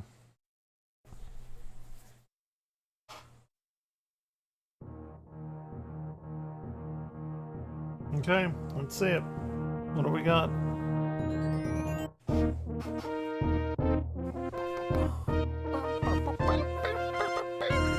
What's the clear time? Oh my god. That was my best time ever. I just got a new record. I got a 51. I've never gotten below a 52.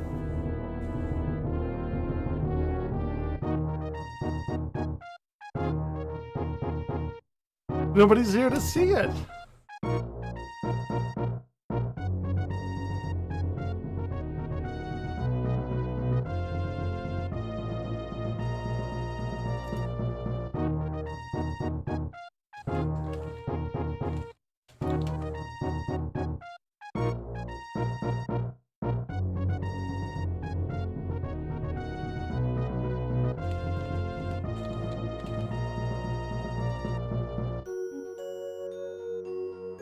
I just got a fucking new PB.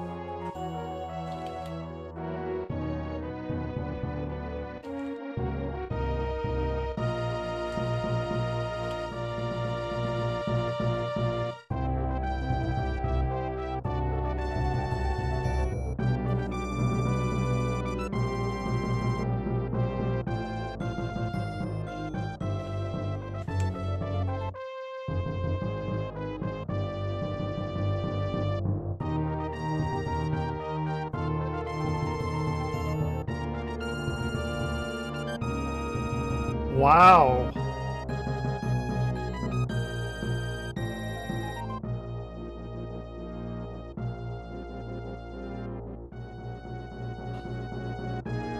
Holy fuck.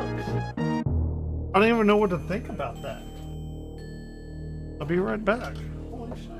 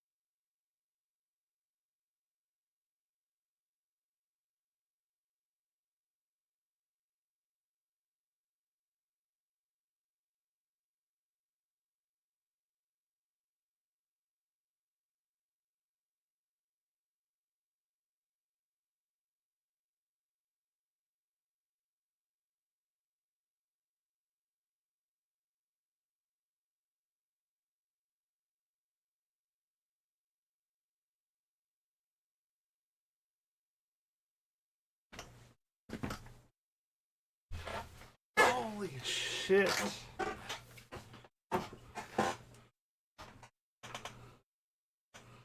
That is insane. Well, it's my best since I've been doing it for 15 years. Dailies. Here.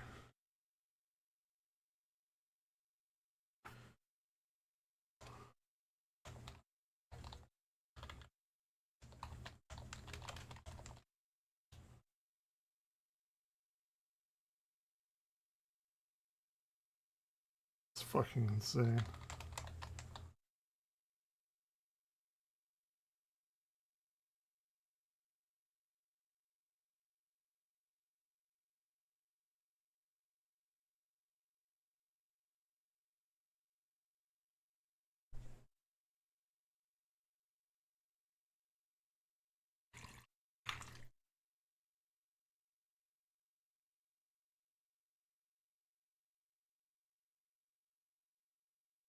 God damn, that's so fucking insane.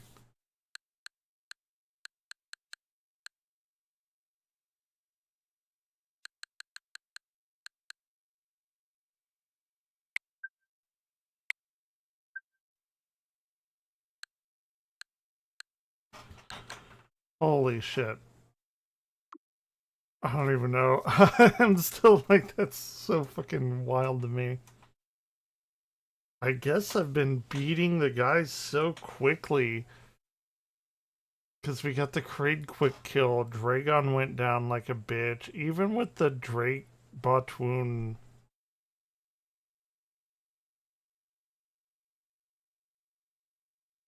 Fuck. God damn. That was insane. That's absolutely fucking insane.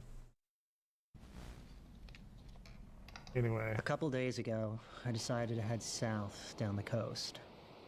Not only have my previous efforts to find other people failed, I went on vacation. I was feeling cooped up in Big House.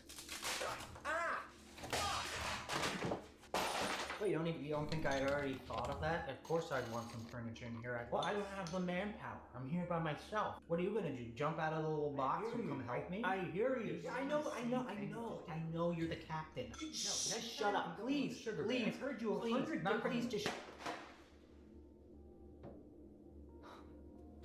I'm sorry. So I did what anyone else would do when they're stressed. Go on vacation.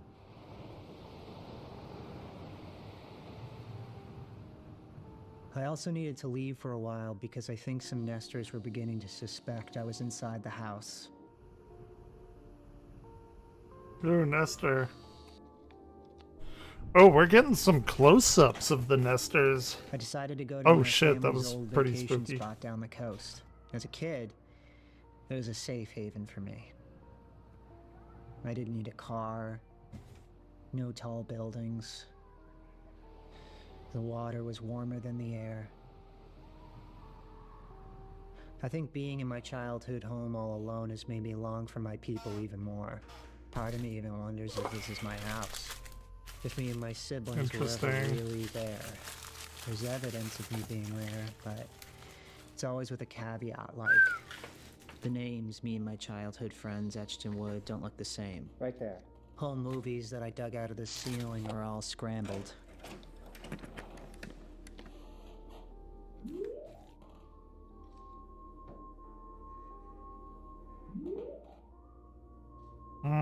In order to Weird. retrieve things from my childhood, only to keep misplacing them around the house. It was all getting to me. My plan was to come here, stay where we used to stay, go where we used to go, do what we used to do. I needed something familiar, so I packed up and left.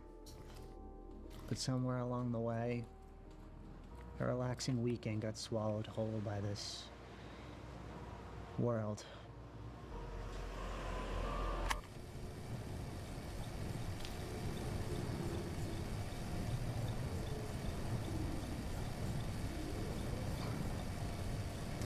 I was excited the day I left. I packed mostly everything I used to as a kid. Okay, first I'm gonna bring my handgun. I carry this with me when I travel.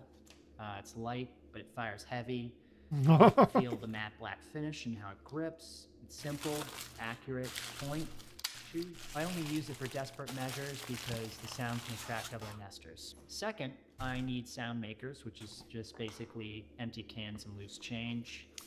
This will distract nesters and deter them if I get cornered. And of course, I never left for a vacation without my N64. Hell yeah. GoldenEye, Mario Kart, Smash. Also gonna bring some VHS tapes and some other movies.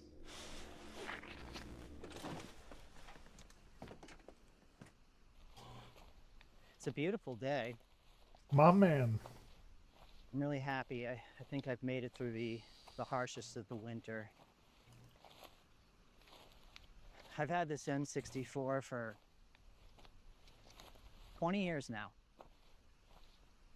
It's one of the oldest things that I own. Dates all the way back to when I was 9 years old. Wow. I remember I changed schools that year because the previous school's curriculum was moving too fast and I was diagnosed with a learning disability. They put me on these weird meds that were meant to help me focus, but all they really did was take away my appetite and dehydrate me. I was the new kid, so I was bullied a lot at this new school. It was literally a 1.5 year period where I had no friends, I was malnourished, and I was bullied. And to be honest, I think my parents thought I was making it all up. So Okay. I didn't feel safe at home. I didn't feel safe at school, which are the two places a kid spends most of their time. So I never felt safe. I used to fake being sick all the time because I was terrified to go to school. I'd make fake throw up, try and convince my parents I was sick. I remember one day I tried adding mouthwash because I thought it would give the throw up an off color. My dad took one whiff, smelled the mouthwash, and he knew it was fake. I was going to school. I remember kicking and screaming, and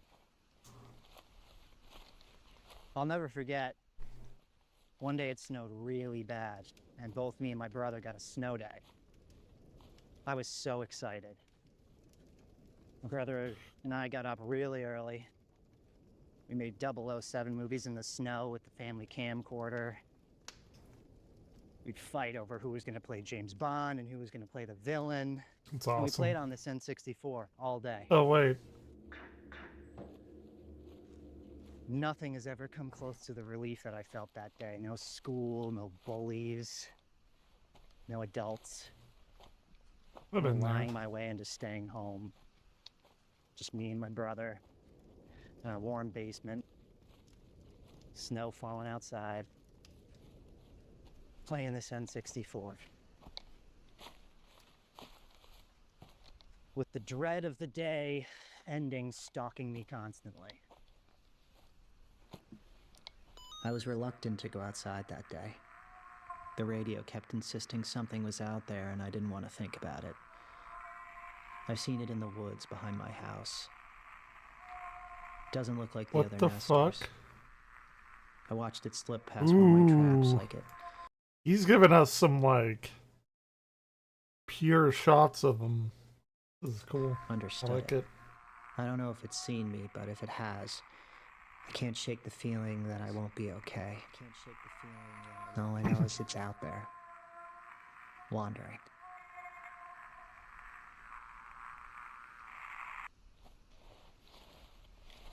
Look at this Reddleberry cabbage patch. You can make a salad with this summer. It's delicious, super crunchy. There's gonna be no shortage of Reddleberry cabbage. It grows all summer. So this is the stream I'm following. It doesn't look like it Cool. now, but the stream will turn into a river, and then that river leads out into the ocean. There are some other maps that are left behind. I see them chiseled on trees, things like that, but it could very well be a nester, a mid-stage nester, just trying to lure you someplace very dangerous.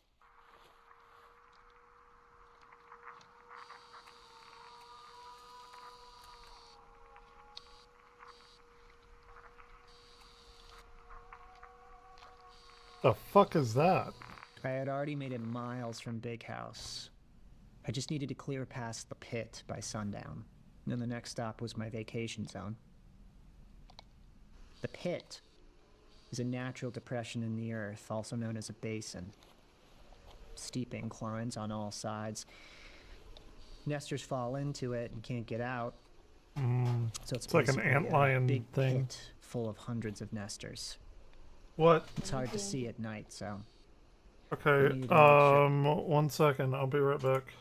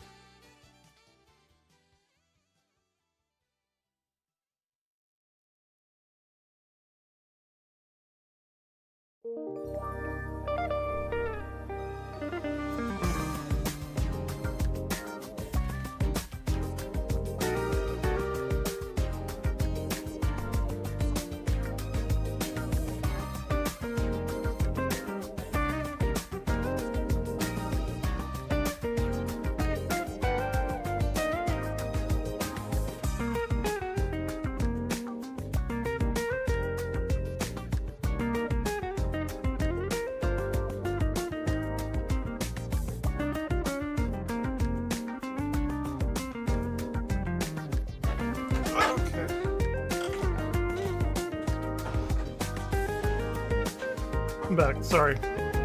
My bad. I cleared it during the day.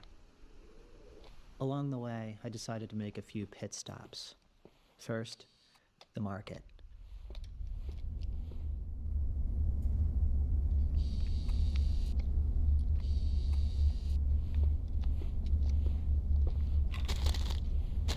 Hell yeah. My man. The second stop was less about necessity and more about Ooh. fulfilling a dream I'd carried with me since childhood. Hell yeah. What are we getting? What are we getting? We getting some keys? It was Like all my mine. guitar? Sweet. Oh, baby. Ooh.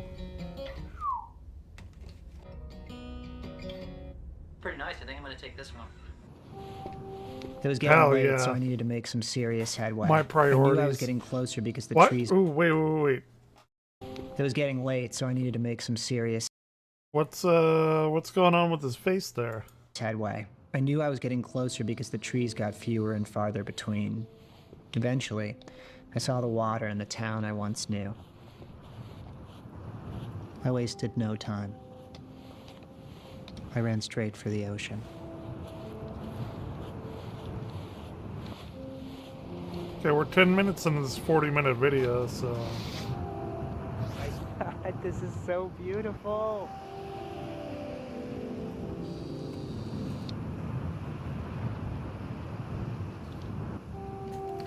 What are we doing in here? That is where I'll be staying tonight. Or what are we doing here? Not in here.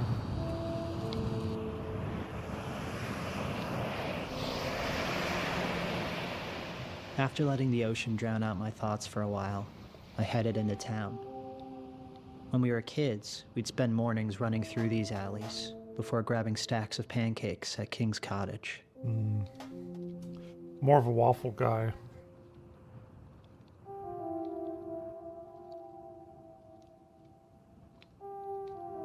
Later, I'd meet my grandpa at a little corner store where he'd sip coffee while I drank cold orange soda. That's why I grabbed the Fanta. The memories were all rushing back to me.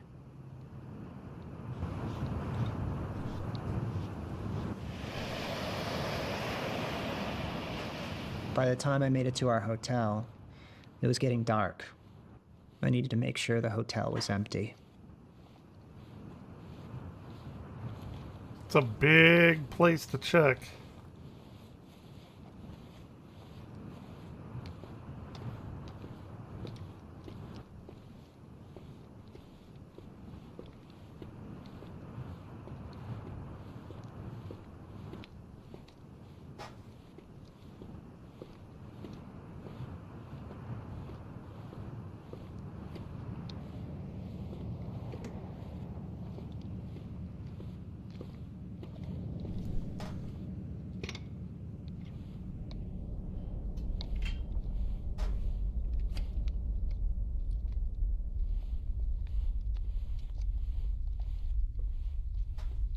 It's a big fucking hotel to check to see if it's empty.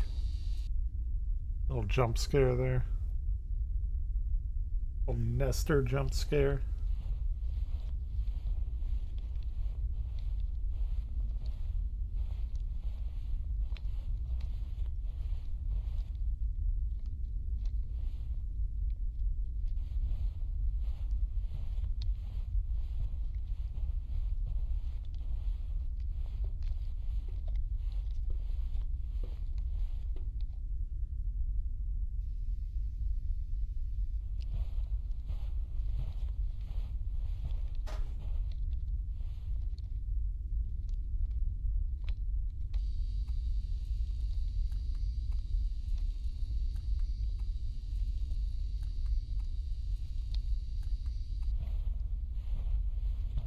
Whew, okay, alright. Suspense.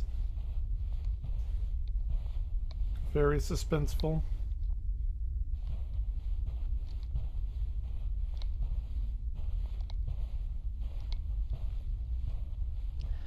Luckily, hotels have kind of a built-in security system. Endless rooms. There's over 100 rooms in this place. Even if a nester did wander in, it would know where to look or how to find me. The chances of it stumbling upon this room are slim, so for now... Audio fucked up there a little bit. A little bit.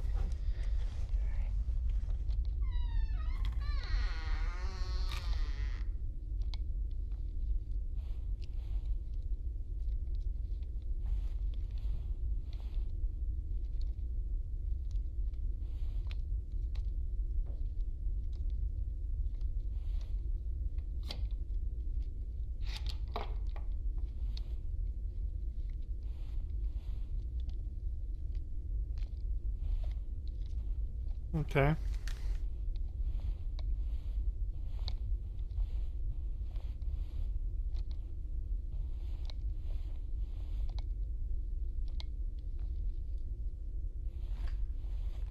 All right. I think we're safe. What was that? Ex-girlfriend? Wait, what? Safe.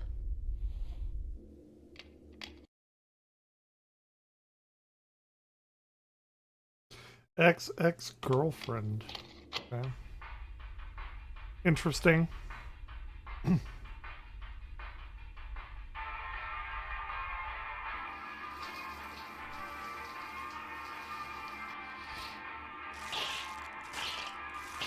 Candy. All right, Let's let me show you go. the setup. We got GoldenEye up Hell right yeah. now on the TV. Great game. My friends played GoldenEye. I was never into it. I enjoyed Perfect Dark infinitely more personally. But he's got the other bangers. 006 is a lying, stealing bastard. Don't believe a word he says. We got Mario Kart. Yes! Hell yeah. We got Smash Bros. Hell yeah, except Zelda's This in hand it. used to freak me out so much. We got The World Is Not Enough. Underrated, I think. Got a little Fanta right here. Pineapple. A lot of people say best. that. Got Fruity Pineapple? Pebbles, Okay. Bunch of other snacks over here. Oh, I And thought a he few got of my favorite orange movies that I Fanta. brought from home. Doing pretty good. I've already crushed a few different sodas. Oh yeah. Yeah, I'm eating my weight in sugar tonight. It's the way to do it, man. When I had friends, we did all of this. Oh, Cheers. Yeah. That was fun. Man, this is exactly what I needed. I was so pent up at Big House. I just needed to get free and get out. Hell yeah. Just to enjoy myself.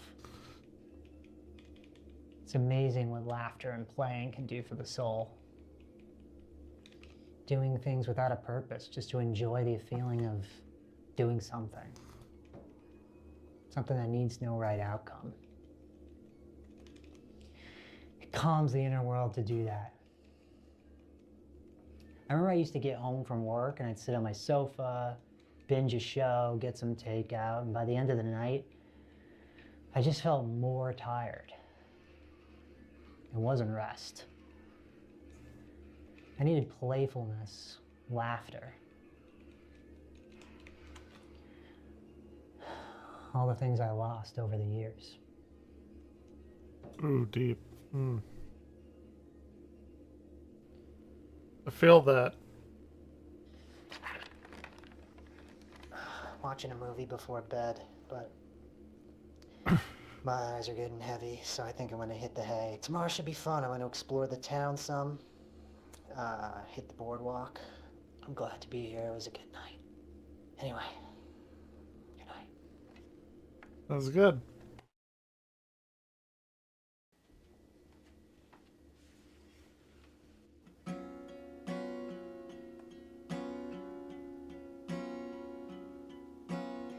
Not a lot of tune, but I'll let it slide.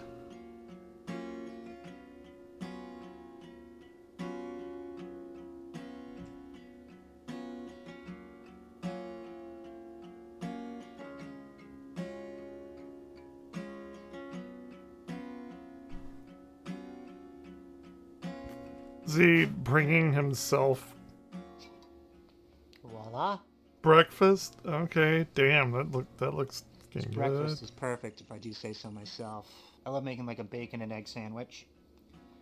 Some of the egg, throw some bacon on, piece of toast on top. It's a grand sandwich. Got some crispy potatoes, bacon. The coffee tastes phenomenal. And I know it sounds crazy, but I don't like it's coffee. just infused with like mocha and cherries. It's nice to have a whole hotel kitchen to yourself. Cook up a nice breakfast. There was one nester outside that I can see. He seems dormant and sort of lost, so I'm not too worried about him. I don't think it's noticed me. Reminds me a lot of the room we stayed in when we were kids. You know, we had the 2 beds. Parents slept in this bed, and then all my brother and my sister jam-packed into this bed over here. Fortunately, we had to stop coming to this hotel because it got so expensive, you know. When we were growing up, it was affordable for my parents to take me, my brothers and sisters, on a vacation here for like a week, but a couple celebrities stayed here, and the prices went way up. Yeah. And we just couldn't afford it anymore, so luckily, there's no bill. I'm a full man. I'm gonna get ready. Hit the Damn. town. Eggs are good. Eggs sound good.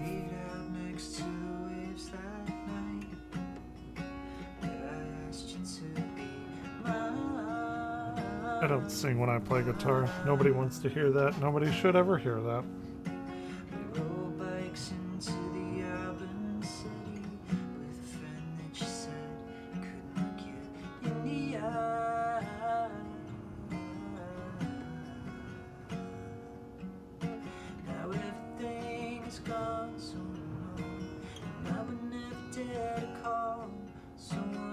We got any nesters in the background?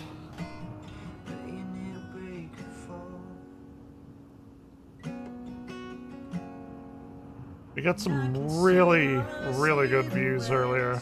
Hey, roller coaster. Yeah, let's go.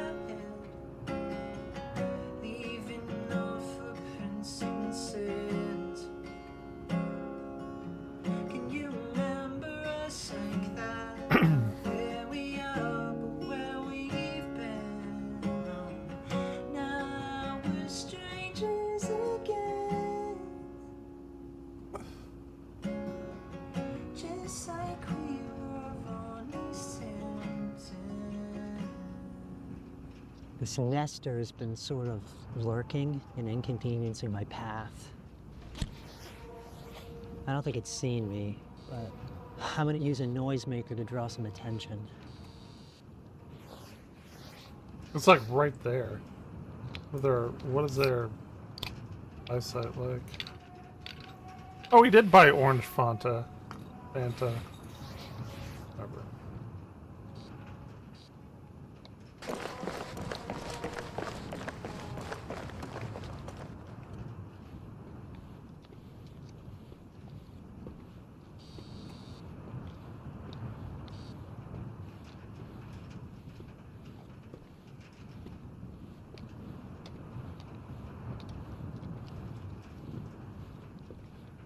Damn, look at this water slides in the background. That's dope.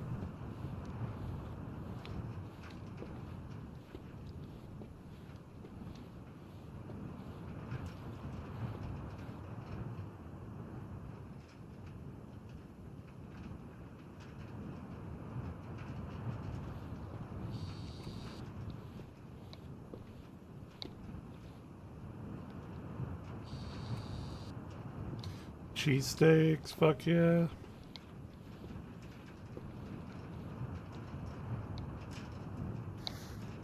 Cool roller coaster. This is the emptiest I've ever seen this boardwalk. So I'm just sitting here for a moment. This is bringing back a lot of memories for me, but as expected, this place is completely deserted.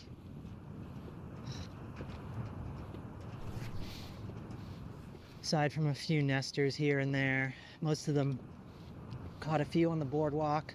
I don't know, I'm feeling bittersweet right now. You know, a sadness. Wasn't how he remembered it. A bit of a joy and nostalgia.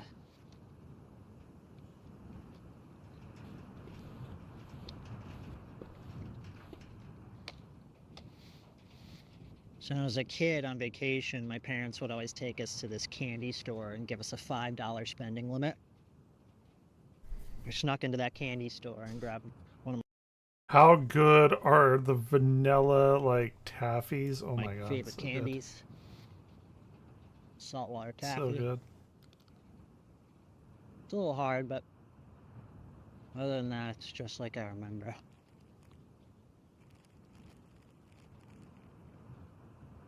You know, I was always embarrassed to admit it to people, but I really do feel stuck. Stuck in the past. It's not like I was Mr. Popular in high school. It's not like a peaking too early thing, but I just miss it. Yeah. Don't we all? Miss having no responsibility,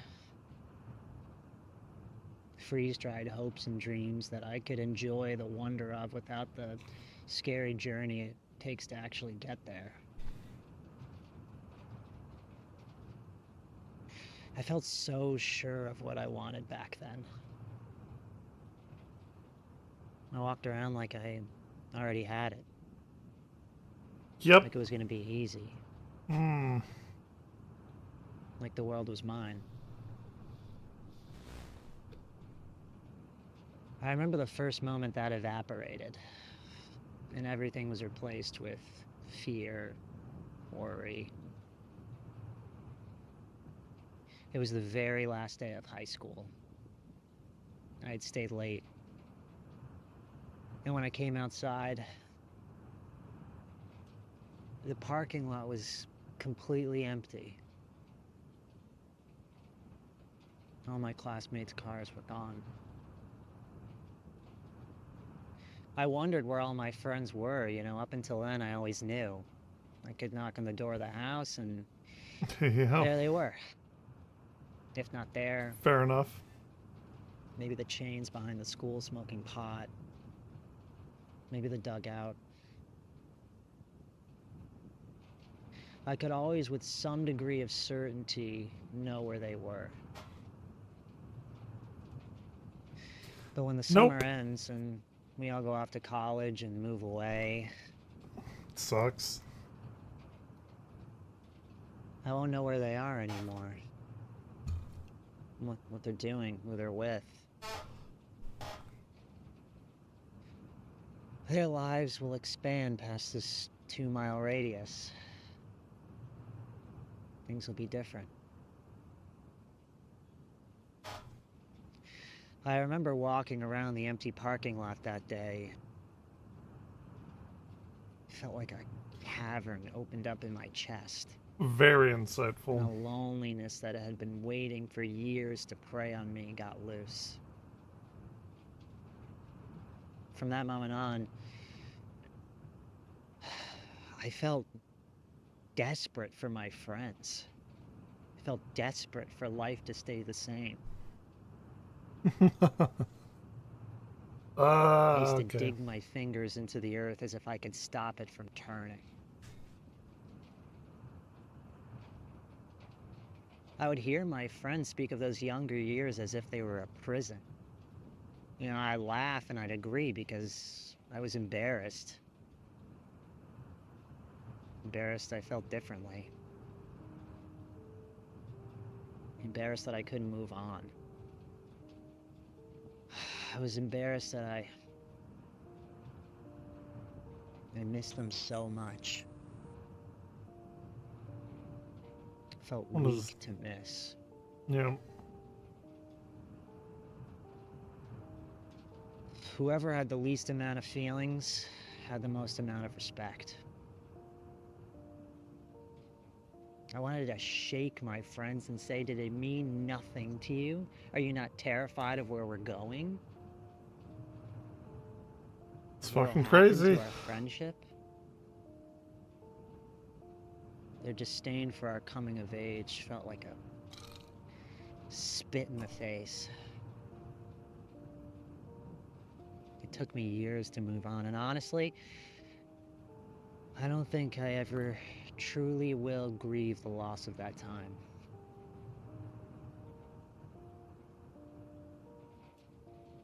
Maybe I'm not supposed to.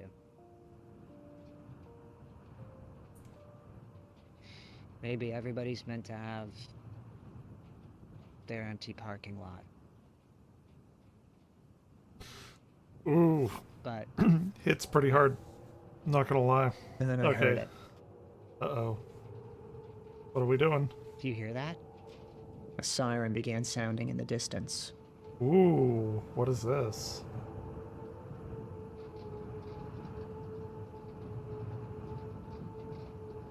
What are we doing now?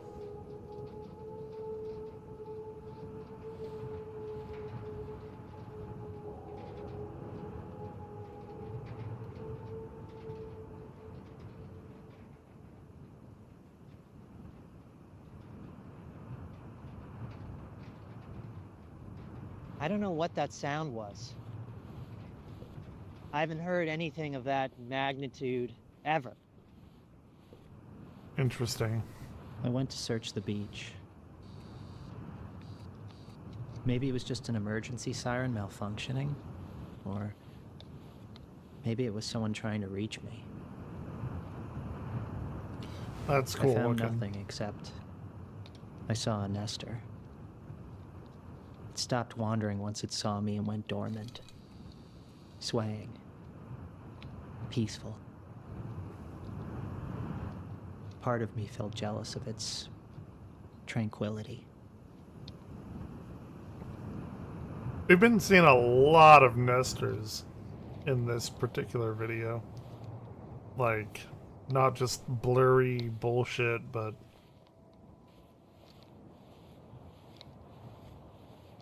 On the way back to town, I decided to distract myself and stop at the old movie theater, just like we used to.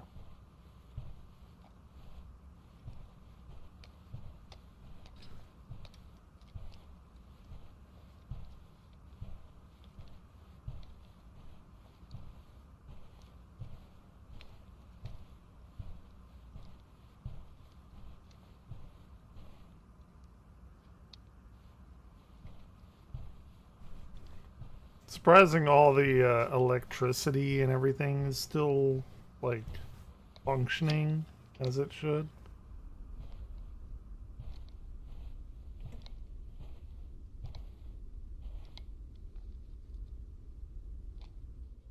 Alright, I just checked the theater and it's empty, so I think I'm gonna check the projector room and see if I can turn this movie on.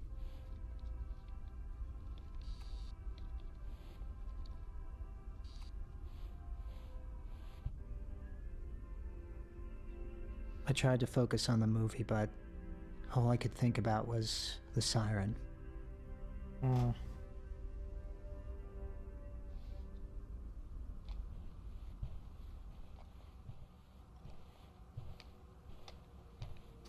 Pretty crazy. When I got back to town, I felt restless, so I took a stroll.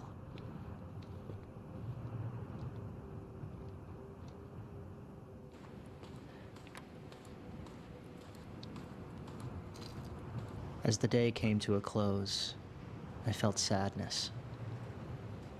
About the 8 same minutes sadness left. I used to feel at the end of a summer, Well, knowing another year was coming and a new monster was on the way. that's how I feel about every single day of my life.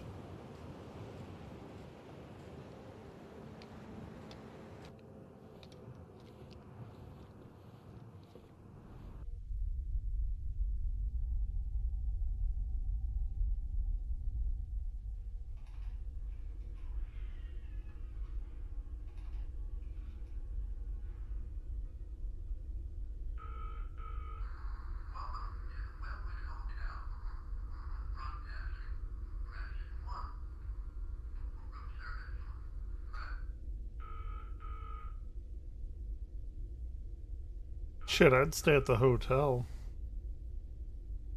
But fuck going back to the house.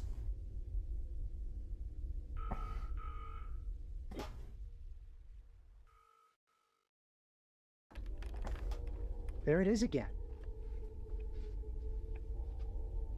Where is that coming from? We're gonna find out. You got about 7 minutes left. All right. I'm making an executive decision here. I gotta go look for it. I know it's nighttime. I don't care. I can't risk missing this again. I mean, I don't know if that's a broken siren or if it's, you know, someone trying to make contact. Unfortunately, I had left my radio on the night before and I realized too late that the batteries had died, so I couldn't track anything with it. Oh, this I is heard it coming bad. from the beach.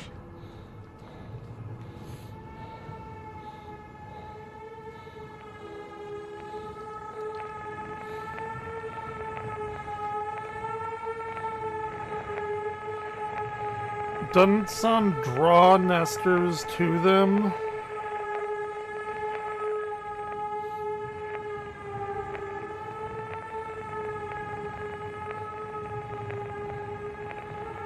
Is it going like into the water? Is it gonna follow where it's going to? Okay.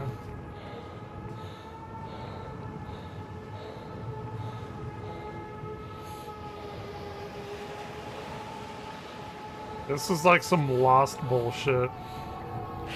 Oh fuck. Oh fuck. Okay. Oh fuck. Okay.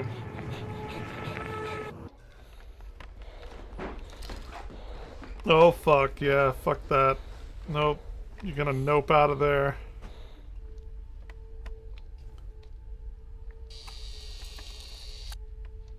Ooh, he did not leave that there.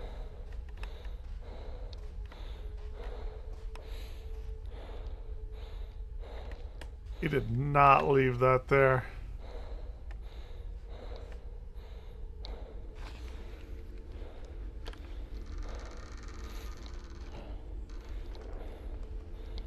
I know he's here.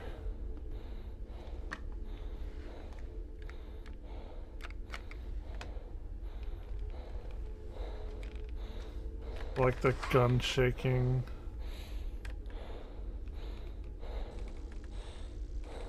Gonna be behind there? Are we gonna get a jump scare? He doesn't normally do jump scares. What about if it's laying down? I could have been laying down.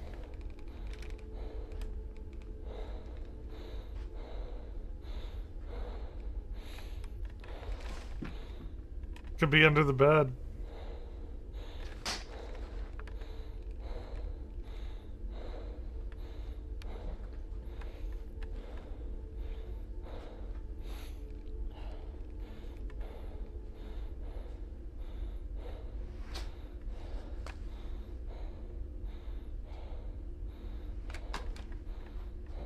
Don't put it down. Fool. No, fuck. Here we go. Oh, fuck.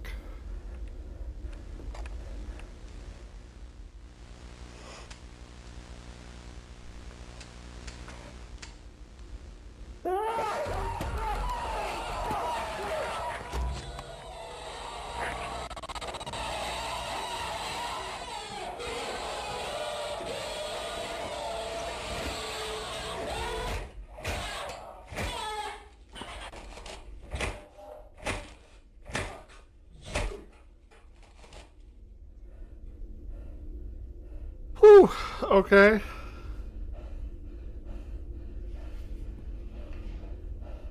Is he like slowly beating down the demons of his past or something? I don't know.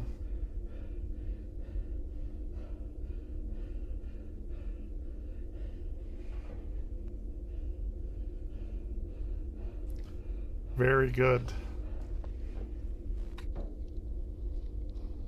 Oh, he used his 64 to do it. He broke his past.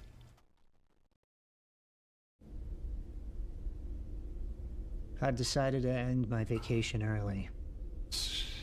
No Head fuck. back to Big House. That's why he's fucked up. Okay. More will be now I coming. know.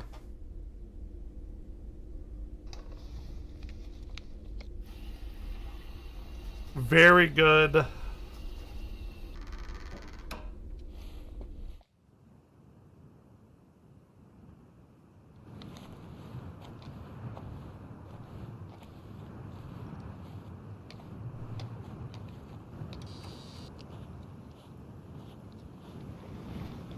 That was good.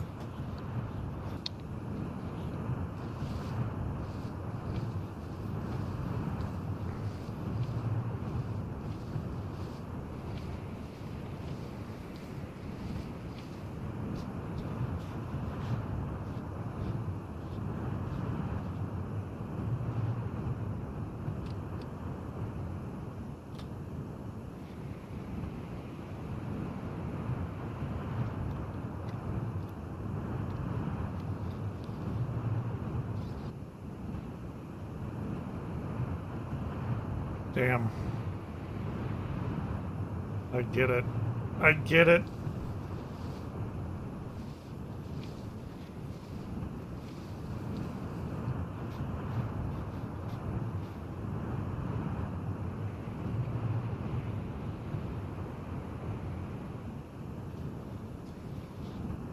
At least he still has the guitar.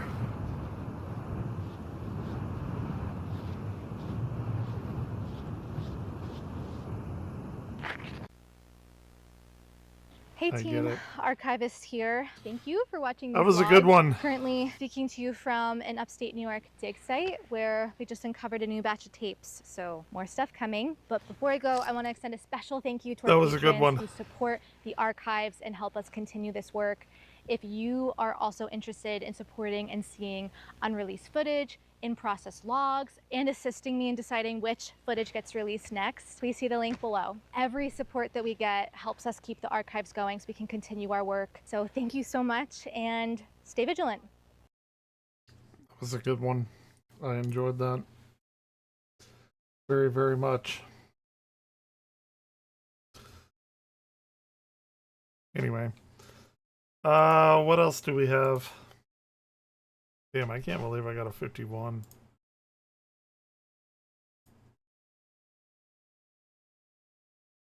That was actually fucking insane. Okay. Damn, that 40 minutes went by real quick, didn't it? What is this? Breaking news now in Galveston, Texas. Pretty precarious This is situation today. here. These riders stuck on a roller coaster. This is a live picture we're looking at here. We're told at least 7 people They're upside down. I don't know why it says upside being down, but they're rescued not. right now. Crews in that crane, you see, they're trying to access the riders. They're 100 feet up in the air.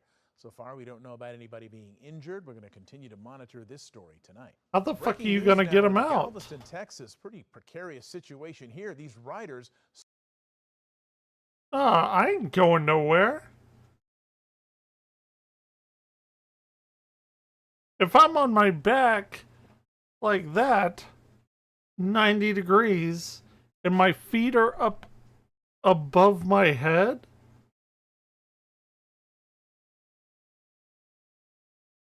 how the fuck are they gonna get them out?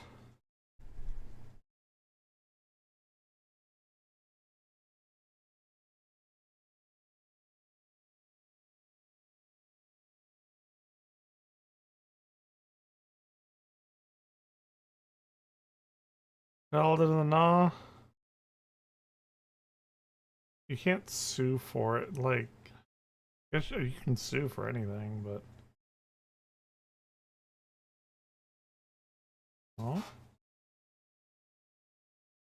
The past several. Right.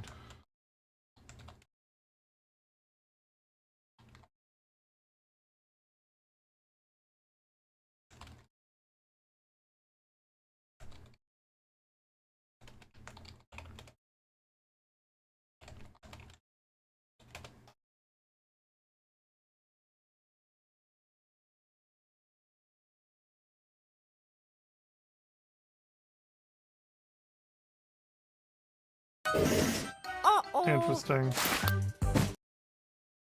The person's fucking stupid as shit. We're gonna go see the back rooms tomorrow. I'm excited about it.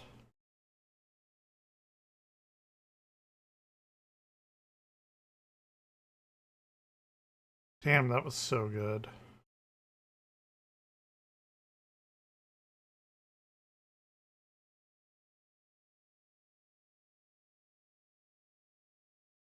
Okay,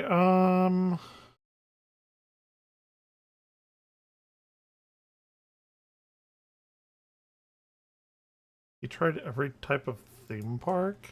The fuck? What can we play now that will save me some time? Great stuff, by the way, but,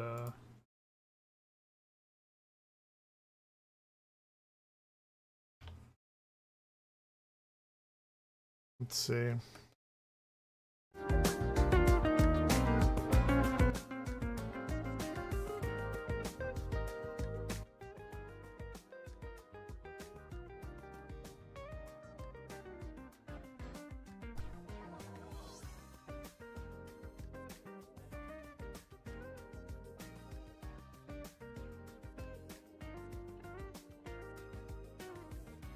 1,000 millisievert thread is fatal. That's why they want to cover it with the regolith.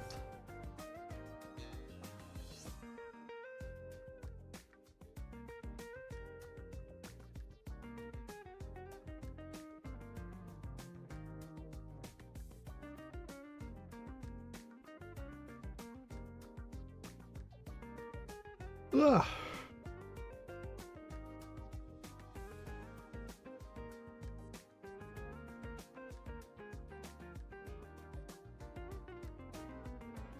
I could play some Shovel Knight, I don't know. Anything else out good to actually watch?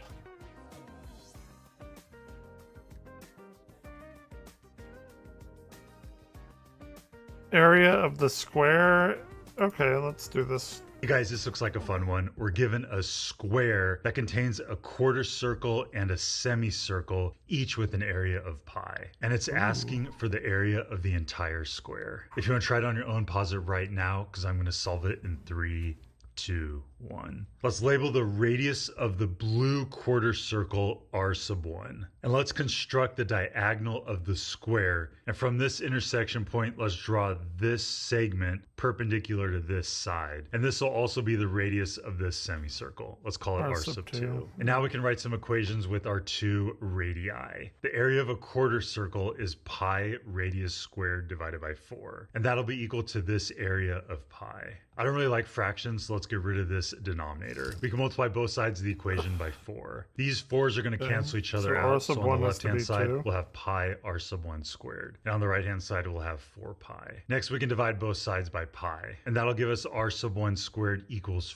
4, and then from here we can square root both sides. On the left-hand side, the r1 is a positive distance, so the square root and the square will cancel each other out, leaving us with r1. And on the right-hand side, the square root of 4 is 2. So the radius of our blue plus or quarter minus 2, circle but is you equal can't have a to negative 2. And now area. we can do the same thing for the radius of our semicircle. The area of a semicircle is pi radius squared divided by 2, and that's also equal to pi. And then from here we can do basically the same work that we just did. This will give us r2 is equal to square root of 2. So let's make the radius of the semicircle square root of 2. And now we're done with all this. Let's construct this segment perpendicular Got a here little and square. here. This will also be a radius equal to square root of 2. And now right here we have another square with all the sides square root of 2. Let's construct the diagonal of this square and let's figure out its length. In every square, the diagonal is equal to square root of 2 times the side length. So for this square, the side length is square root of 2. So the diagonal will be equal to square root of 2 times square root of 2, which is equal to square root of 4, and that's equal to 2.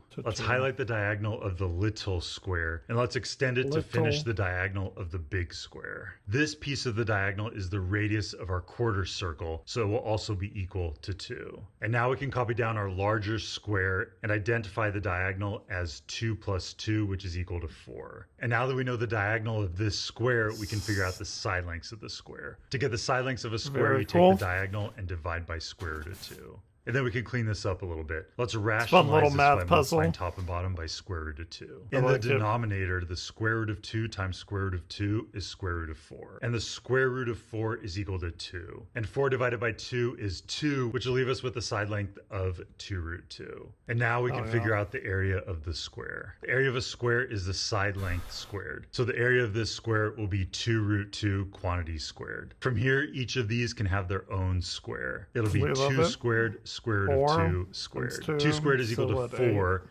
and this square root and this square will cancel each other out. So we're left with 4 times 2, which is equal to 8. This is the answer to our question. Let's give it a label of square units and put a box around it. In this given diagram, the square has an area of 8 square units. How exciting. If you want to try more of these geometry puzzles, I have a... These are always so fun.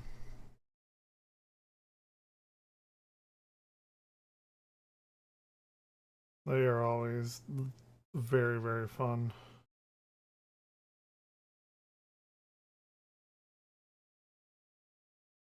What is this? Now, it may strike you as a little surprising, but in astronomy, we actually have to deal with really, really small numbers. Yeah, we as well do. as big. But I'm Hey guys, not on this the looks like a clock fun right one. now, We're given so I'm a not going to be watching that. Sorry. What is plus times plus? The fuck is that? Something I would watch on the clock.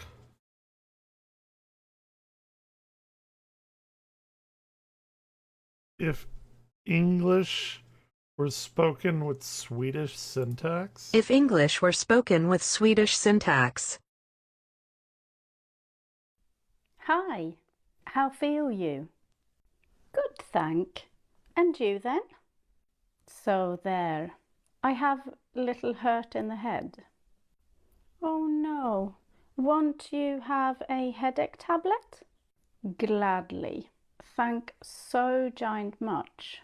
No danger. If English were spoken with Swedish syntax. No worries.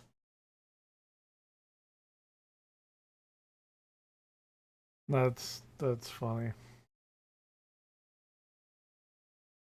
All right, what else do we got?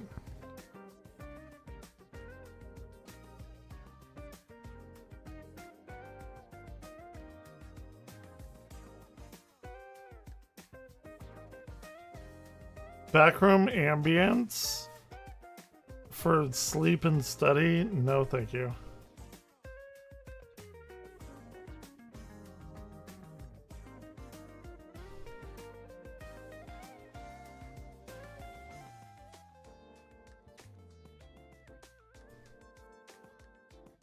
The 1/12 mystery. Oh, this was 4 minutes ago. I am very glad the Backrooms is doing so well, but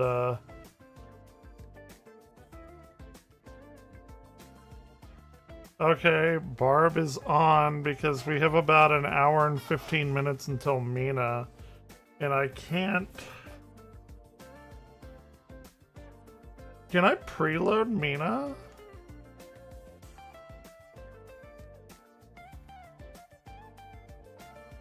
I don't know. Let's try it anyway.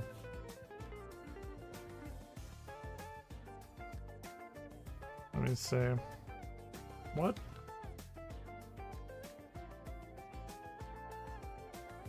The fuck? No, my thing should be working. Why is it not?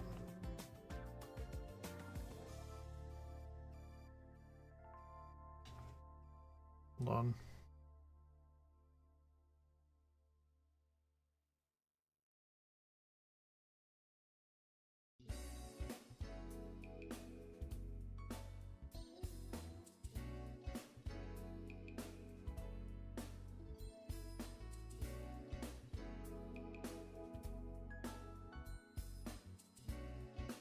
Do I like have to buy the regular game or something?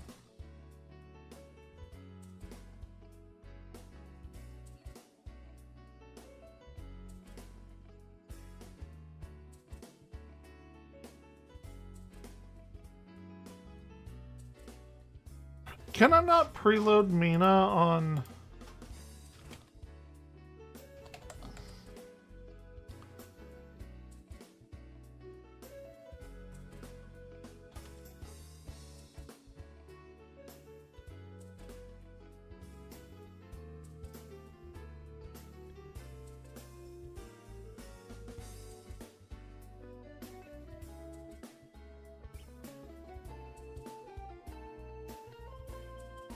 I'll buy it on Steam then, I guess.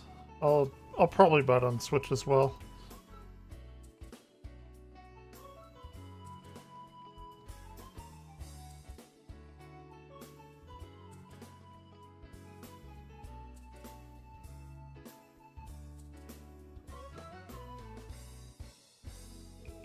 Oh, I can't even do that.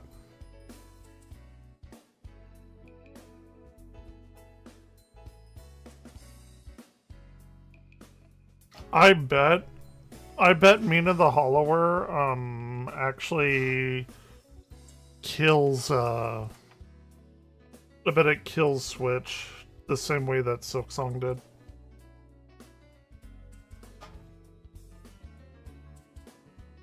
You know, I could buy Silk Song on here though. Isn't it on?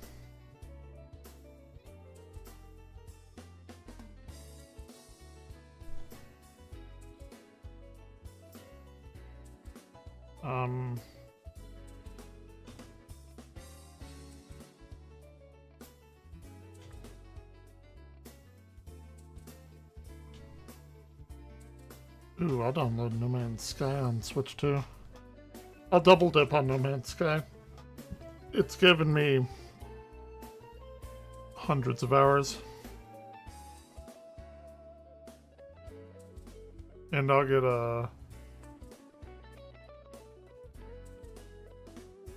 I'll get Silk Song as well.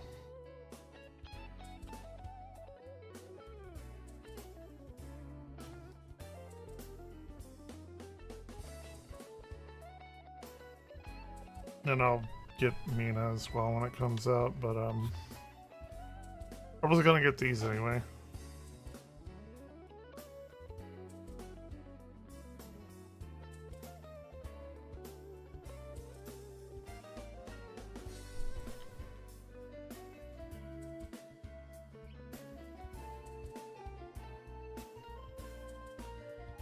No Man's Sky has a very long download time. If I can get Silk Song, then within like a few minutes, then that'd be good.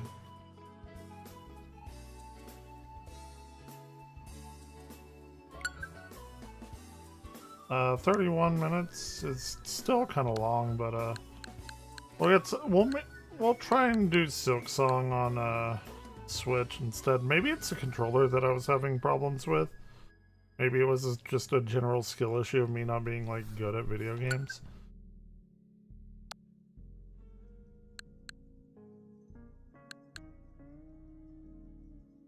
I can still play 9 Souls though, I think.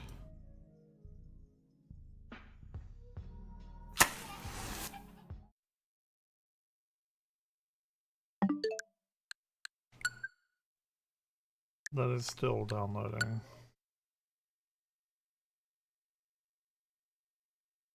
Oh, it's we're not doing analog horror anymore, I'm sorry.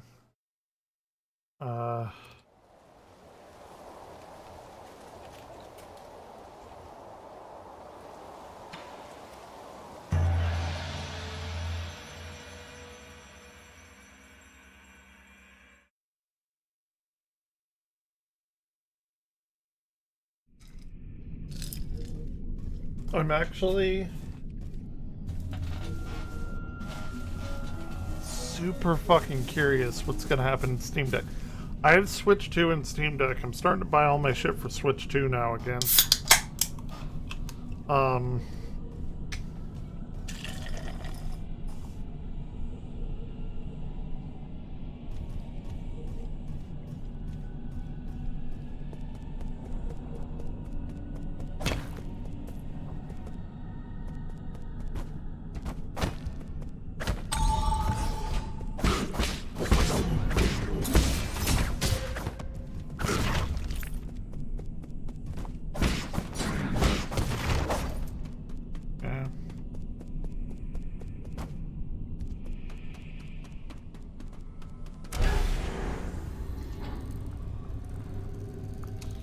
Alright, no, we need to go down.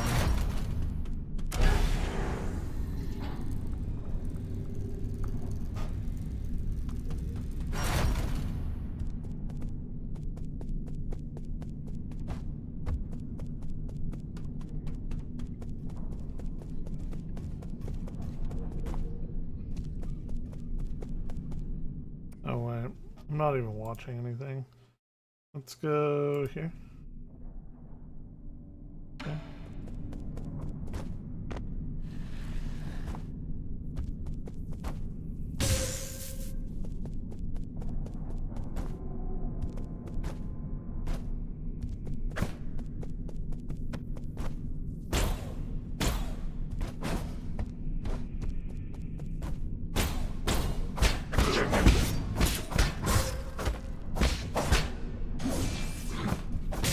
Shit, fuck.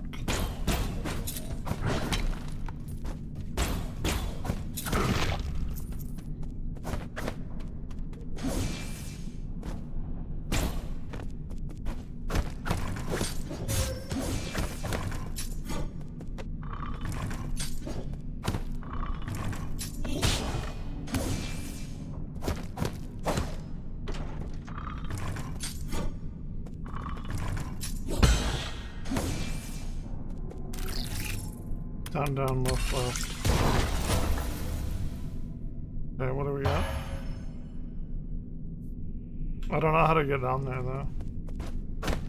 It's an issue.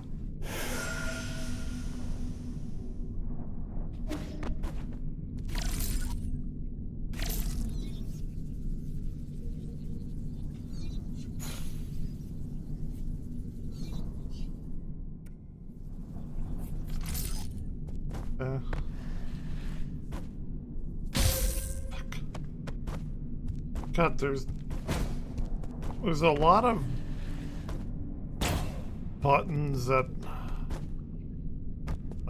there's a lot of shit to remember. Let's say that.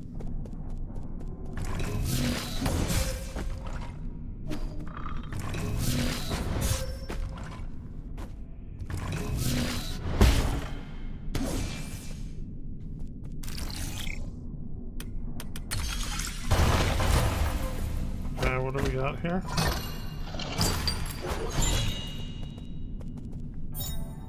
The four treasures of the study, a Solarian artifact that can be given to Shan Shan, the ancient writing tool calligraphy, has transformed into a traditional art with emphasis being placed on the erudite, scholarly atmosphere created by each purposeful brushstroke.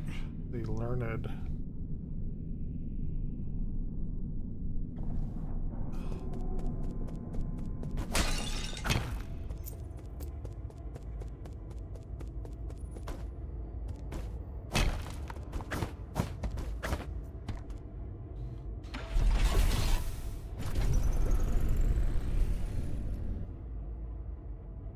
When an enemy grows green, I didn't see what that said, so.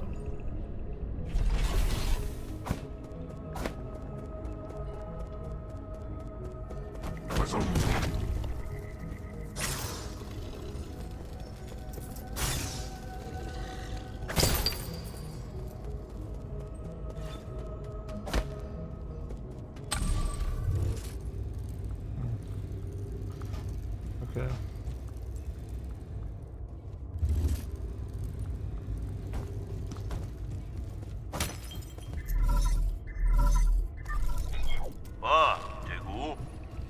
Can you hear me? Gosh, such is a hassle. This is the control room for the power reservoir. Listen carefully. I don't know how you woke from hibernation or how you managed to get here. However, this is a restricted zone, as according to the law, all trespassers will be removed. If you are lost, I urge you to leave as soon as possible. I've already summoned the Dusk Guardians to handle the situation. It's me, Yi. Oh, who did you say you were? You heard what I said. Oh, it's me, Yi. Not it's me, eh? Disarm the security. Agent! Now, you listen to me. I don't know what kind of hilarious prankster you think you are. You really think you'd fool me with that crude disguise? Leave now. What a nuisance. Oh, he didn't believe me.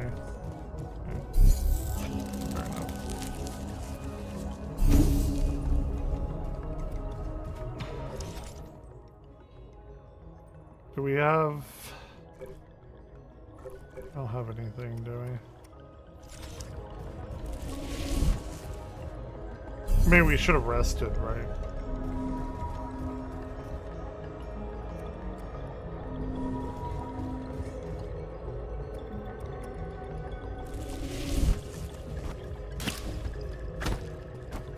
Let me out! Let me out!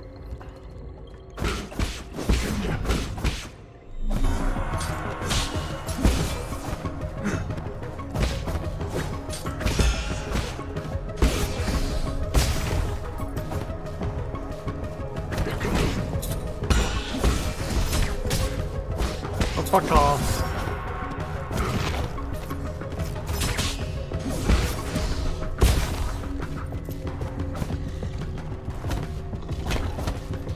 H. Oh my god, I got shit wrecked.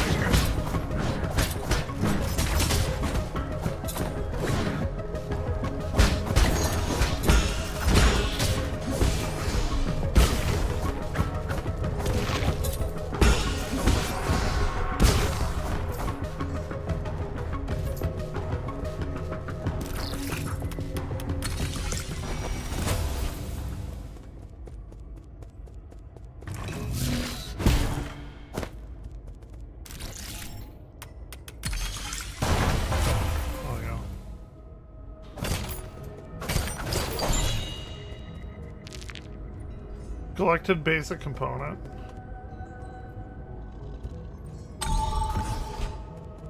Sweet.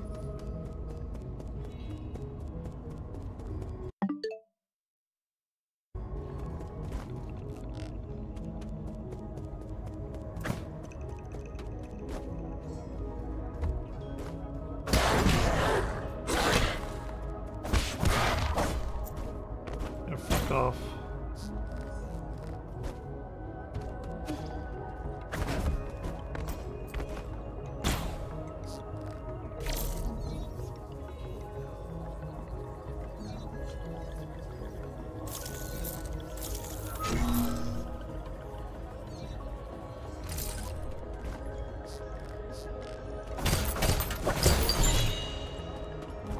Okay.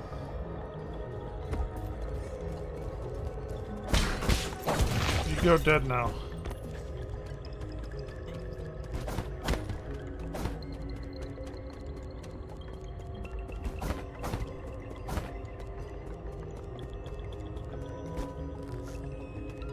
That did nothing for me. I just went around in a big goddamn circle. Alright.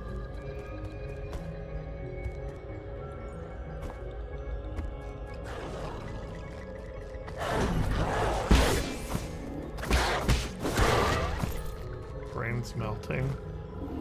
It's funny.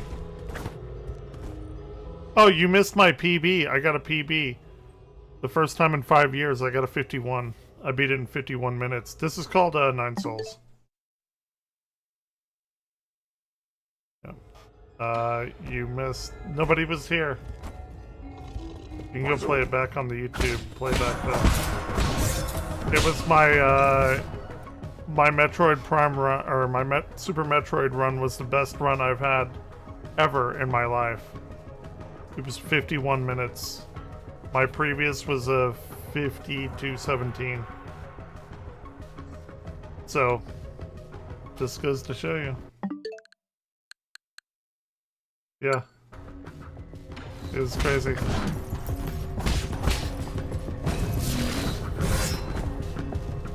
Oh. I told you, I said it could be anything. I had the quick crate kill, good Dragon kill, perfect mother brain fight. The beginning was screwed up. Yeah. Yeah, I mean, yeah, I could have gotten a 49 or something. Yeah. I mean, that's always something to strive for. When you know you can do it that good and you know you mess up, you know there's always room for improvement, which makes you want to keep speed running and to get that. I am at the 50-minute barrier, essentially. It had everything gone perfectly, I could have had a 49.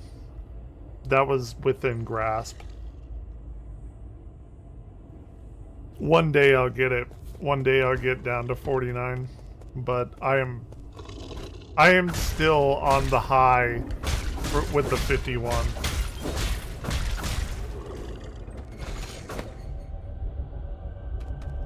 Wait, what is this? It is, yeah. I mean, I've been speedrunning for 15 plus years. That's how it is. You get better and better and better.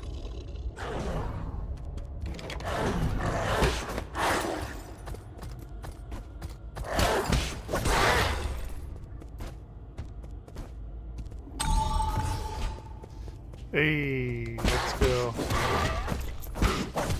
That's a fun little Metroid type of game that I've been playing on my off time at work.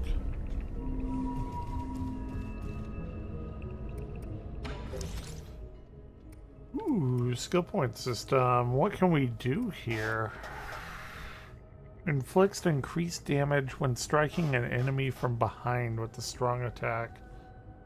Bow attack, final strike of a triple slash. That's not that good. Increases internal damage by a successful Tai Chi kick or skull kick. While in the air, hold down and press Y to perform a special kick. Will make you bounce off if successful. Oh, that's like 2 points though. I don't have that. I'll have 1. Hold down ZR while moving to greatly increase movement speed on flat ground. Shortens travel times along familiar paths. Sure.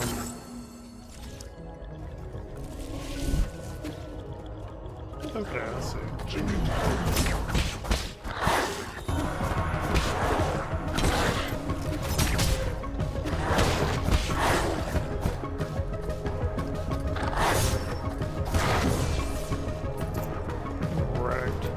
I am just waiting till Mina. Mina comes out in less than an hour.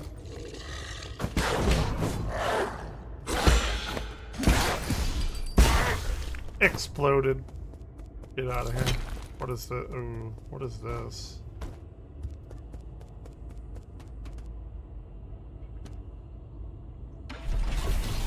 I don't know where we're going now. I know nothing about this game.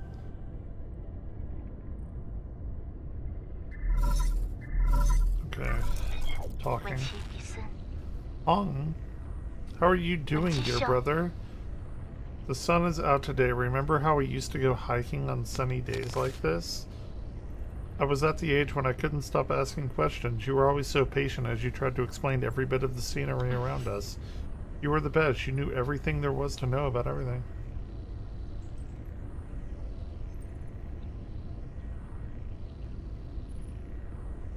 Oh, yeah. I mean, that's why you play it, right? You play the mods to relive the game for the first time. You know?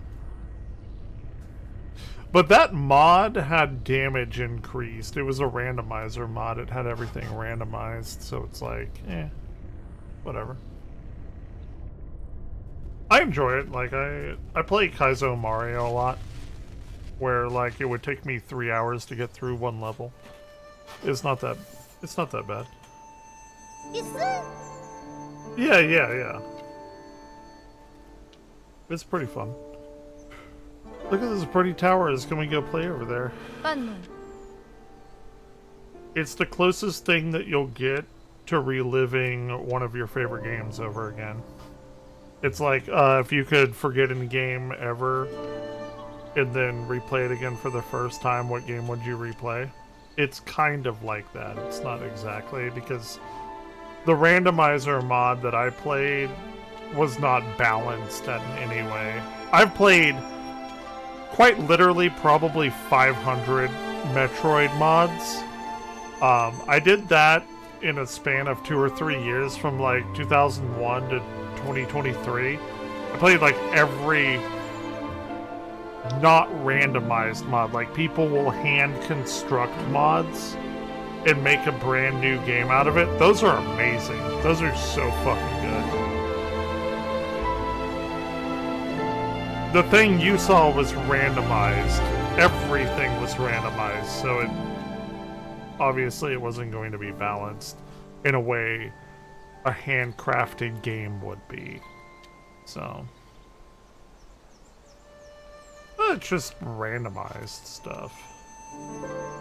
But like, if I played, I know it sounds stupid, but like Super Duper Metroid or Metroid Ultimate or something, those are like, people sat down and spent thousands of hours of like recreating Super Metroid.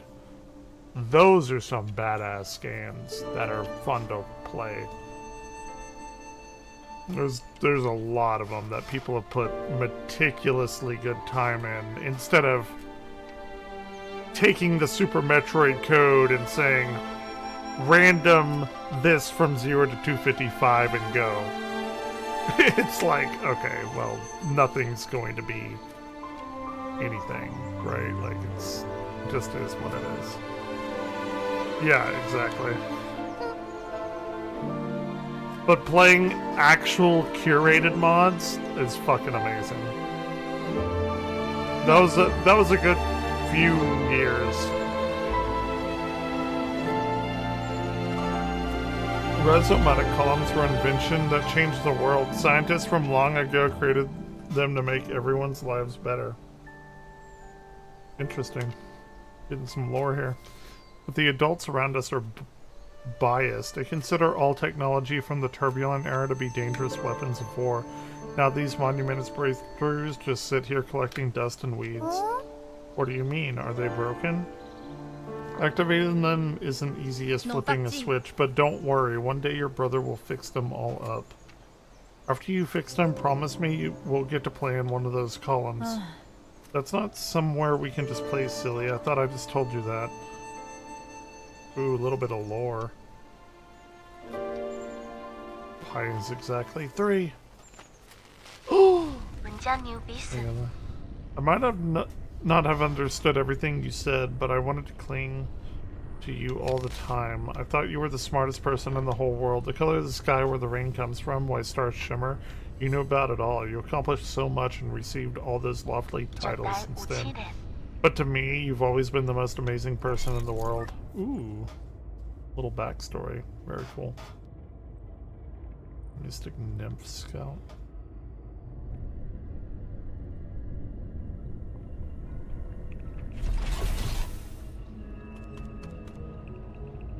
Seeing shit here. Yeah. Clearly, I mean, you're a special individual.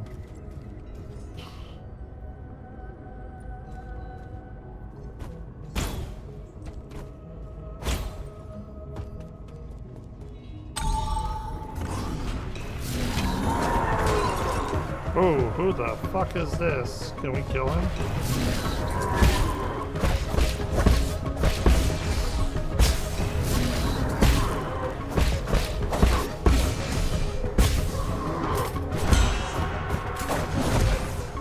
Oh my god.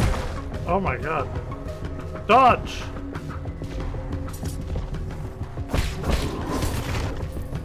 Okay. He was a little bitch.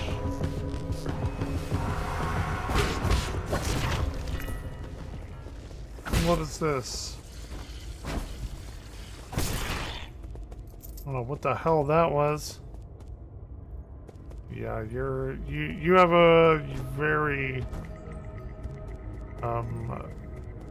what's the nice word for it? Nostalgic way of looking at things. You are stuck in the past? That's not a bad thing, but you could, like, yeah. You clearly don't want to move past the 2000s. Which is fine, I don't either. Fuck it, I'll go back to the 90s all day, every day.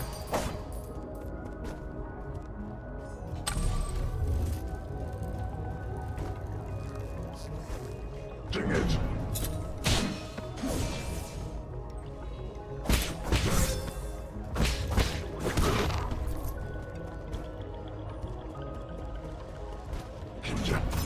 Your worldview has shaped you and it shows. Is that a good way of putting that? I don't even know.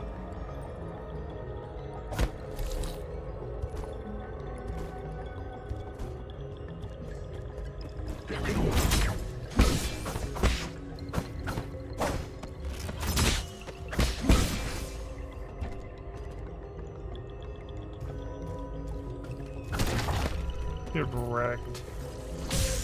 Oh no! The evil Pikachu shocked me.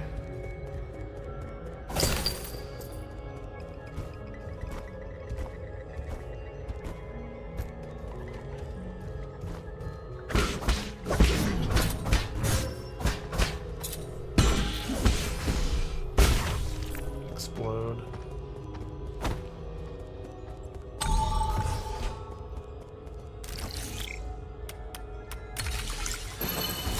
Done right up.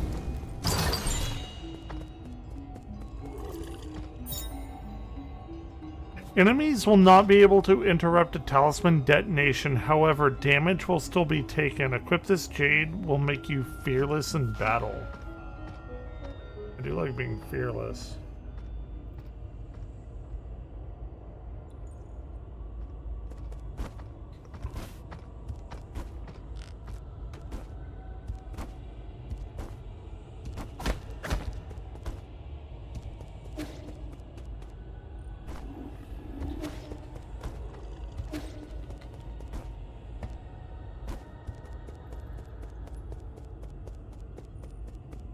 the fuck is this?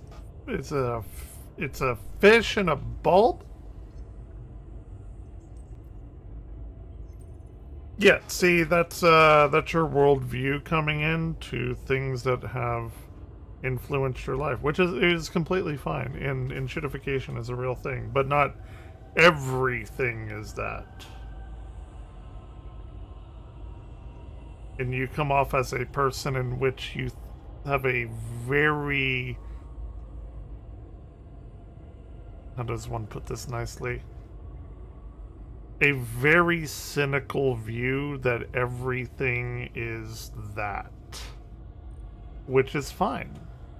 You can have that. You can do that. Nobody is going to think lesser of you.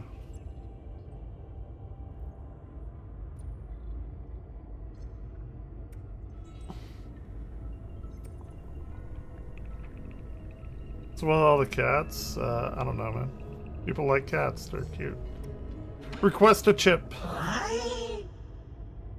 Wow, what are we doing? What were we gonna do? You want my map chip data? Would you consider swapping it for a gen? I can make a copy for 400 gen. Sure. Is that not what? I guess gen is money, I don't know. Like, I know nothing about this game. I've been playing it collectively in the past 2 weeks for like 40 minutes, like on my off time at work, so.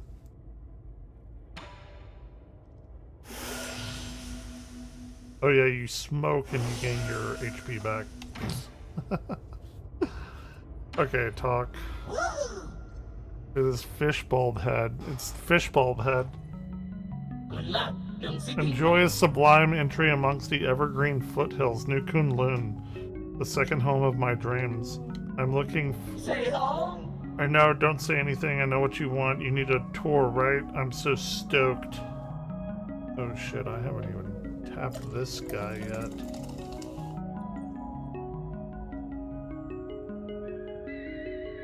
Don't just stand there, take a seat. Feel free to ask if you have any questions. Okay. Leaving already? So, from what I understand, right, in this game, at the very beginning, we got stabbed, and this little boy, like, saved us, okay? Little boy is like an actual, just a kid. Alright? And then he was like, oh, I'm so ready for the celebrate. Not everything. I'm going my own way, proving that making choices. Yeah, you do you. No hate. Just saying, you do come off as very, very cynical to most things, and I am too. I mean, I would hope that I come off as apathetic because I just don't give a fuck. I don't give a fuck about anyone. I don't give a fuck about myself. Don't give a fuck about what the universe is gonna do. Whatever. I'm gonna be here. I'm gonna play games. I'm gonna have a decent time. So I'm pretty nihilistic in that way. I just want to have a good time while I'm being nihilistic. It's called optimistic nihilism. I think I'm very centered on that point in these days. So I just don't care. I can't. Like, man, these are just the fucks that I have to give. Do you see all of the none of them? I just don't give a flying fuck about anything. I'd just as rather soon die tomorrow than continue living. But, you know, I wake up every day and I keep doing what I need to do to survive the next day because of biological urges. Lord knows I've tried suicide many times and none of them had taken. So, and I don't even believe in God. I don't even know why I said Lord knows. Actually, I do. Because I was raised in the South in a Southern Baptist Christian home. So, it's a weird thing. But anyway, I'm here playing video games, so that's what happens.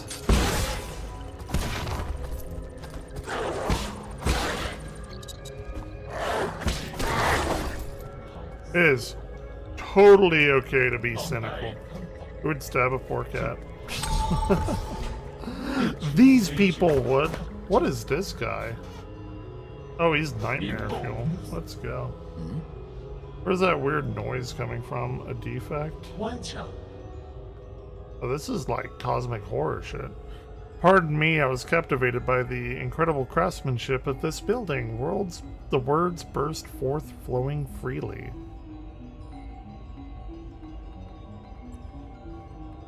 Comments broke? Don't know. I don't think so. Stab a poor cat. Who would stab a poor cat? Test. Its comments broke. Alexa, shut up. Circumstances of birth do not a sage make. I may run man-made circuitry, but I place my faith in poetry.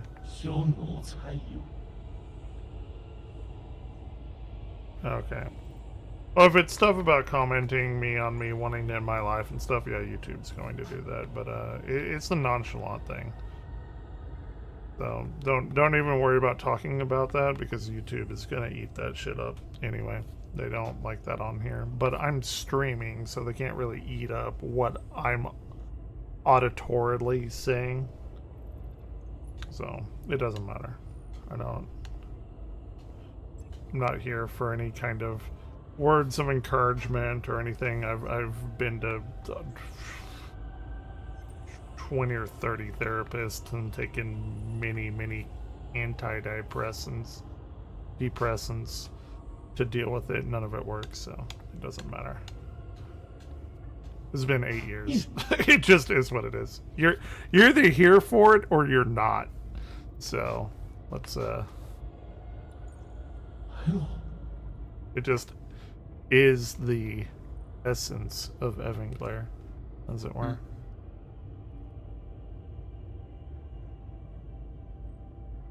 Jen is a keystone for all that harnesses. Dude, Jen is money. He needs money. Everyone needs money. I just got paid today. I have more fucking money in real life than I know what to goddamn do with. What is a dragon's whip?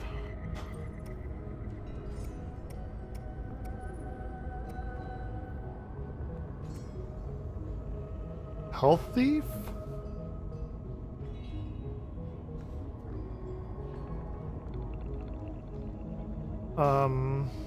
Yeah, you, like, if your intended idealization is to live, you should probably be careful.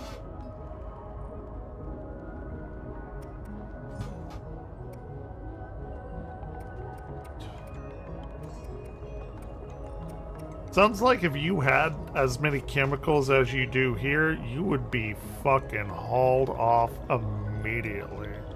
But you're in a war zone, so it's a little bit different.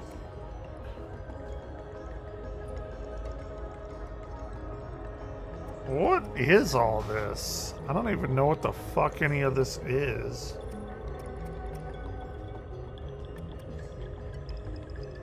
Shortens the time needed for Yi to use his medicine pipe? I don't give a fuck about that.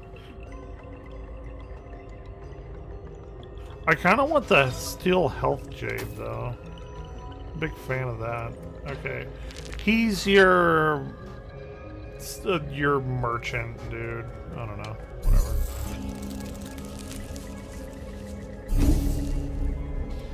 What are my jades here? We could play Silk Song. Let's play Silk Song.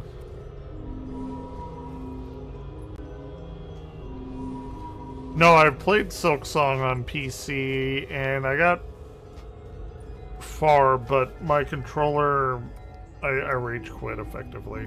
Okay, we rage quit on Silk Song. And I bought No Man's Sky. They actually just came out with one of their biggest updates ever. No Man's Sky was fucking panned when it came out. What, 15 years ago or something? 2013, 2014.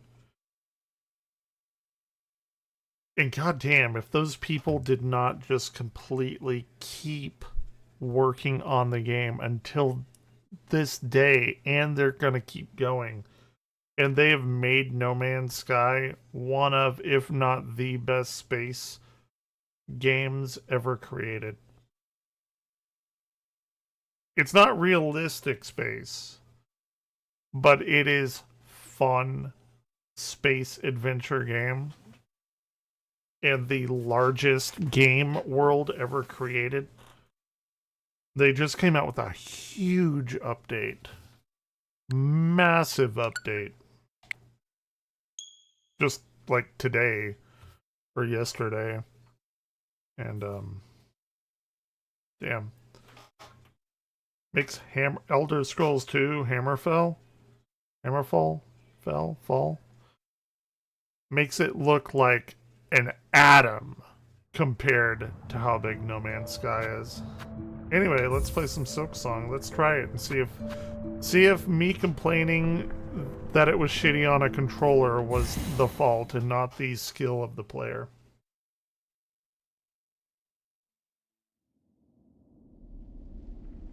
They see your beauty so frail and fine. They see your peace woven of faith and toil. They forget your heart, bound in slumber and servitude. When you wake, they shall see your truth. A beast's nature bare to all. The Fairloom's Folly by the conductor Romino. Guys, we got about 36 minutes until Mina. I'm really waiting.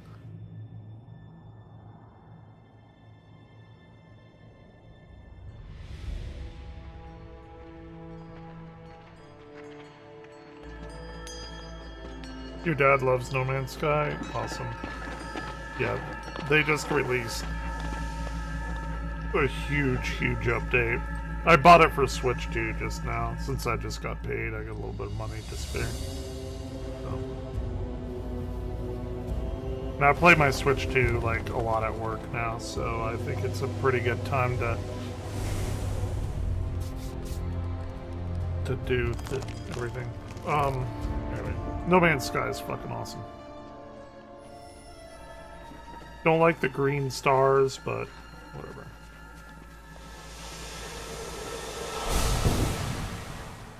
Oh shit. Here she goes.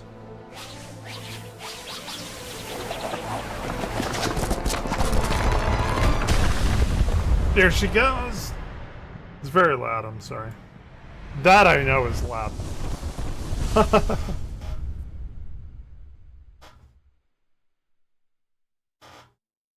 Is a hornet.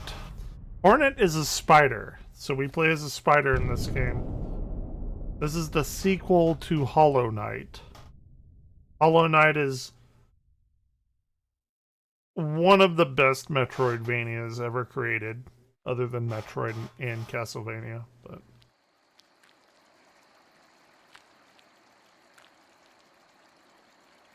this game is just hard. This game is just very difficult.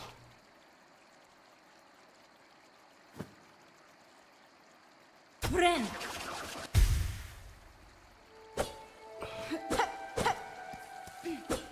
Not the first part. The first part isn't, but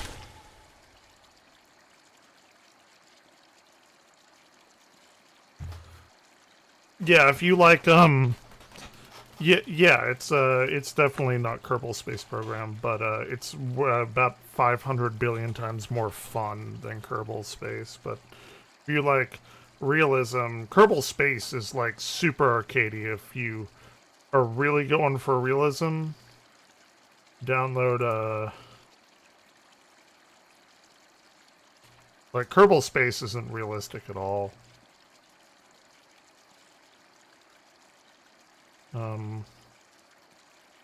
I think we talked about this. It's what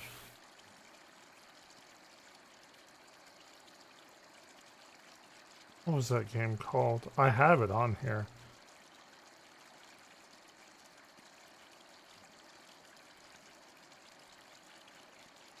When they...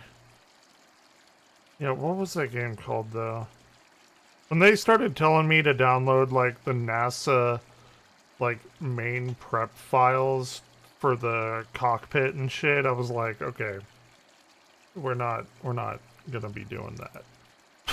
Like, not even as planetarium director. What was it called? I have it, but I have like 5 million games on here. Realistic. Space. Simulator.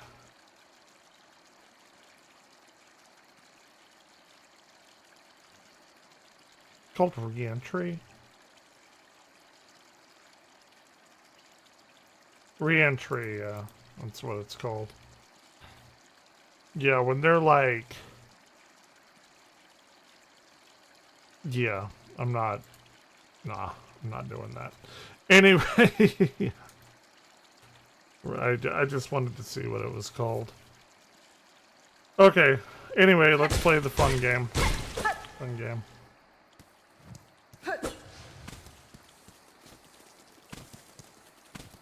Stupid bug. Kill the bug. Shell shards.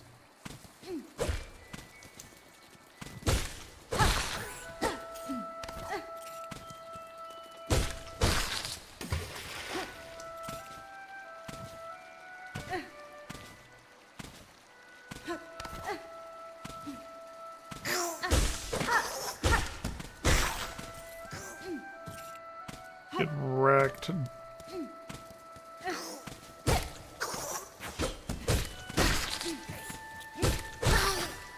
This is the latest game to break Steam. When this game came out, Steam went down. So many people were trying to download it. I predicted, like about an hour ago, that Mina the Hollower will do the same thing. I think more people are excited for Mina the Hollower than they were excited for Silksong. And Silksong was a huge, huge release.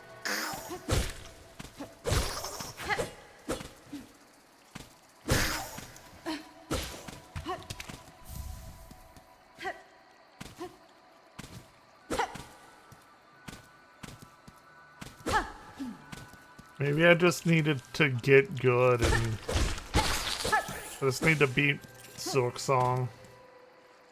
Well, I own it now on Switch and it has a better controller than I have on PC, so I guess. What are we doing here? What is happening?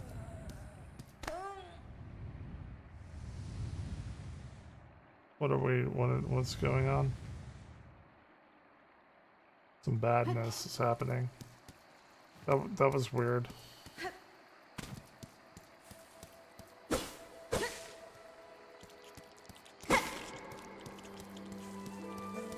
Oh, wait.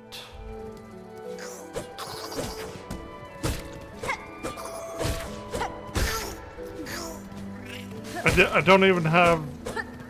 Is this... I don't even think this is the upgrade to the Switch 2 version. Not that it's any different, but I think it does play smoother, even though this is buttery smooth.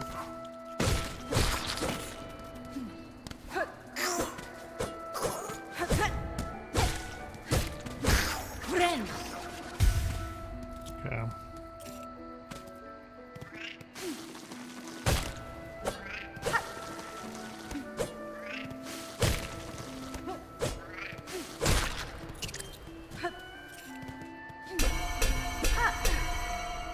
We don't get to go in there yet.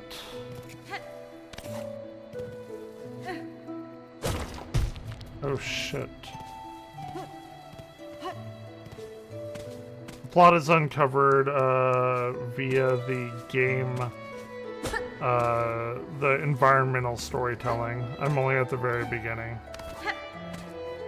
And also Hornet was seen in Hollow Knight. And Hollow Knight was easily 100-hour game if you wanted to complete everything. But much like Elden Ring, Dark Souls, all of that, all of this is environmental storytelling. It's not expositional. Hey, go here, do the thing, grab a key. This is the Dark Knight. I need you to kill him. It's not that. It's all done visually.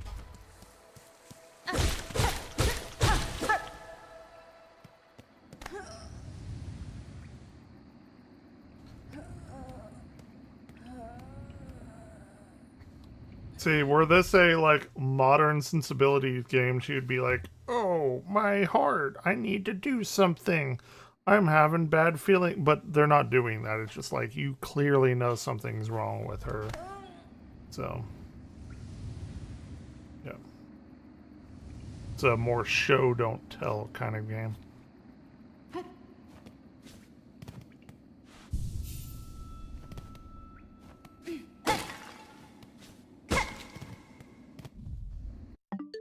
And we need to see if... No, this is the Switch 2 edition. Okay, so I don't even have to go do anything.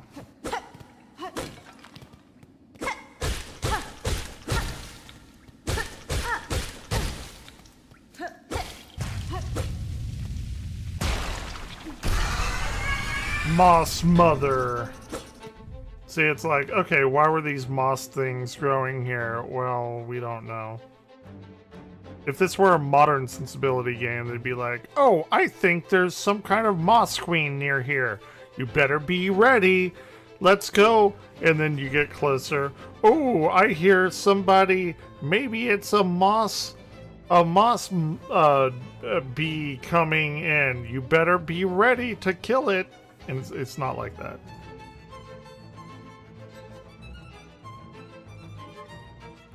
Dude, I love Elden Ring. Elden Ring is so fucking good. I'm waiting for it to come out. I'll double dip and buy it on the Switch too. Just because it's that good. Fuck, Elden Ring is so good. Star Wars going... So alright, let's beat Moss Mother here.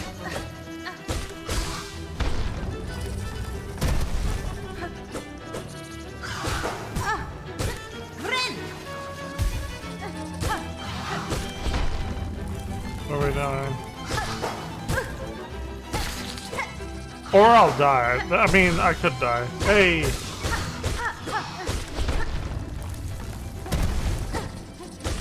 Man, the D-pad is so much better than on my PC controller. Nintendo always has good D-pads.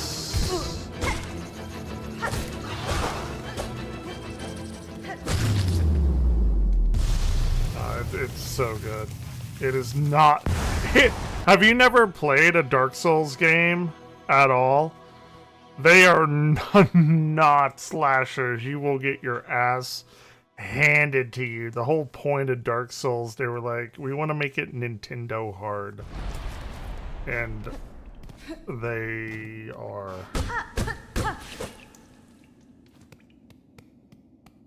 So, no, yeah.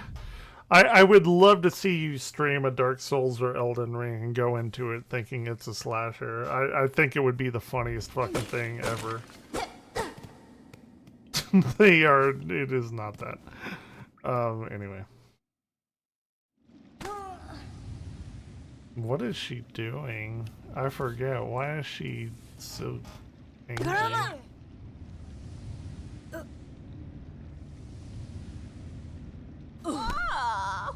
Oh no. Oh no.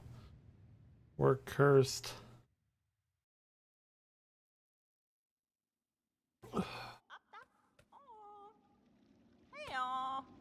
Hey, come on. Hey, look, I'm Papa. What are you doing? Up with you, up. I won't have you dying on my floor. Wake at last. You should mind your strength, traveler. There's no use in wasting energy on an old nobody like me. I see now that, madam, my welcome to your land has not been kind. I had reason to be wary. See, this is a big change from Hollow Knight. Hollow Knight never said anything. Hornet here does, and it's weird that she's a spider, but her name is Hornet. You know, it's whatever. So you're another pilgrim, eh? Scuttled out of the darkness to climb the great path and bow at its gilded peak. That's fine. I'm no pilgrim, I am Hornet, and I arrived in your land by no choice of my own. I was brought to your kingdom by force, captured by strange bugs clad in veils. Oh, how curious. The bugs of the citadel at the summit of our land. They veil themselves in service to their faith, or perhaps as slaves to something greater. Then I shall seek their citadel if the veiled bugs would go to such lengths to bring me here. I intend to find out why. Oh, ferocious, intimidating. Yours is no pilgrim's spirit. I've got the hiccups. You have the bearing of a hunter. Welcome then, fierce traveler, to Fairloom, our holy yet haunted land. Before you depart, permit an old bug a brief warning. Best keep that weapon drawn. Our kingdom is gripped by a curse. Its path grows wild and dangerous. And though some still attempt to climb the citadel at the crest, none return to speak of what they see. Yay. So in Hollow Knight, the first game, you go down. And in Silk Song, you climb up. Which I think is quite it's very look at the fucking art, the backgrounds and everything. It's so good. Anyway, like, this is more environmental storytelling. Like that thing. Oh fuck, I fell down again. Yeah, not in Hollow Knight. You like go down and down, and you go into the deep nest, and Hollow Knight's so good. Hollow Knight's like literally nearly a perfect game. It's like a 10 out of 10. God, Hollow Knight is so fucking good. It's got the perfect skill level.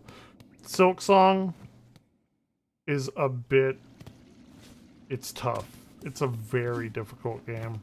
That's why I rage quit. But we'll see with the new controller, like I said. It's like the 8th time I've said that. But... And I've made it like quite far in Silk Song, but there were just some spots that bosses killed me, and I was like, fuck this. Yeah.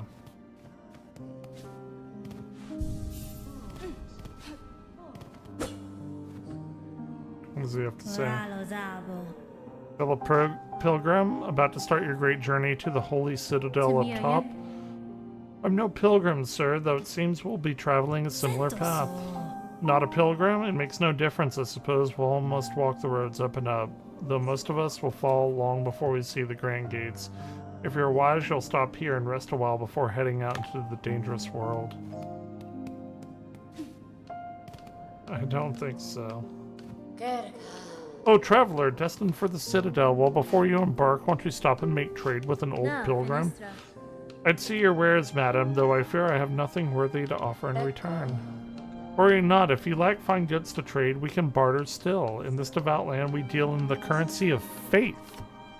Rosaries! Those are finely carved beads of prayer. If you only share some with me, I will trade you something fair. Yeah, we rosaries are the currency. Who is this fellow? What's this you're building, sir? Some kind of sign? Ah, you're a sharp bug, a wish wall. It's past time this old camp had one. As a resident fixer, I've taken it upon myself to sort it out. They're a popular thing among Fairloom. Wish walls, useful too. So many prayers left go unanswered. Alright, take it easy. We got about 15 minutes until Mina. I am so excited for Mina.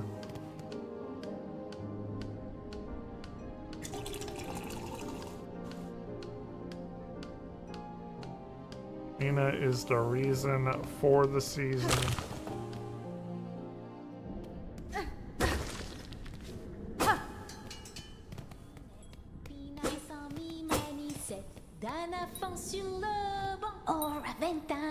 Oh, hear me pray, hear me sing, my path ahead. There's the one thing I can't squeeze past, O gate of bones, so please wake up and help. Oh? What do you sing, little one? The bony gates seem like a poor audience. But of course I sing. I am Sherma, a pilgrim like you. I hear the call of the great citadel just like every other devout soul. But look here, as soon as our sacred journey begins, we are tested. This huge gate stands between us and the way forward. Only holy prayer and song will open the way in this kingdom. Even mighty bone is moved by music. Join your voice with mine, Red Maiden. You and me, my lucky chime, will sing together until the great gate opens. It's very cute.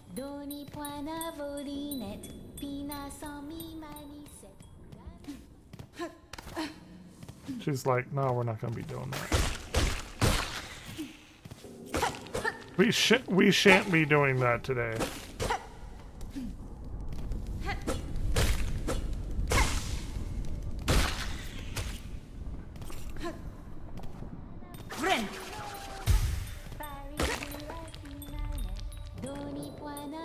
Shit, I thought I was further. Okay, never mind.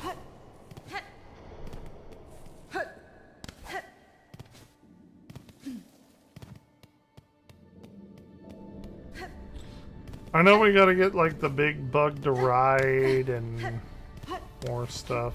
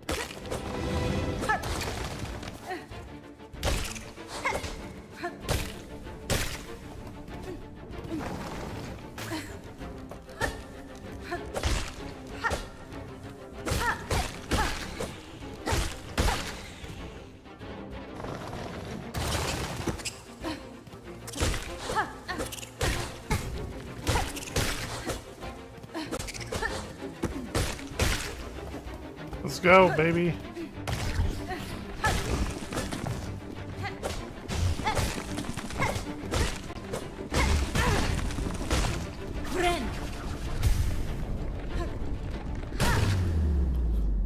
Did we do it? I guess we did. No deaths yet. Yet.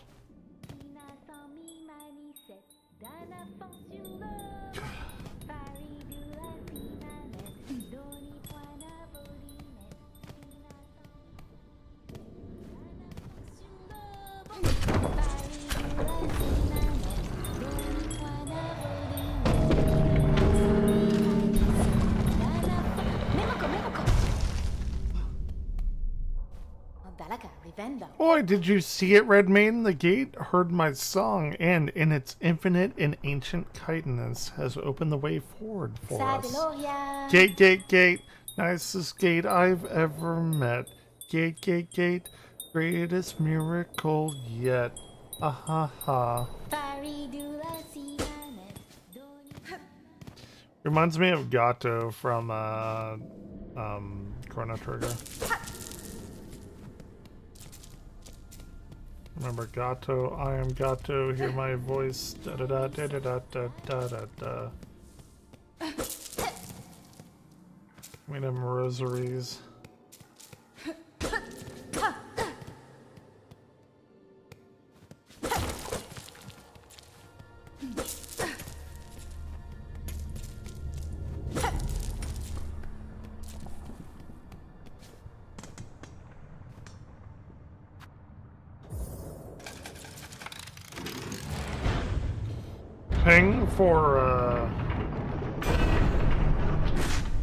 Paying for benches is kind of diabolical. I'm not.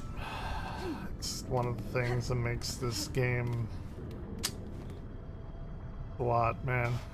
You are blessed to walk the foundations of Fairloom. Humble yourself before the shells of those who gave their lives to hold our kingdom's weight.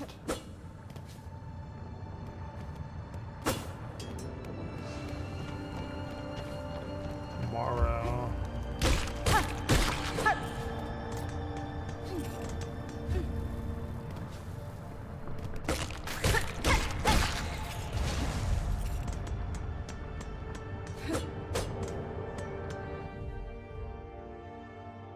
We're at 10:48.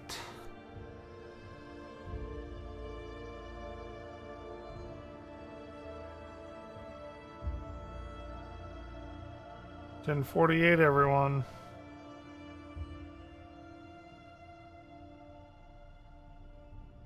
Everyone saw the back rooms, but I am not watching it.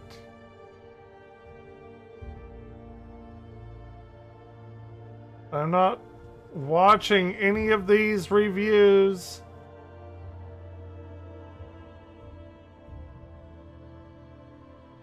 Dude, everyone... Dude, there's so many fucking Backrooms reviews now because everyone's seen it. I'm not watching any of them until tomorrow. And the only ones I really care about are the people that are invested in the lore.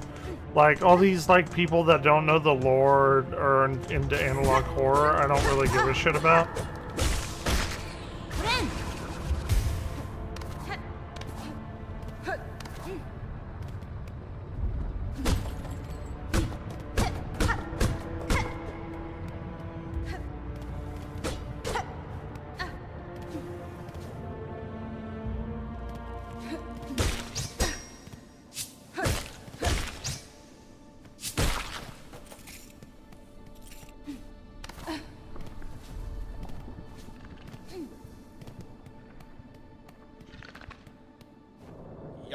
Aha! Native of these fiery lowland approaches. Have no fear, my friend. We fleas are but humble travelers. Well met, sir. Though like you, I am not of these lands. I'm merely journeying through. Kindred spirit, it's good luck for wanderers to meet on an unfamiliar path. And now that we have met, I am the flea master Mushgod, leader of the caravan. Our own journey has barely begun, but you're most welcome to tarry here. A wild stranger, where ways are dark and winding. Good bugs must stay close together. Oh, Dodeshna, I am saying, welcome to our caravan. You're a very funny, very strange flea, isn't it? No fur at all, and your wings fall off. I'd suggest, of course, us fleas are famous monks giving jokes. Dodeshna, stranger, you're looking a little tired, is it? Unhealthy? You can rest here with us. It's nice and dark, and warmth from below brings good health. Still, you should make care to not stay much long. You are not a flea after all. Okay, he's a little xenophobic there. But, okay.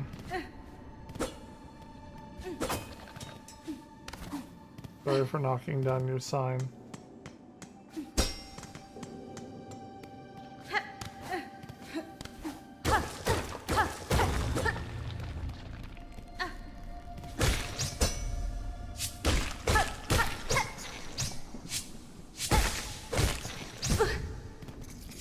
Get the fuck out of here, you stupid piece of shit.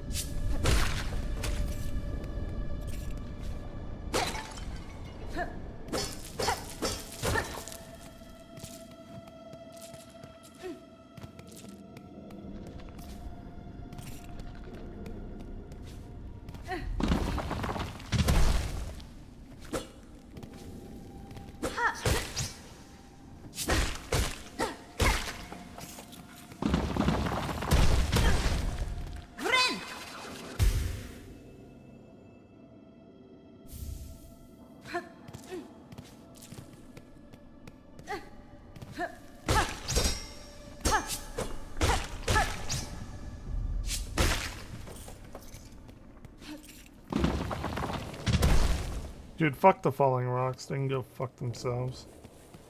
Okay.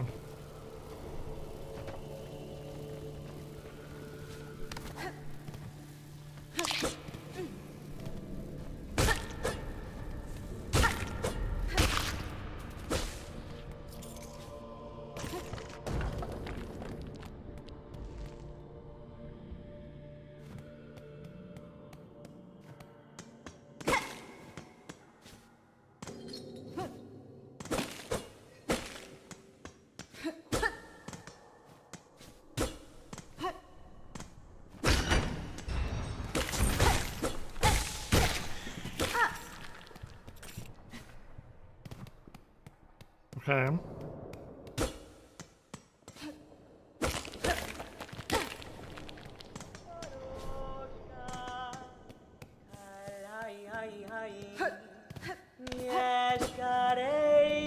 Oh, it's oh my gosh. Boshanka! My land, that is the way warriors greet each other, for though you are a child and barely hatched, you are also a warrior. Your stance, your weapon, your movements, all proclaim it so. You have seen a keen sight for my skill bug, but my childhood has long since passed. What has happened here? I see signs of battle all around. These strange shuffling pilgrims in the camp below, they were docile enough, but here they seem to have lost their senses. They cry out to the darkness and attack their fellow travelers. Yakanesh, keep your weapon drawn and your bearings true.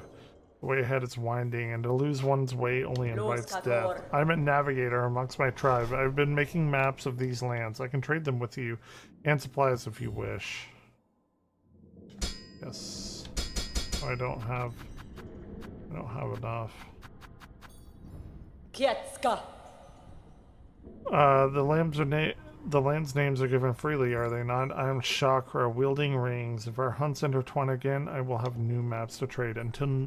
Till then, farewell, child wielding needle.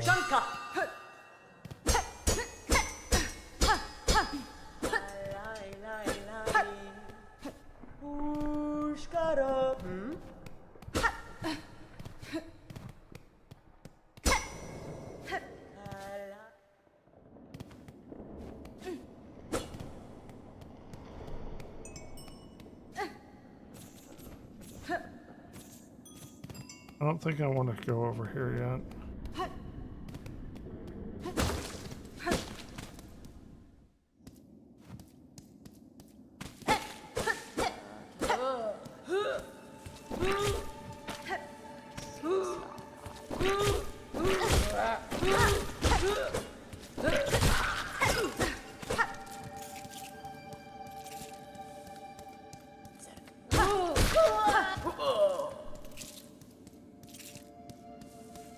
This is how you farm rosaries early on.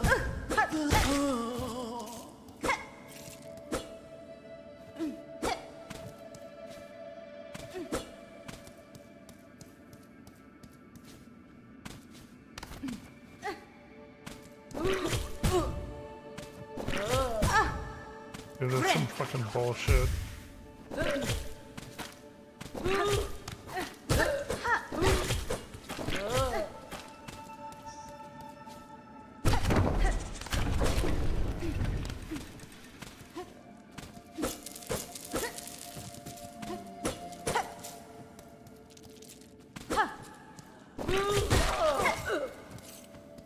Get wrecked.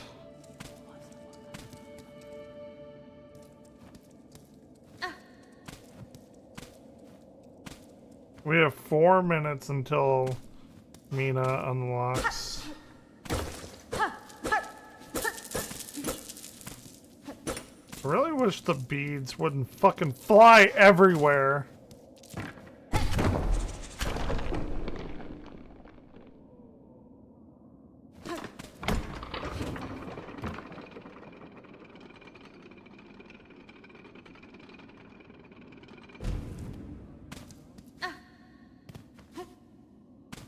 Actually, I have to go to the bathroom.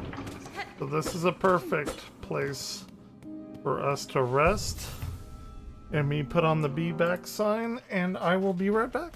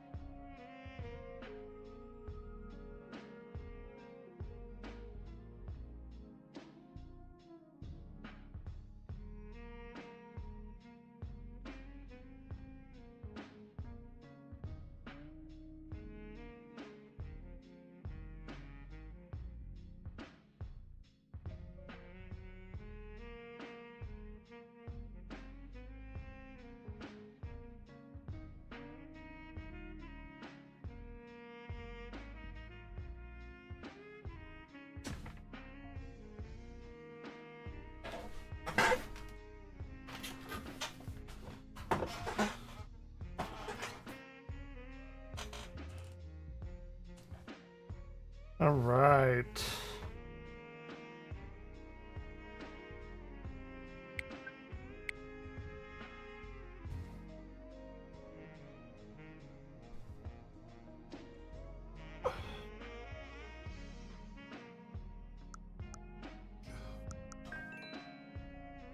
We're just waiting.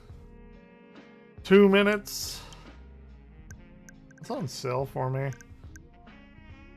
Yeah, Dragon Quest VII Reimagined is like probably so good, but I would rather get it on a game cartridge if possible. I don't know if that's even possible.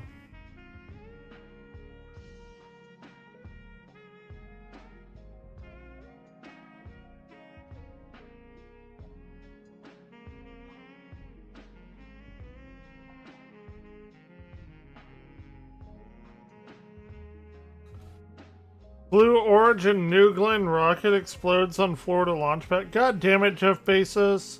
You fucking dumb piece of shit. And that breaking news we are staying on top of tonight, Blue Origin exploding. Take a look at your screen right now. This is the New Glenn rocket. It exploded. Dude, that's a badass explosion. Hold on, though.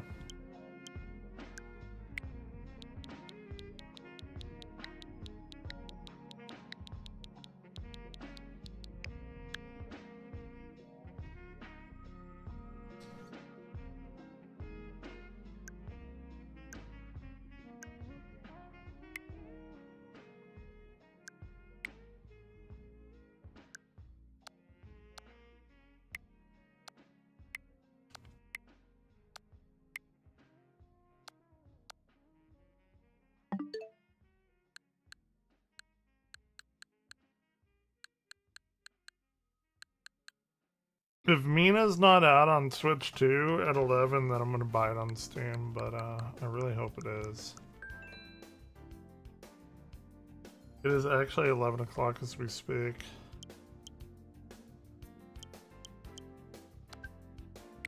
I'm gonna close the eShop. I'm gonna open it again. It just turned 11.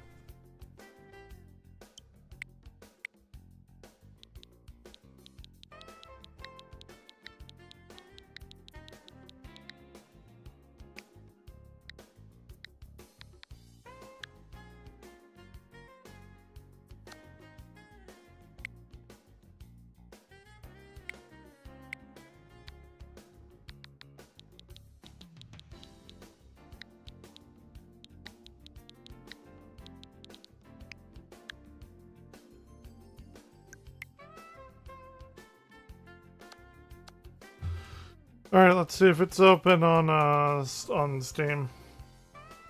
Because I'll play it on Steam. I don't give a shit. I just want to play it.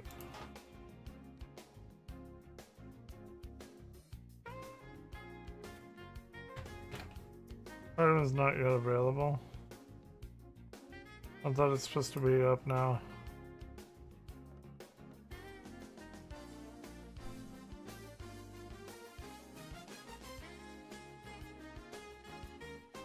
Okay.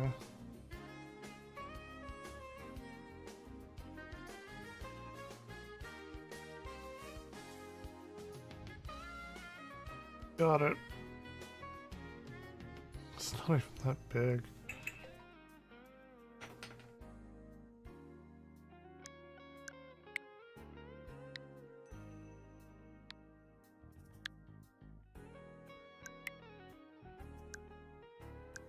See, the thing is, I don't think that, I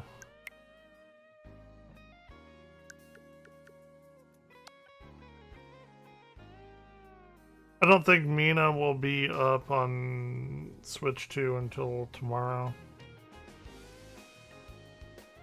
So, I guess it's Mina time.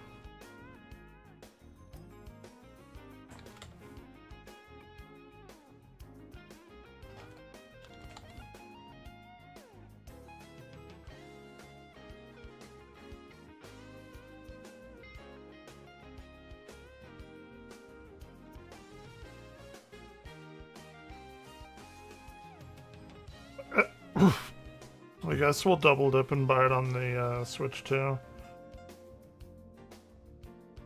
And play like with a different weapon or something.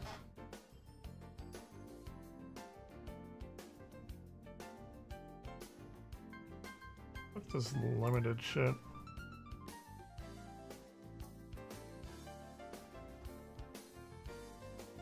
Okay, I'm just waiting for it to download. 22 fucking minutes. Why is it's only 700 megs?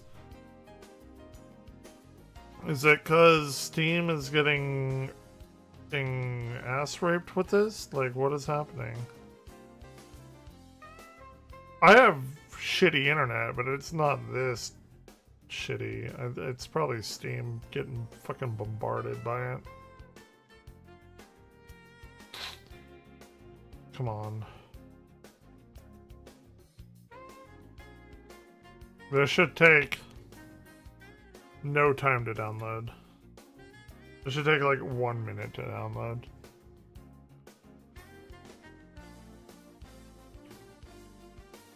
If that.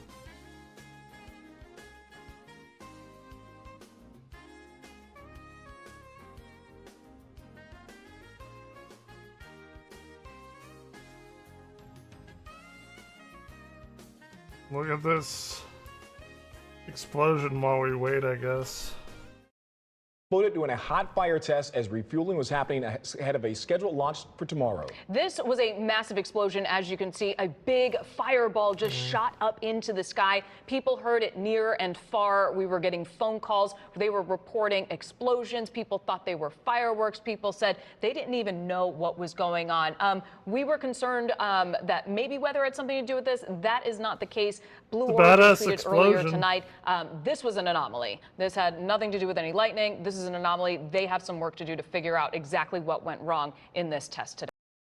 Kind of weird Jeff salute Bezos for also Mina. tweeting out this statement saying all personnel are accounted for and safe. Why is it is too taking early to know the like- root cause, but we are already It working should to not find be it. going Very that rough slow. day, but we'll rebuild. Whatever needs rebuilding and get think back they're to getting flying. hit It's worth it. And we showed you the video of when the explosion happened. Stuart, people were sending us video from their cell phones. They went to their window, they ran outside, and wherever they were, they stopped what they were doing just to take video of what they were seeing. This happened around 9 o'clock tonight, so a lot of people were out doing that final walk Yep. of the evening, and they started calling our newsroom immediately because they didn't think that there was a planned launch for tonight. There was no planned launch for the night. This is one of those videos that we got from viewers. As you can see how God bright it is damn. outside, almost as if the Jesus. sun is coming up right across the river to the launch Holy pad. Again, no shit. injuries reported because no one was actually over there during this refueling hot fire, but this is going to have implications going forward with NASA, Artemis program, and Blue Origin as a whole. And we do want to get out live to our crew that's on the ground right now. Patrick Perez is live there on the scene. Patrick, what can you tell us and what are you seeing from where you are? Well, he's not on the scene. He's near the scene, but not on it. Well, Michelle, right now we're about 2 minutes away from the Blue Origin facility. We're still trying to get closer to where all of this happened, but wanted to pull over to kind of give you an idea as to what we're hearing from these viewers of ours. We've been hearing from people from Volusia County, obviously in Brevard County, people in Volusia County in Bundles. Port Orange, for example, saying that they felt this boom. They looked Bundles up into for the a sky. brand new game It almost people looked have like been the sun waiting was for still setting at 9 several p.m. years. I spoke with a man named George Clippert. He was actually at the Cape Canaveral Hospital with his daughter. It's gonna take They me were standing on the a helipad. He while. was trying to show her where exactly he 15 lives in minutes. this area and the view Shouldn't from be there. like When that, they but saw this whatever. explosion out in the distance, we've been playing that video for you. I'm surprised they got it.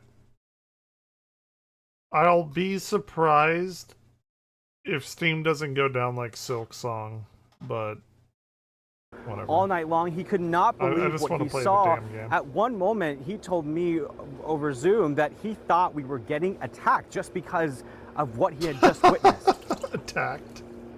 I've never felt so weird in my life. I thought we were under attack, to be honest with you. It We didn't witnessed hit an me that it was a explosion. rocket until I got in my car and started heading back home, and I watched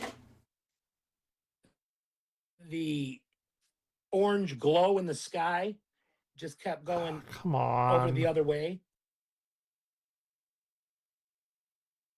People saw this sort of happen. Again, they were driving around. Maybe they were in Volusia County, like I mentioned. They look up in the sky. Suddenly the sky is orange, even though it's 9 p.m. And then, of course, some felt this boom. I even think I saw a comment, and I think Lindsay mentioned this as well, that someone's Ring doorbell camera, because of the boom, also was activated because of all of this. So no doubt. Oh, this was at Cape Canaveral. Okay, so that was probably a big thing. If they were filling up on Cape Canaveral, yeah, that because this isn't like fucking SpaceX filling up near where is it, Brownsville or whatever, like wherever it is in South Texas where I am. I'm not in South Texas, I'm in North Texas, but Cape Canaveral is like a big thing. A Like, lot of probably, people shaken probably to not their the core best. tonight, but especially those who were in close proximity to this rocket explosion. We're going to try to get closer to where all of this happened, but for now, that is the. Yeah, well, that's what happens. Launch trailer. Let's watch a trailer while we download it.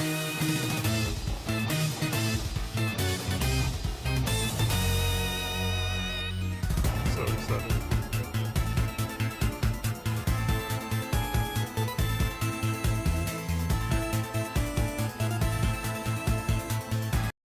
I've been waiting for this game. Actually, I've been waiting for like 3 years, or since really Shovel Knight completed and they announced, but whenever that was. But really, I was so fucking pumped to play this game on Halloween of last year, and at the last fucking second they canceled it, and I'm like, where is it? Me and everyone else were like, where is it? And now what, October, November, December, January, February, March, April, May, really June. Let's go June for like 7 months, nothing. God damn, I've been waiting for this shit forever. So excited.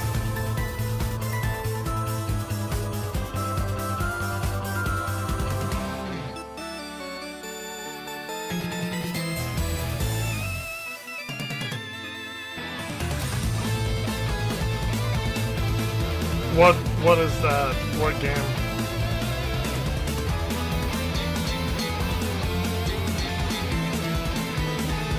Oh shit!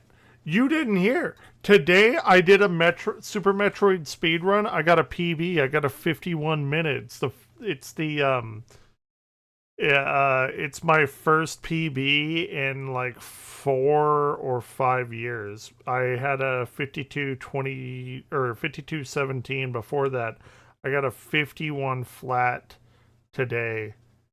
And maybe not flat, but give or take a second or two. But I did a weird run. I didn't think there was some really, really quick parts about it. And then there was some parts that I completely fucked up on. But I got a PB today of 51 minutes on Super Metroid. And it's like I'm actually kind of still in shock from it. Because the last time that I got a PB was like 4 years ago. So there was some really cool shit that happened. And the thing is, I fucked up a lot. But now I know, like, I fucked up so much that I feel a sub 50 in my grasp. That's how much I know I fucked up. And then like Nerdy Neat came in and he was like, imagine if you had done all of those other parts as well as you could have. And I'm like, yeah, I could have probably made a 49. I could have probably hit the 40s. Fuck, dude, I don't know. But anyway, it's very cool for me personally.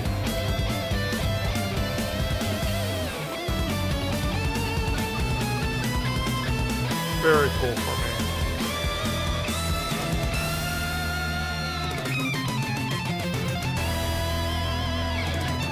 Dude, this music is awesome.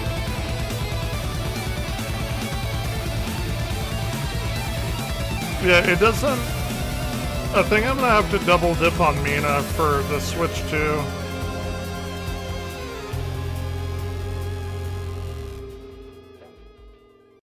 Because I'm on a Switch 2 store right now, and I don't think that they're going to update until...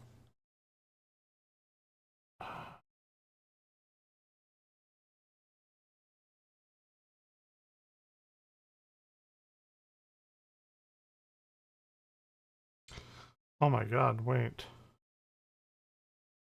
No, they do have it.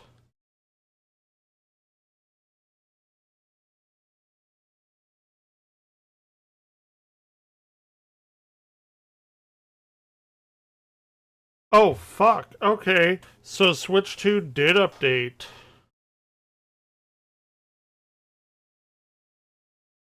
Yeah, 1,200 screens is wild. Well,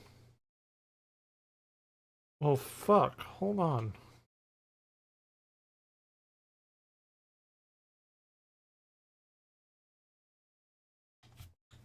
Is this gonna download quicker?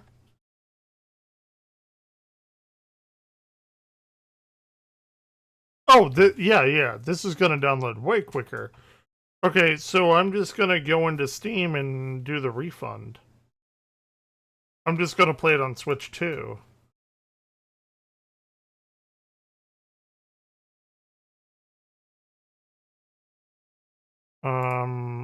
I'm just gonna get the refund then. And it's gonna download it's gonna be like 7 minutes on Switch 2. I haven't even played it. They'll give me a refund. Dude, Steam's refund policy is like the best fucking consumer thing ever. Okay. Well, great. Fucking great.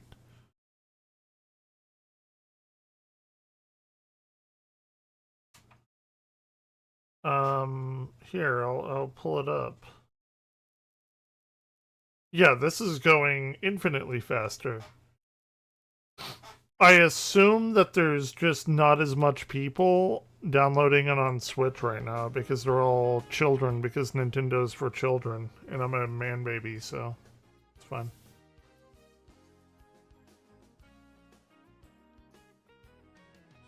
Great. Love it. Love to see it.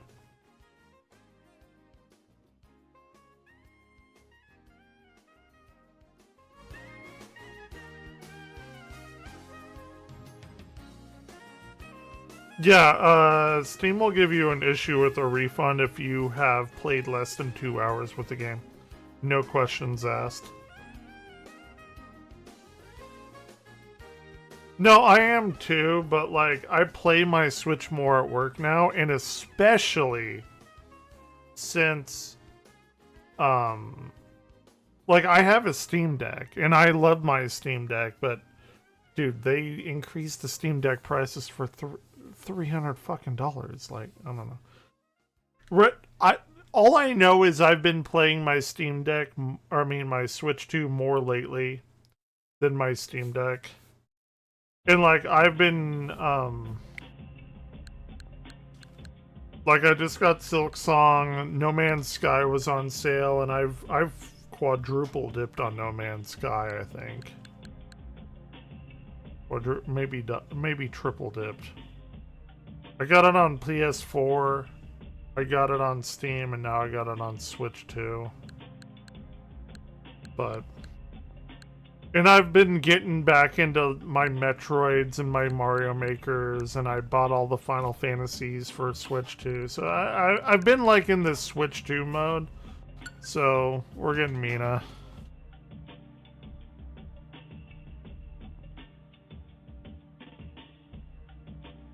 Really? Not OLED. Okay. I have the like 1 terabyte OLED that I bought for $650, and then they... what was it, yesterday, 2 days ago, they bumped it up $300 fucking dollars. I love my Switch 2, my Steam Deck, don't get me wrong. I've just been playing my Switch 2 more, so this is what I wanted to buy it on. And the Pro Controller is better than my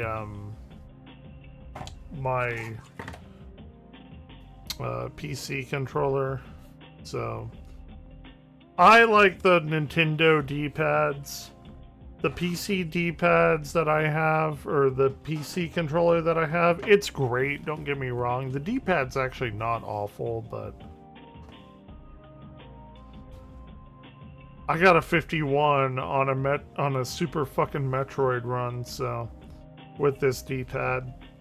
I'm gonna take this shit every time that I can. So we got 1 more minute until Mina. I did play the demo of Mina whenever it came out. I guess they removed it or something. And, because you could select between the 3 weapons and you could play it multiple times and the weapons played completely differently. So, I guess we're about to play it. They're not different buttons. Not on the Pro Controller. So the Pro Controller has a regular fucking D-pad like they've always had. See it? Pro Controller was fucking expensive too. It's like $100 goddamn dollars. All right, here we go. We're here. We're playing the game. We're actually... I haven't been this excited for a game in so long. And I don't have to be at work early tomorrow.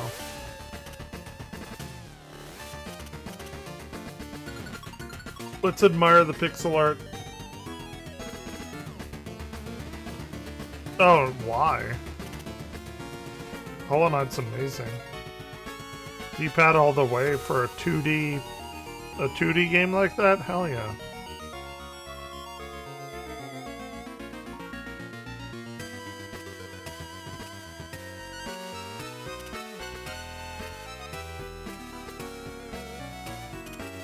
So, I used to play, a game called Mouse Guard.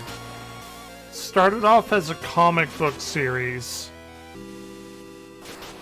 and then it came out as a tabletop series. Dude, hell yeah. What are our options? Okay.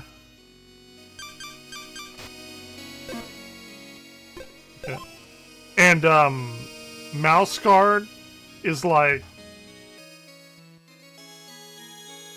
the vibe of it is like Lord of the Rings, but then you're fighting birds. Like, birds are like your dragons and shit. Like you're a mouse, and seasons play a huge role in Mouse Guard and stuff. I don't know. But playing as a mouse, like, I've done that in tabletop gaming, and that's why this game is, like, speaking to me. Anyway. Dude, why is music... We want music all the way up. Why would we not? Video... Okay.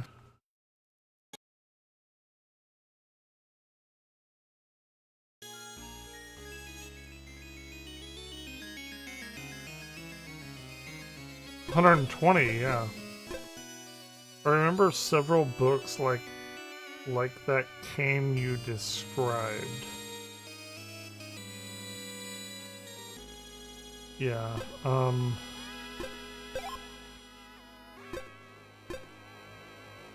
We're fine, we're fine. Okay, we're fine, we're fine. We're fucking fine, let's go. Let's fucking go. 10, okay. Copy, delete, okay, let's, has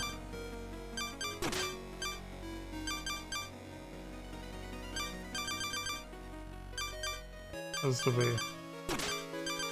How many, things can we enter?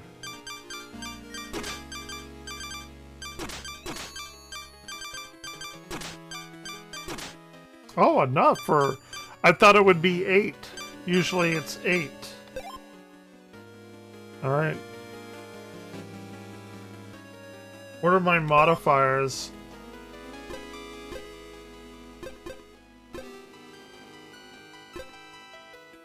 Starting, enabled, favorite, combo, visual. Okay, I'm not gonna fuck with any of this right now.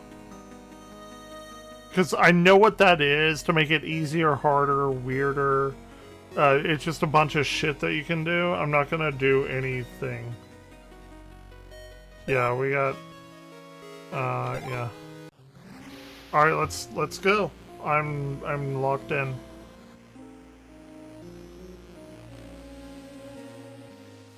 Dear Mina, in the dimming light of Tenebrious Isle, I write this with great unease. 10 years have passed since your ingenious spark generators brought prosperity to the central city of Ossex. Now their light falters, warping the landscape. Baron Lionel, your esteemed patron, has requested your aid. Your expertise as the creator of these generators and your skill as a hallower will both be crucial, for the issue may be deeper than mere technical faults. We trust in your ability to unravel the mystery and restore the generators.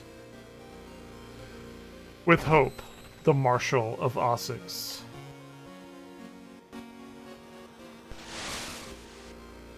Tenebrious Isle.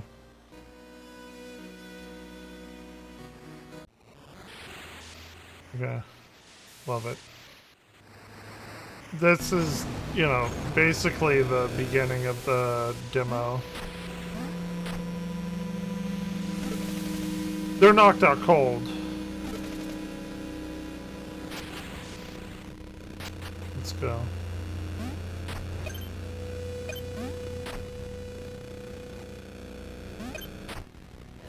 Jump.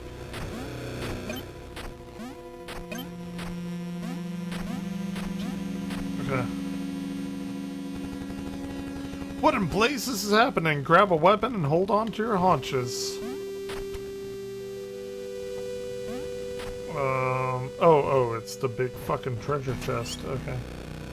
What? Okay, of the three, Whisper and Vesper, a pair of nimble daggers. Night Star or Blaze Striker Maul. I think...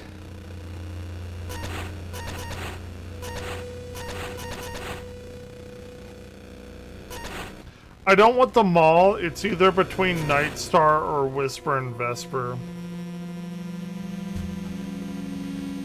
I'm gonna go... I'm gonna do random number generator.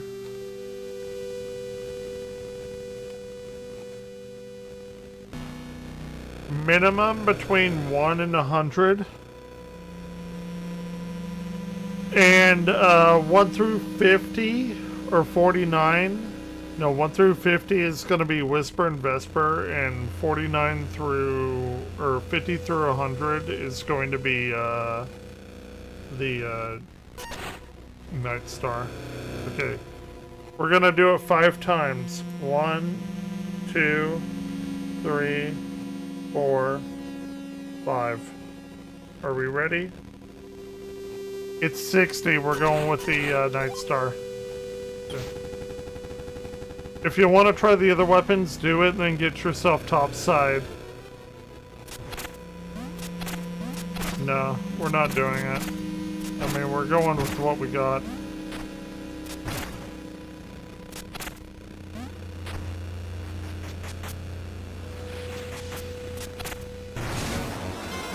Oh shit. They clearly wanted this to be like God of War, the first God of War.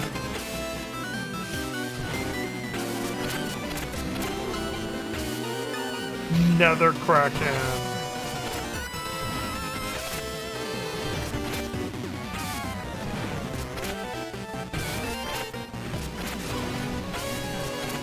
Oh, fuck off.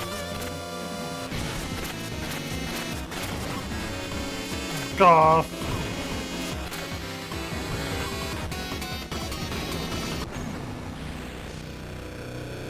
I don't think we were supposed to win that. I think it's a Super Metroid kind of thing.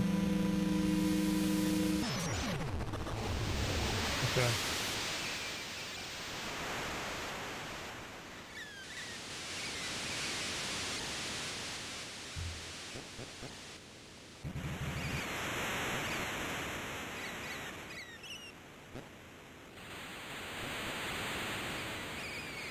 One second.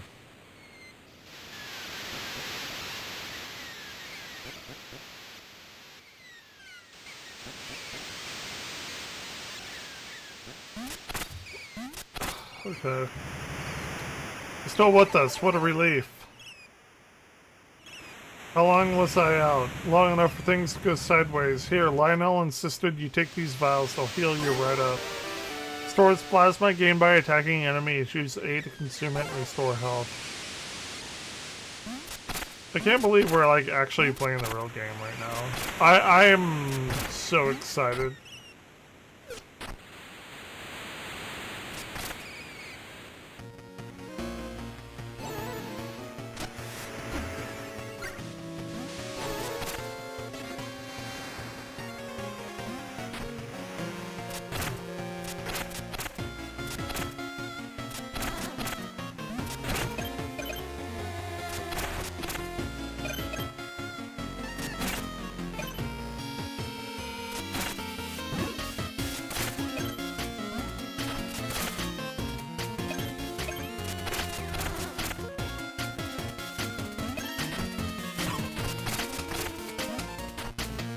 I think the reflections are new. I don't remember the reflections in the demo.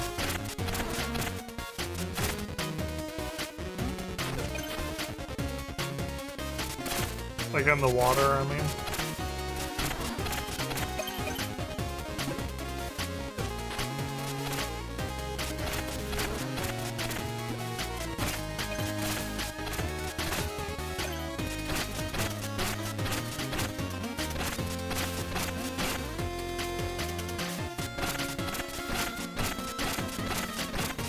Does it not break?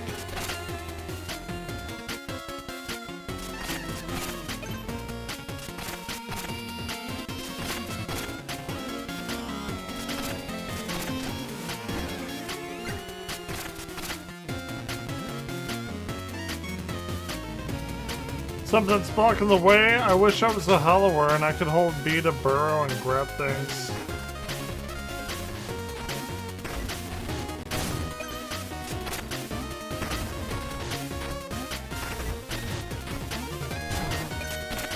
Get wrecked.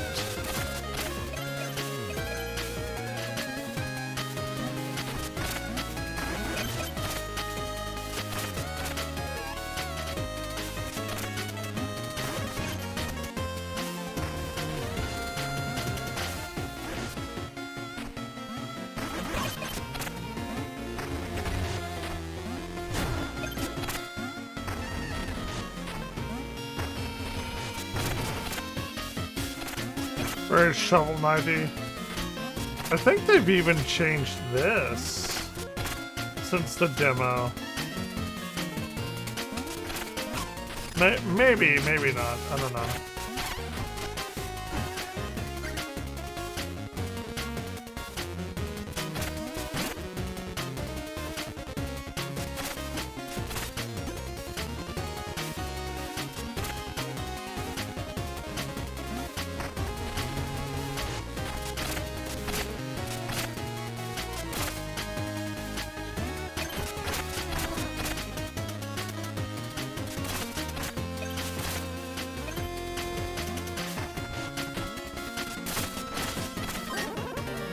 Condensed bones that can be lost. Spend at item shops. Okay.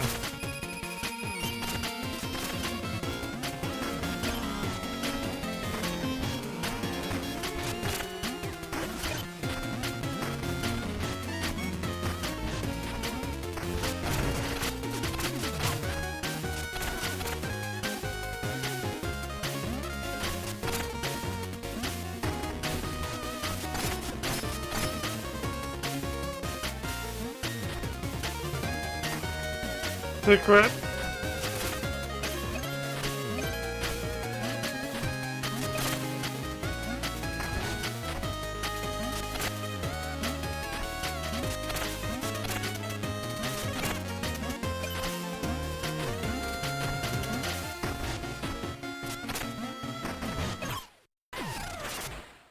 Oh, I died.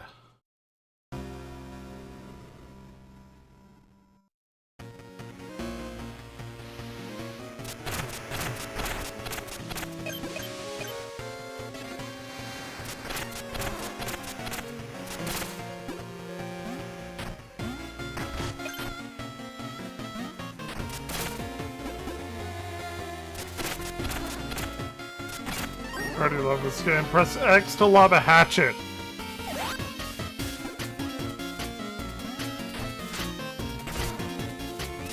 Got him.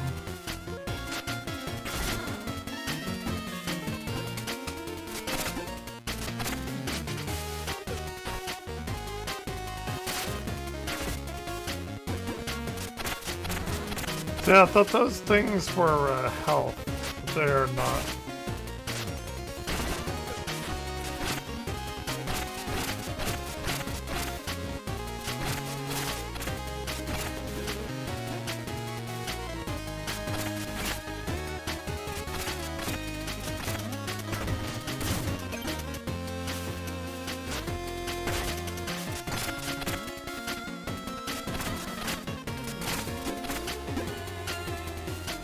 I didn't even have the secondary weapon last time, so...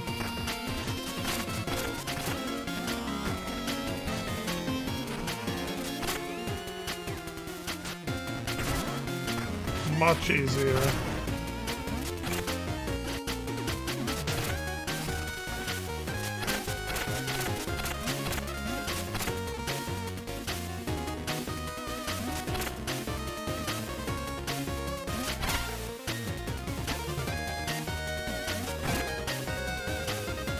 Big win, big win.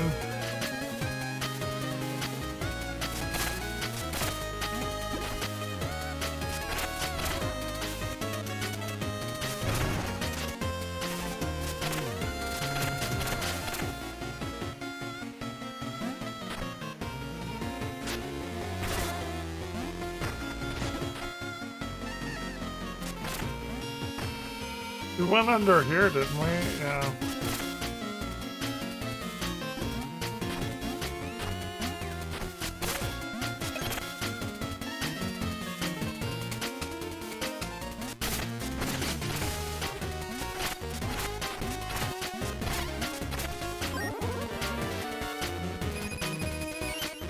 Okay.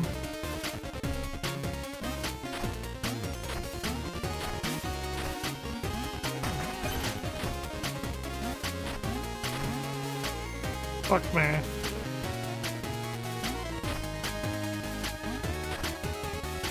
Come on, Mina.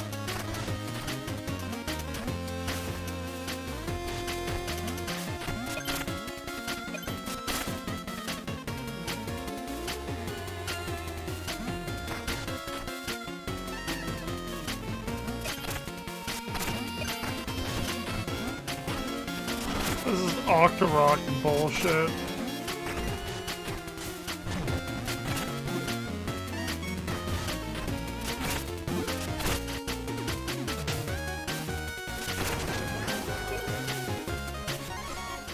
Phone up!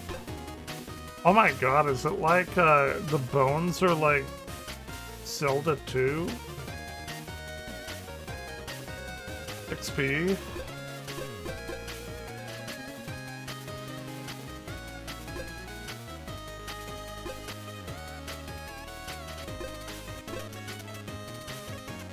I'm guessing probably defense, right?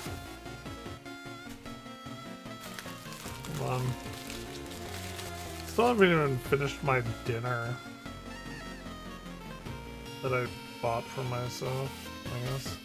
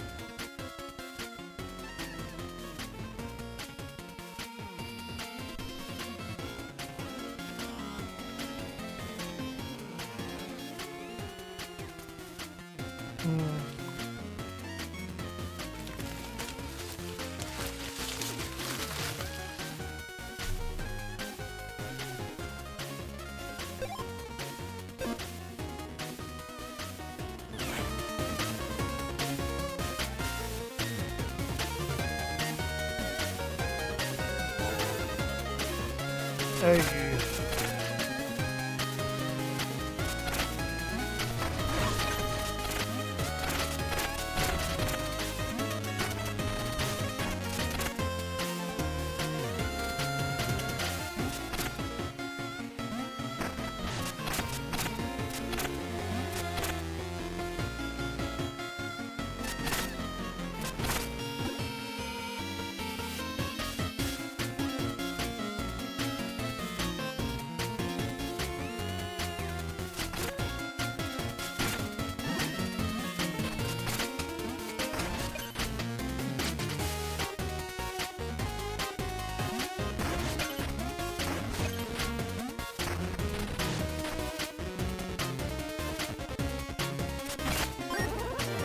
Gyro dagger. Press X to throw a spinning dagger that returns like a boomerang. Ooh.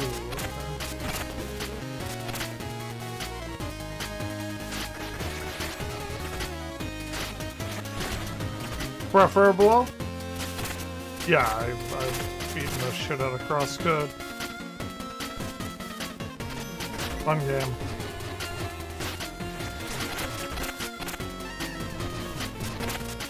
Oh, SNES throwback kind of game.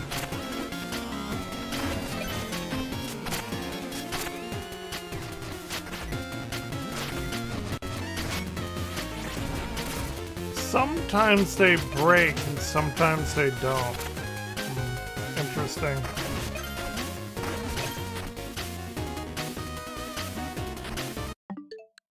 Do I have crosscode on here?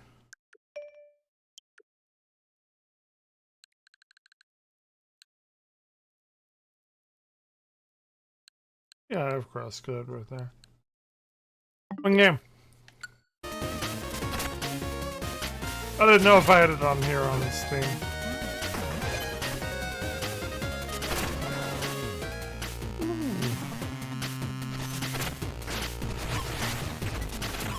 Oh, they are incredibly aggressive.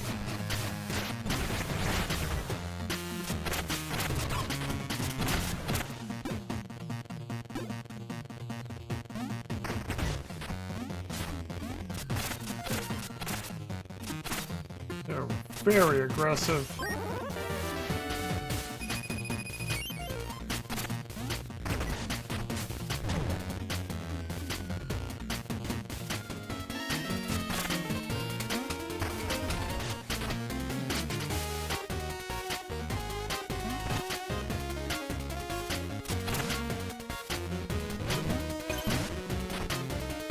Oh, double jump, okay.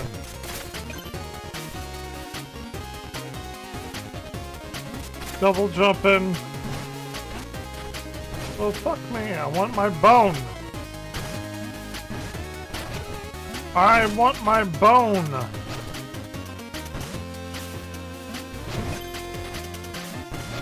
I got that one anyway.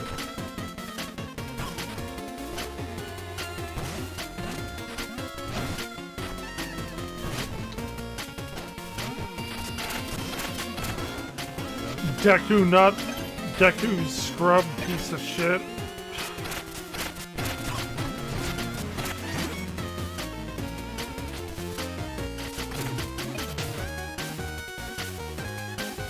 Good chance I'm gonna die, but be alright.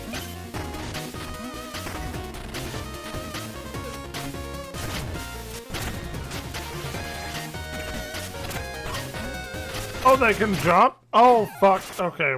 I got the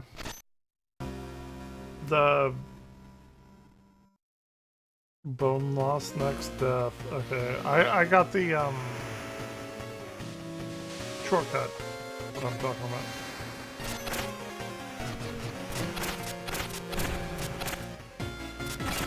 Yeah. I need 3 more bones until level up. Come on.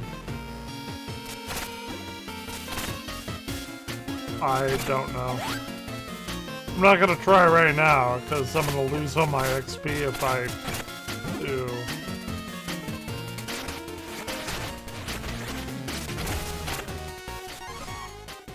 Okay, now I can try. attack, right? Oh boy.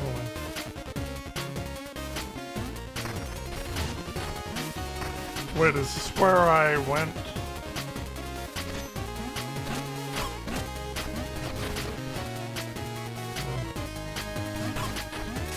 I don't think you can. Oh, I'm not. I could be just bad at video games, so don't take that as a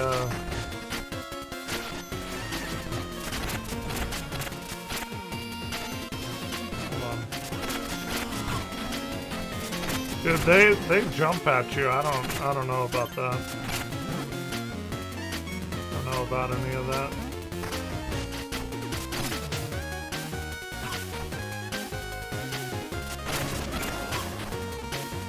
Oh, and there was a thing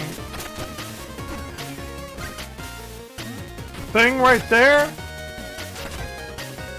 Come on, come on.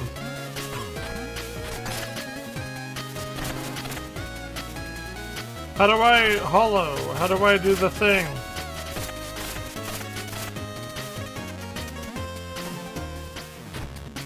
Oh, we're in another area. Okay. Wait, I'm not your enemy. I'm with Lionel's guard. Thorn and his conspirators attacked us. They blew us up with the spark generator. Or they blew up the spark generator. Flames, destruction, and everything. I barely made it out alive. Okay. Oh shit, that's some tech. That's some new tech. That's new tech.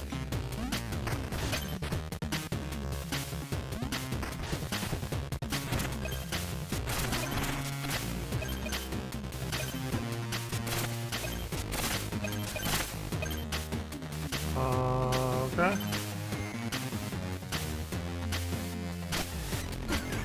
God damn it. Actually, I probably should have done that. That was probably the right thing to do. Okay. Key. Gear. It's not a key. It's not a gear. It's a little bit of both.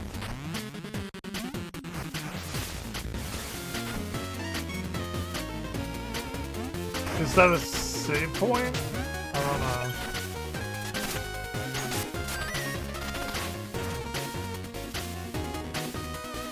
It's the most obtuse way of unlocking something.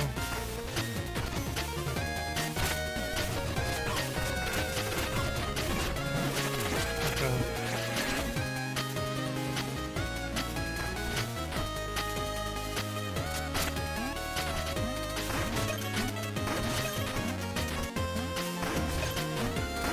Interesting.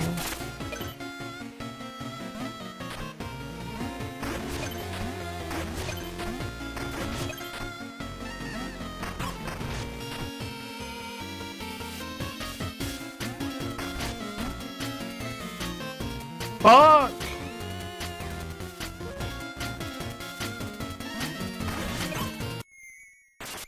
I died. I lost all my shit. Wait. One lost next death. But I already unlocked the thing. I don't need to go like back and do it, so it doesn't really matter.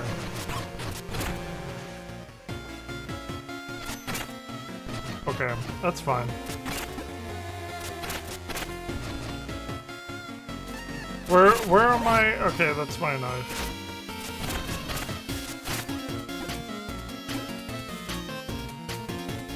Completely fine.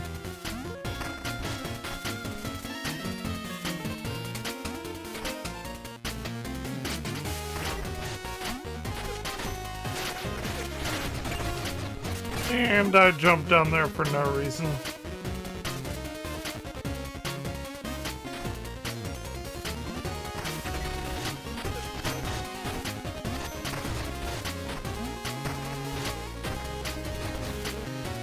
Yeah, I'm already back to where I was.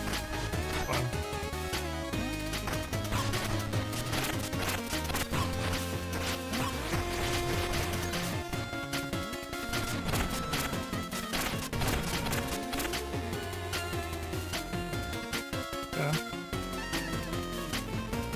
Come on.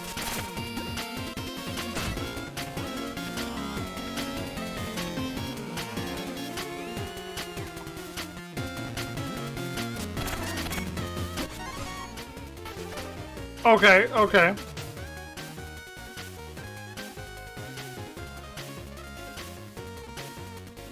So do I get 2 bone stones if I do this? I think I want that.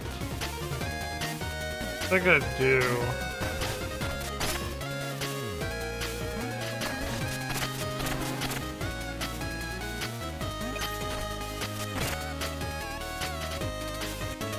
I think that's a bone stone or something. I don't know.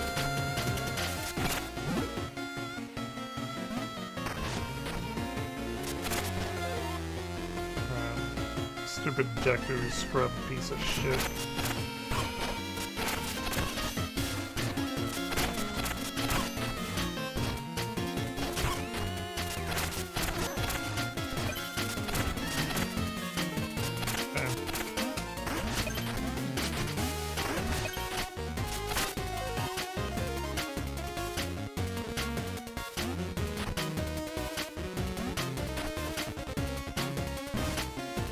Secret level!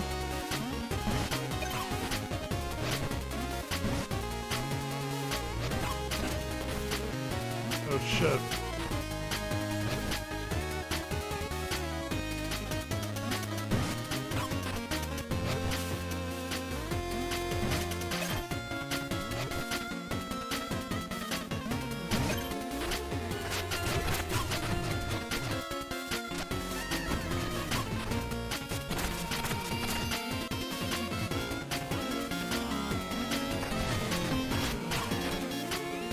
Get wrecked.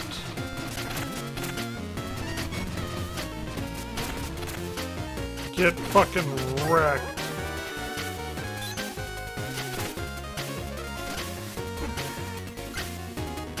Okay. I probably should have picked up these stones. It's probably why they're there. In hindsight, you know, maybe.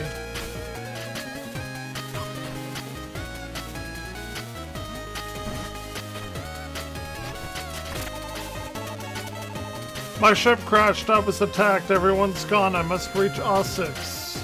Could you please help? The door stays shut. You think you best keep moving. I'll shuck you know. Here, take these bones. Might buy you something if there's anything left out there.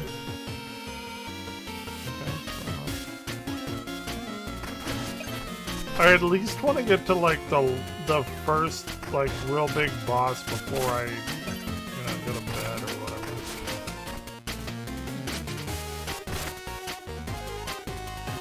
What I'm aiming for here.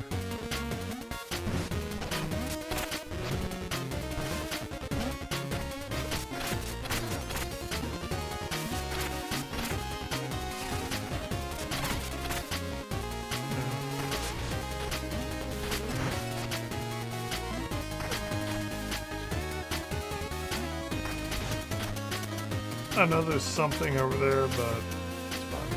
We'll be alright.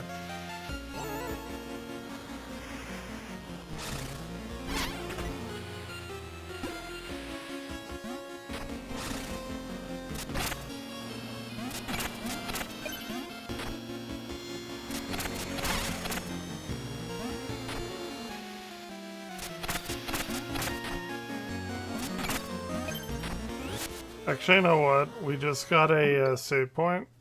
I'm pretty fucking tired. It's nearly 12. I just wanted to play the game a little bit. And I think I'm going to go to bed. But I will be back tomorrow. Probably later. Well, maybe not super late. I don't know. I'm going to see the Backrooms movie tomorrow at 5:30. So I'll probably be back by 9 or something. So yeah. Anyway, it was fun. I am super excited. So yeah, I will see you later, man. Good night.